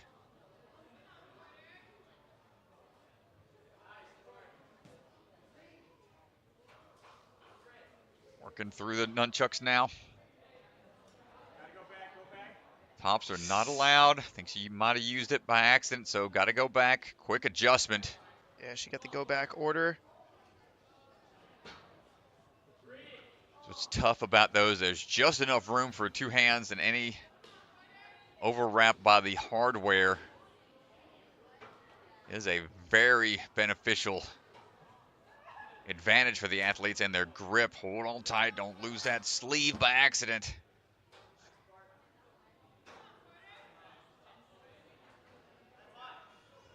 I'll try to swing into this, go quick down the track.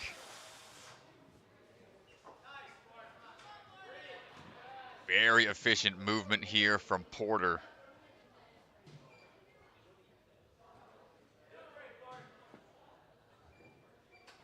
And that one back move that we had to go through on that nunchuck, but right now we're going to go up top on the spinning battering rams.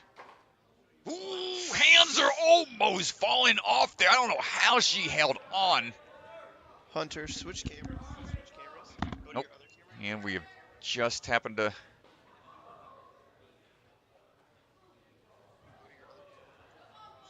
lost our track, lost our feed here for a second, folks. Sorry about that. Porter's still fighting out there. And on the move, still shaking out. Thankfully hasn't dropped. On now for the ledges.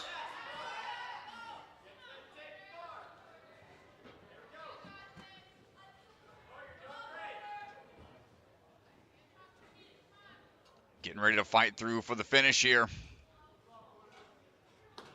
4 touch points. Cliff ledges on the backside of these boards. Not going to get there. A great run from Porter Fanat.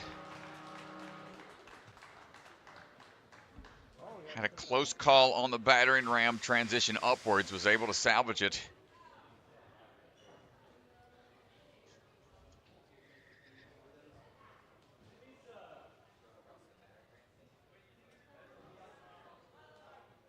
And up next is going to be Jaleesa Himka.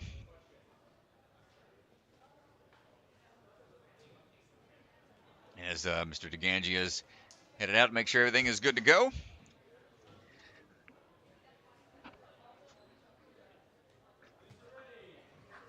And Jaleesa ready to go, taking on the burnout course. Sure we get that leg wrap just right. Conserve what energy you can on the way up. Having the pants will help prevent that rope burn.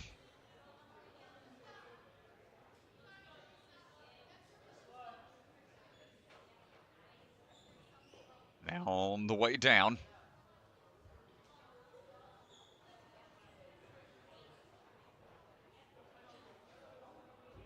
Finding her grip here, not trying to take any risky moves right out the gate. Using both sides of those holds. That's the last chance to really relax here. We're utilizing your legs. A rare scene in burnout courses. Won't have many opportunities for rest like that. Jaleesa going nice and steady across. Oh, kind of got called out on one of the grabs, so we're going to have to go back. Swan calls it. You don't want to have any extra advantage by accident. But moving forwards now on 2 of these overhead sleeves. Spinning pegs.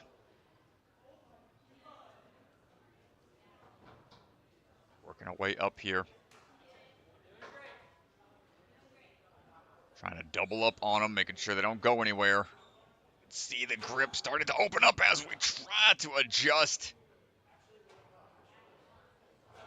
Fighting forward, you can see how fast they spin. The palms were just slowly opening up a little bit each time. So great try from Jaleesa. Burnout is no joke, folks. Sydney Smith stepping up now.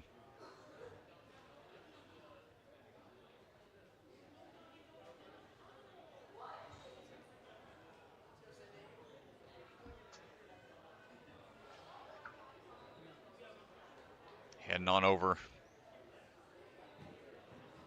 Out ready to take on this Burnout.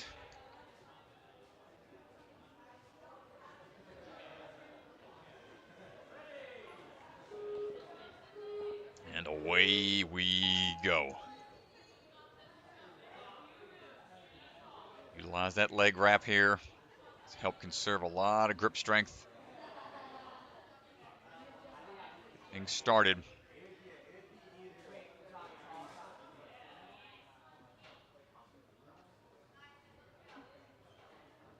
Finding the timing here is going to be vital.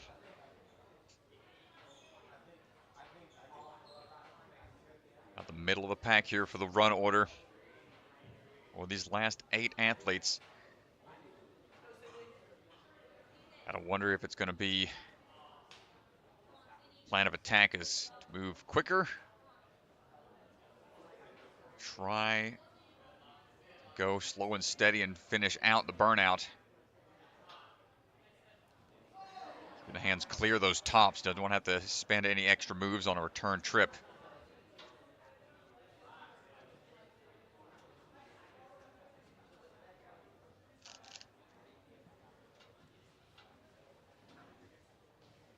Over now onto the sleeves.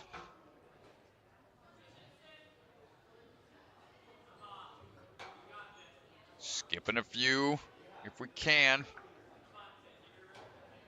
Far reach is a bit risky. Going for the extended maneuver. That's going to do it for Sydney Smith.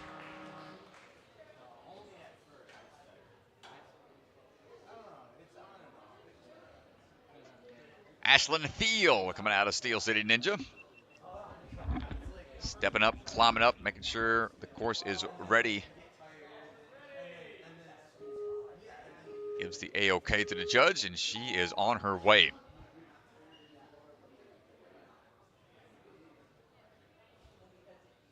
Using the leg wrap, the exterior. Pressure is mostly on the calf. Stepping down onto the top of the foot. It's going to help with the tension as you ascend.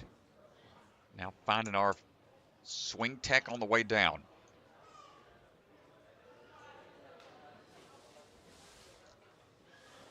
Going with the double up tech here. Matching on top of the hand and then slightly rotating. Make sure we can get our way through. No rest here for Ashlyn. Wants to keep moving quickly.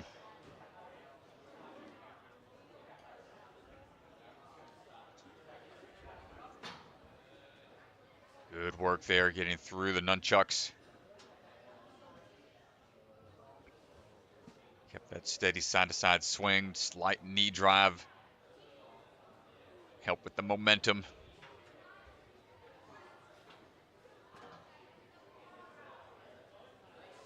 Onwards and upwards.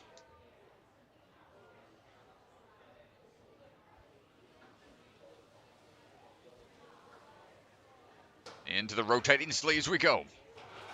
Ashlyn, try to make it through a little quicker, but the sleeve just spins out. Losing her grip, and that'll do it. And there are last handful of runners. Yeah, it's so difficult. There's so many spinning components to this course. Down to our last 3. Emma Pereira standing by.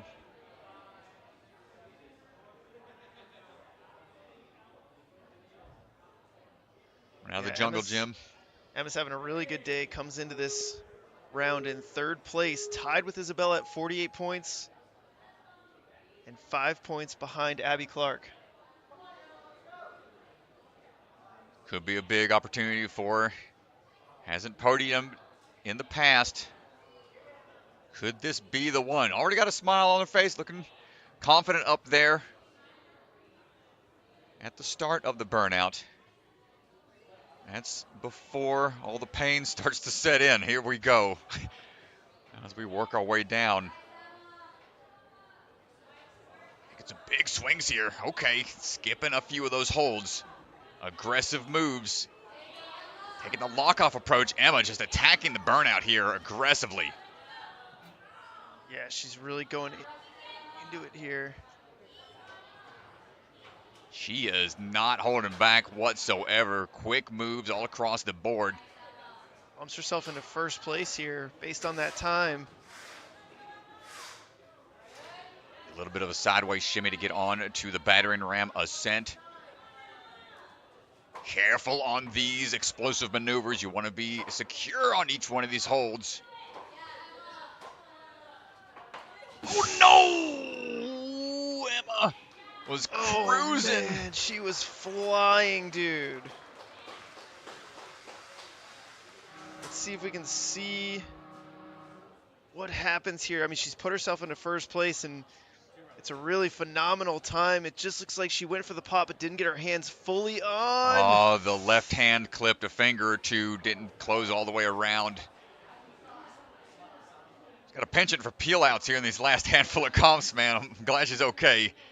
Yeah, her spot at the top is not secured.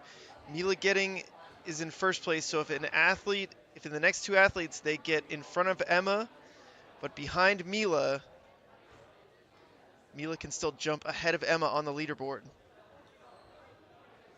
Two athletes to go. Emma and Isabella were tied coming into this for second place at 48 points.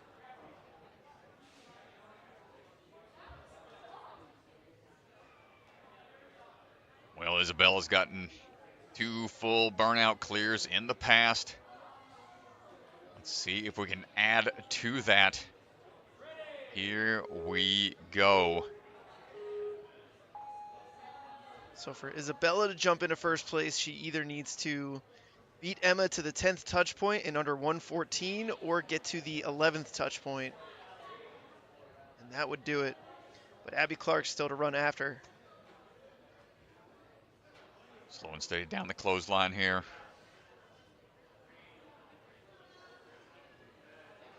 Finding the rhythm.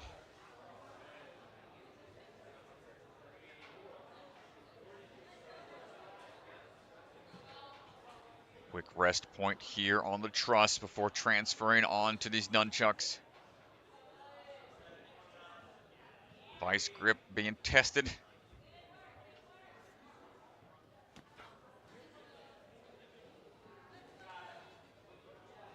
This point doesn't want to chalk up. Try to be quick. Rotate through.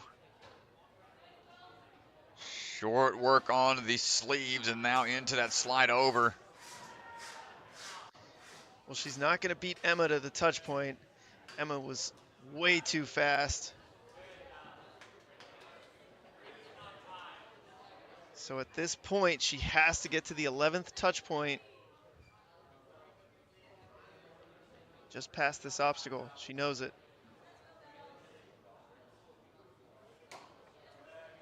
Going with the clasp tech, hand on top of the other. No chance of really peeling out that way, but a little more brutal on the forearms. Got like grip tape on there that's a little more friction burn potential. Isabella fighting through. Looking for these cliffhanger ledges. Touch here, and that's going to send her into first place. Abby Clark's still to run after her, so she needs to put something together here that Abby's not going to be able to beat if she wants to win this competition.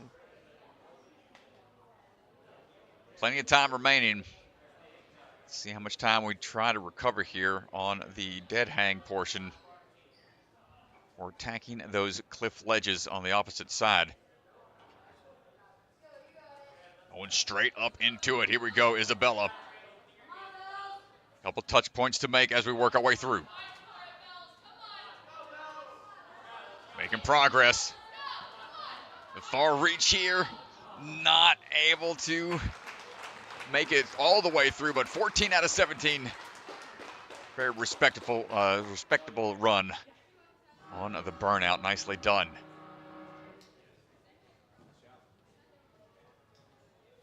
Yeah, it's a great run. She's done a really good job all day today. First in the hybrid, first on burnout, fifth in speed.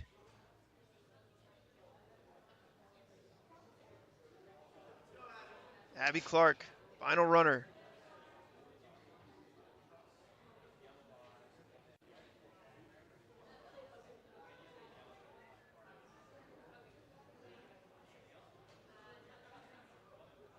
Final checks on where to go, on what's going to be in play.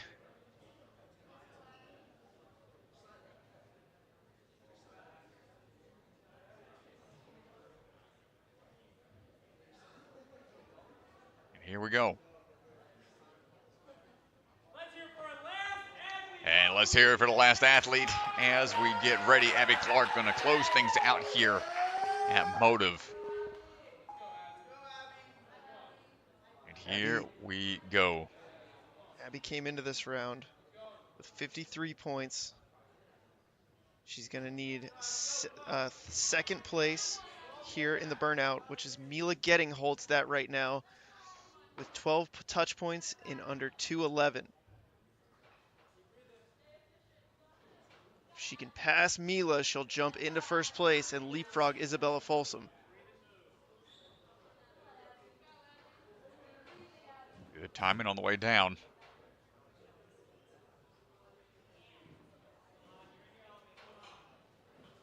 Going with a steady approach.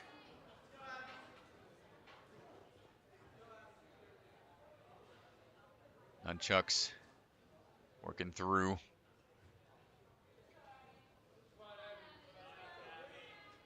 No problem there.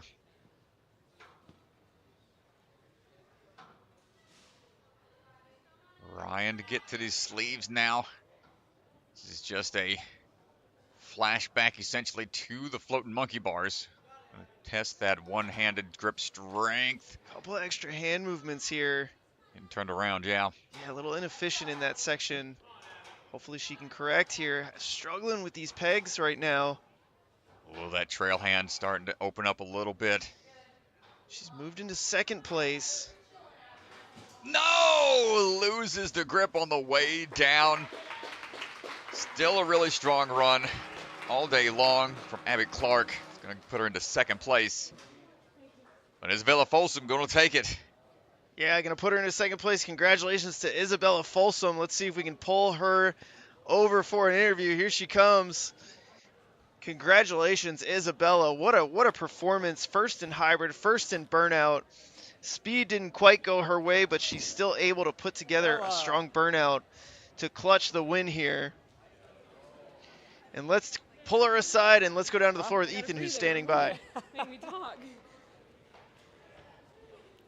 Congratulations with that run, your performance in the burnout. You have now taken first place, which is amazing. Talk to us about your weekend. Thank you. Exciting. Like I said before, I've never competed at Motive. I've been here before. For finals, the first season, I didn't get to compete and was so jealous of everybody. So to get to finally come here and plan all the obstacles was awesome. Brett is a legend. So just being here is great. Taking the win always feels nice. Seeing all that hard work paying off. We've been changing up training recently. A lot more cardio. So to see that pay off is really cool. Yeah.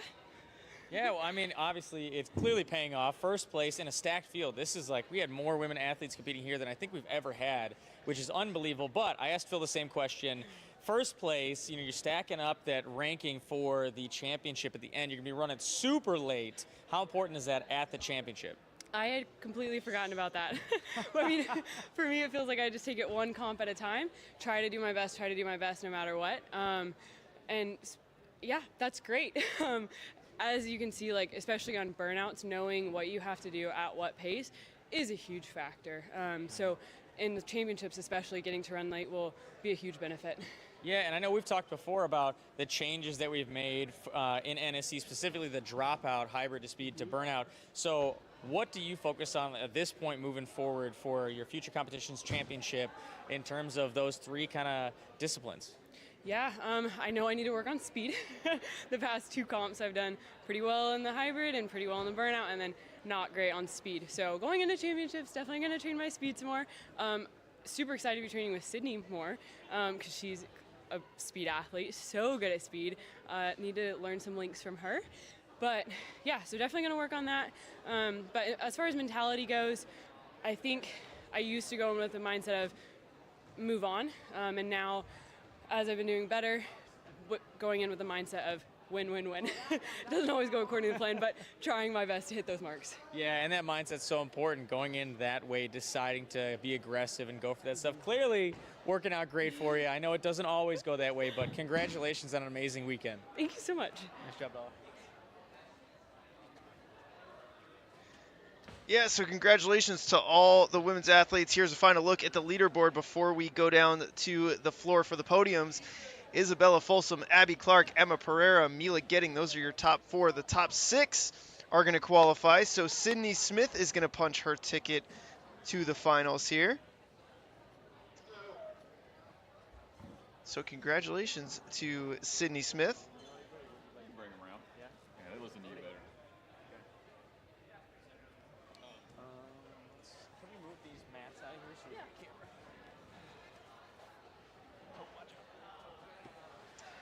So congratulations to our top 6 women. Yeah. And we're your 7th and 6th. Athletes and spectators can come out of here. So here we go. We're going to turn things over to the podium crew. Athletes. I would say I'd say.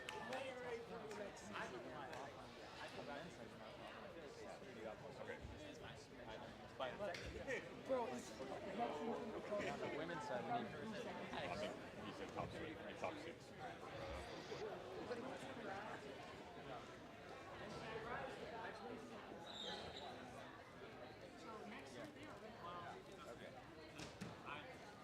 Copy that. Yeah, I would only invite the top 4.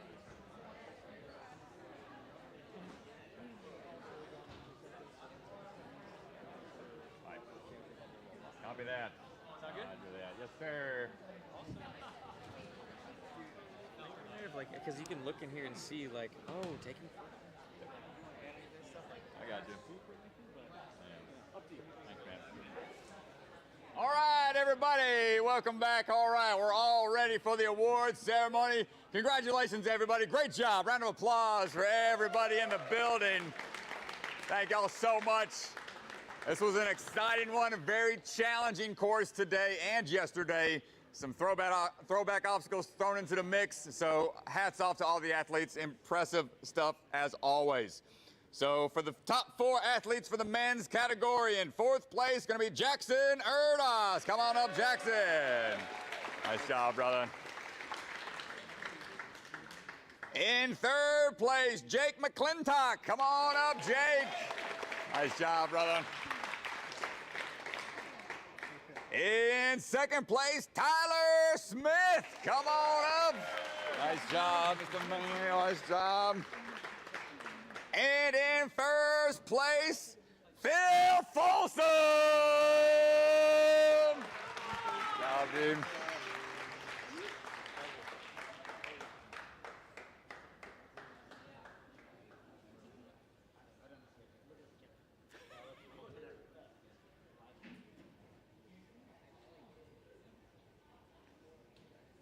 All right, congratulations to the top 4 men in the category.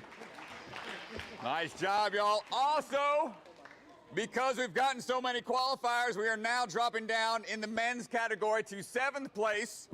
So 7th place here was Weston Boswell, and 6th place is Caleb Bergstrom. So congratulations, y'all, two, getting qualified for the finals. Now moving on to the women's category. Boop. And here we go in the top 4 for the women. In 4th place, coming all the way from 15th place in the open, making it to the finals, Mila Getting. Nicely done. Good job out there. And in third place, Emma Pereira. Nicely done, good work. And second place, Abby Clark. Come on up, Abby. Woo. Nice job out there. And in first place, Isabella Folsom. Nicely done.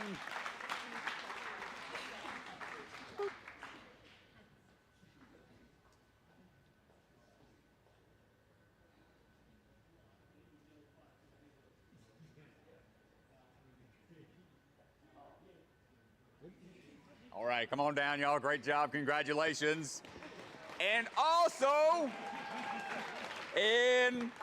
we've got enough qualifiers to bump down to the 6th place finisher. So Sydney Smith is now qualified for the championship. Awesome job, everybody. Congratulations. Here you go, Mr. Smith. Thank you, everybody, so much for coming. Please make sure you tell Brett and the crew here at Motive that they crushed it because they did such an awesome job. All course design credit goes to Brett and the crew here at Motive. Let's hear it for them. Where's he at? Where's Brett at? Yeah, thank you guys again so much. And Brett's been sending me obstacles and ideas. He said he's been working on builds for like 3 months. You guys know they always crush it here, but yeah, where's Brett at? I'm going to hand the mic off to Mr. Brett. Mr. Sims.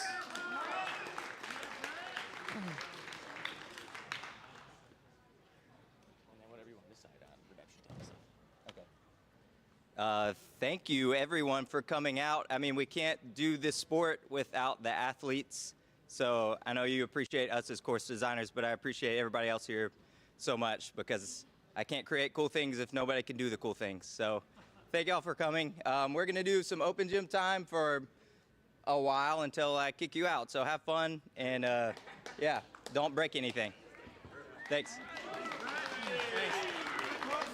All right, everybody, so that is going to do it. That is going to do it for our comp here at Motive. Thank you guys so much for checking out the stream, being with us, watching, and thank you so much to our sponsors and our Patreon supporters. I say this every time, but I mean it wholeheartedly. These events and these streams are not possible. NSC doesn't exist without your support.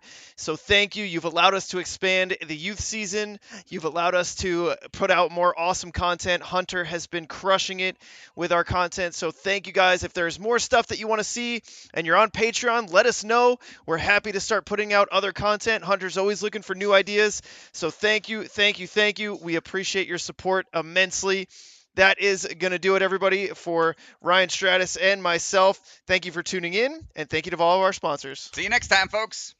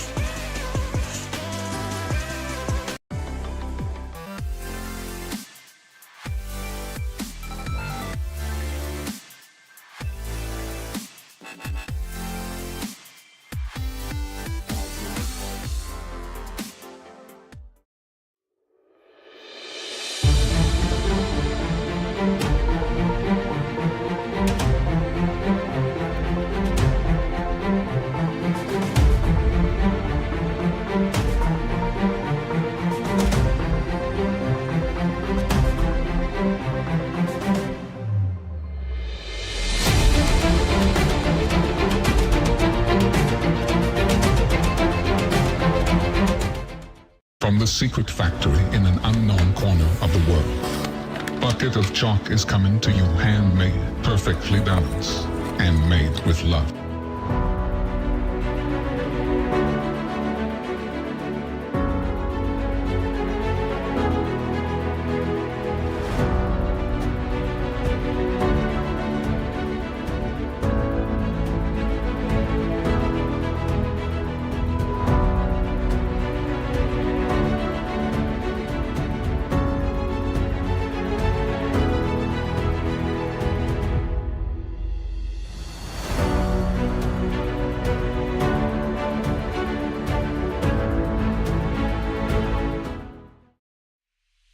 Sport Championship is brought to you by Ninja Master, because scoring your competition shouldn't be an obstacle. So Libre Family Restaurant, supporters of the Ronald McDonald House helping children and families in need, consider donating today. Biaggi Bros, a full-service logistics company with 3PL and supply chain solutions nationwide. Silent Ninja, custom ninja holds for your gym or backyard. Remember, the K is silent. DGS Ninja, the obstacle supplier with product lines designed by some of the best ninjas in the world. Ocean Needs Everyone, the nonprofit organization dedicated to helping save our oceans. Olo, the shoe company striving to make the best footwear for the biggest movement sports. Check out their Sapien X shoes in adult and kid sizes. Barbados Ninja Throwdown. Check out one of the most unique competitions in one of the most beautiful locations. Coming August 2025. Slap Chalks, always within reach, no sweat. Check out their new Obsidian Pro line. And Bucket of Chalk, our official chalk sponsor. Reach into the bucket and grab some chalk today. Rock Solid Warriors hosting their annual Ninja Kids for Safe Kids competition, a multi-stage charity event, February 15th and 16th. Athletes will run technical and speed courses, an optional tag team competition, and the top 3 qualify for UNAA Worlds. Joseph, I need chalk. You don't need chalk. You need slab chalks. Don't forget your chalk balls. Wow, just slap your chalk pockets and go. Seriously, you only have a few seconds. But what about me? I got you. Whoa! Thanks to Slapchalks, I was able to save time on the course. Just use code NSC20 at slapchalks.com at checkout, and you too can save $20. By the way, how'd you do that trick earlier? Magic. That's pretty cool. Wait, I'm you. And you're me. Hey ninjas, we're excited to tell you about our weekend-long promotion. To celebrate this NSC weekend, we're offering a special where any order over $25 on the Bucket of Chalk website will be entered to win a golden ticket. The golden ticket winner will receive a bucket of chalk rodeo rope as well as covered registration for the upcoming mini bucket competition, whether you've already signed up or you're planning to in the near future. This youth competition has 4 divisions, allowing anyone 13 and under to experience the excitement and thrill of a bucket of chalk competition. The event will be held here at Ninja Intensity June 7th and 8th. Good luck and happy chalking. Ocean Needs Everyone is celebrating 5 years of saving the oceans.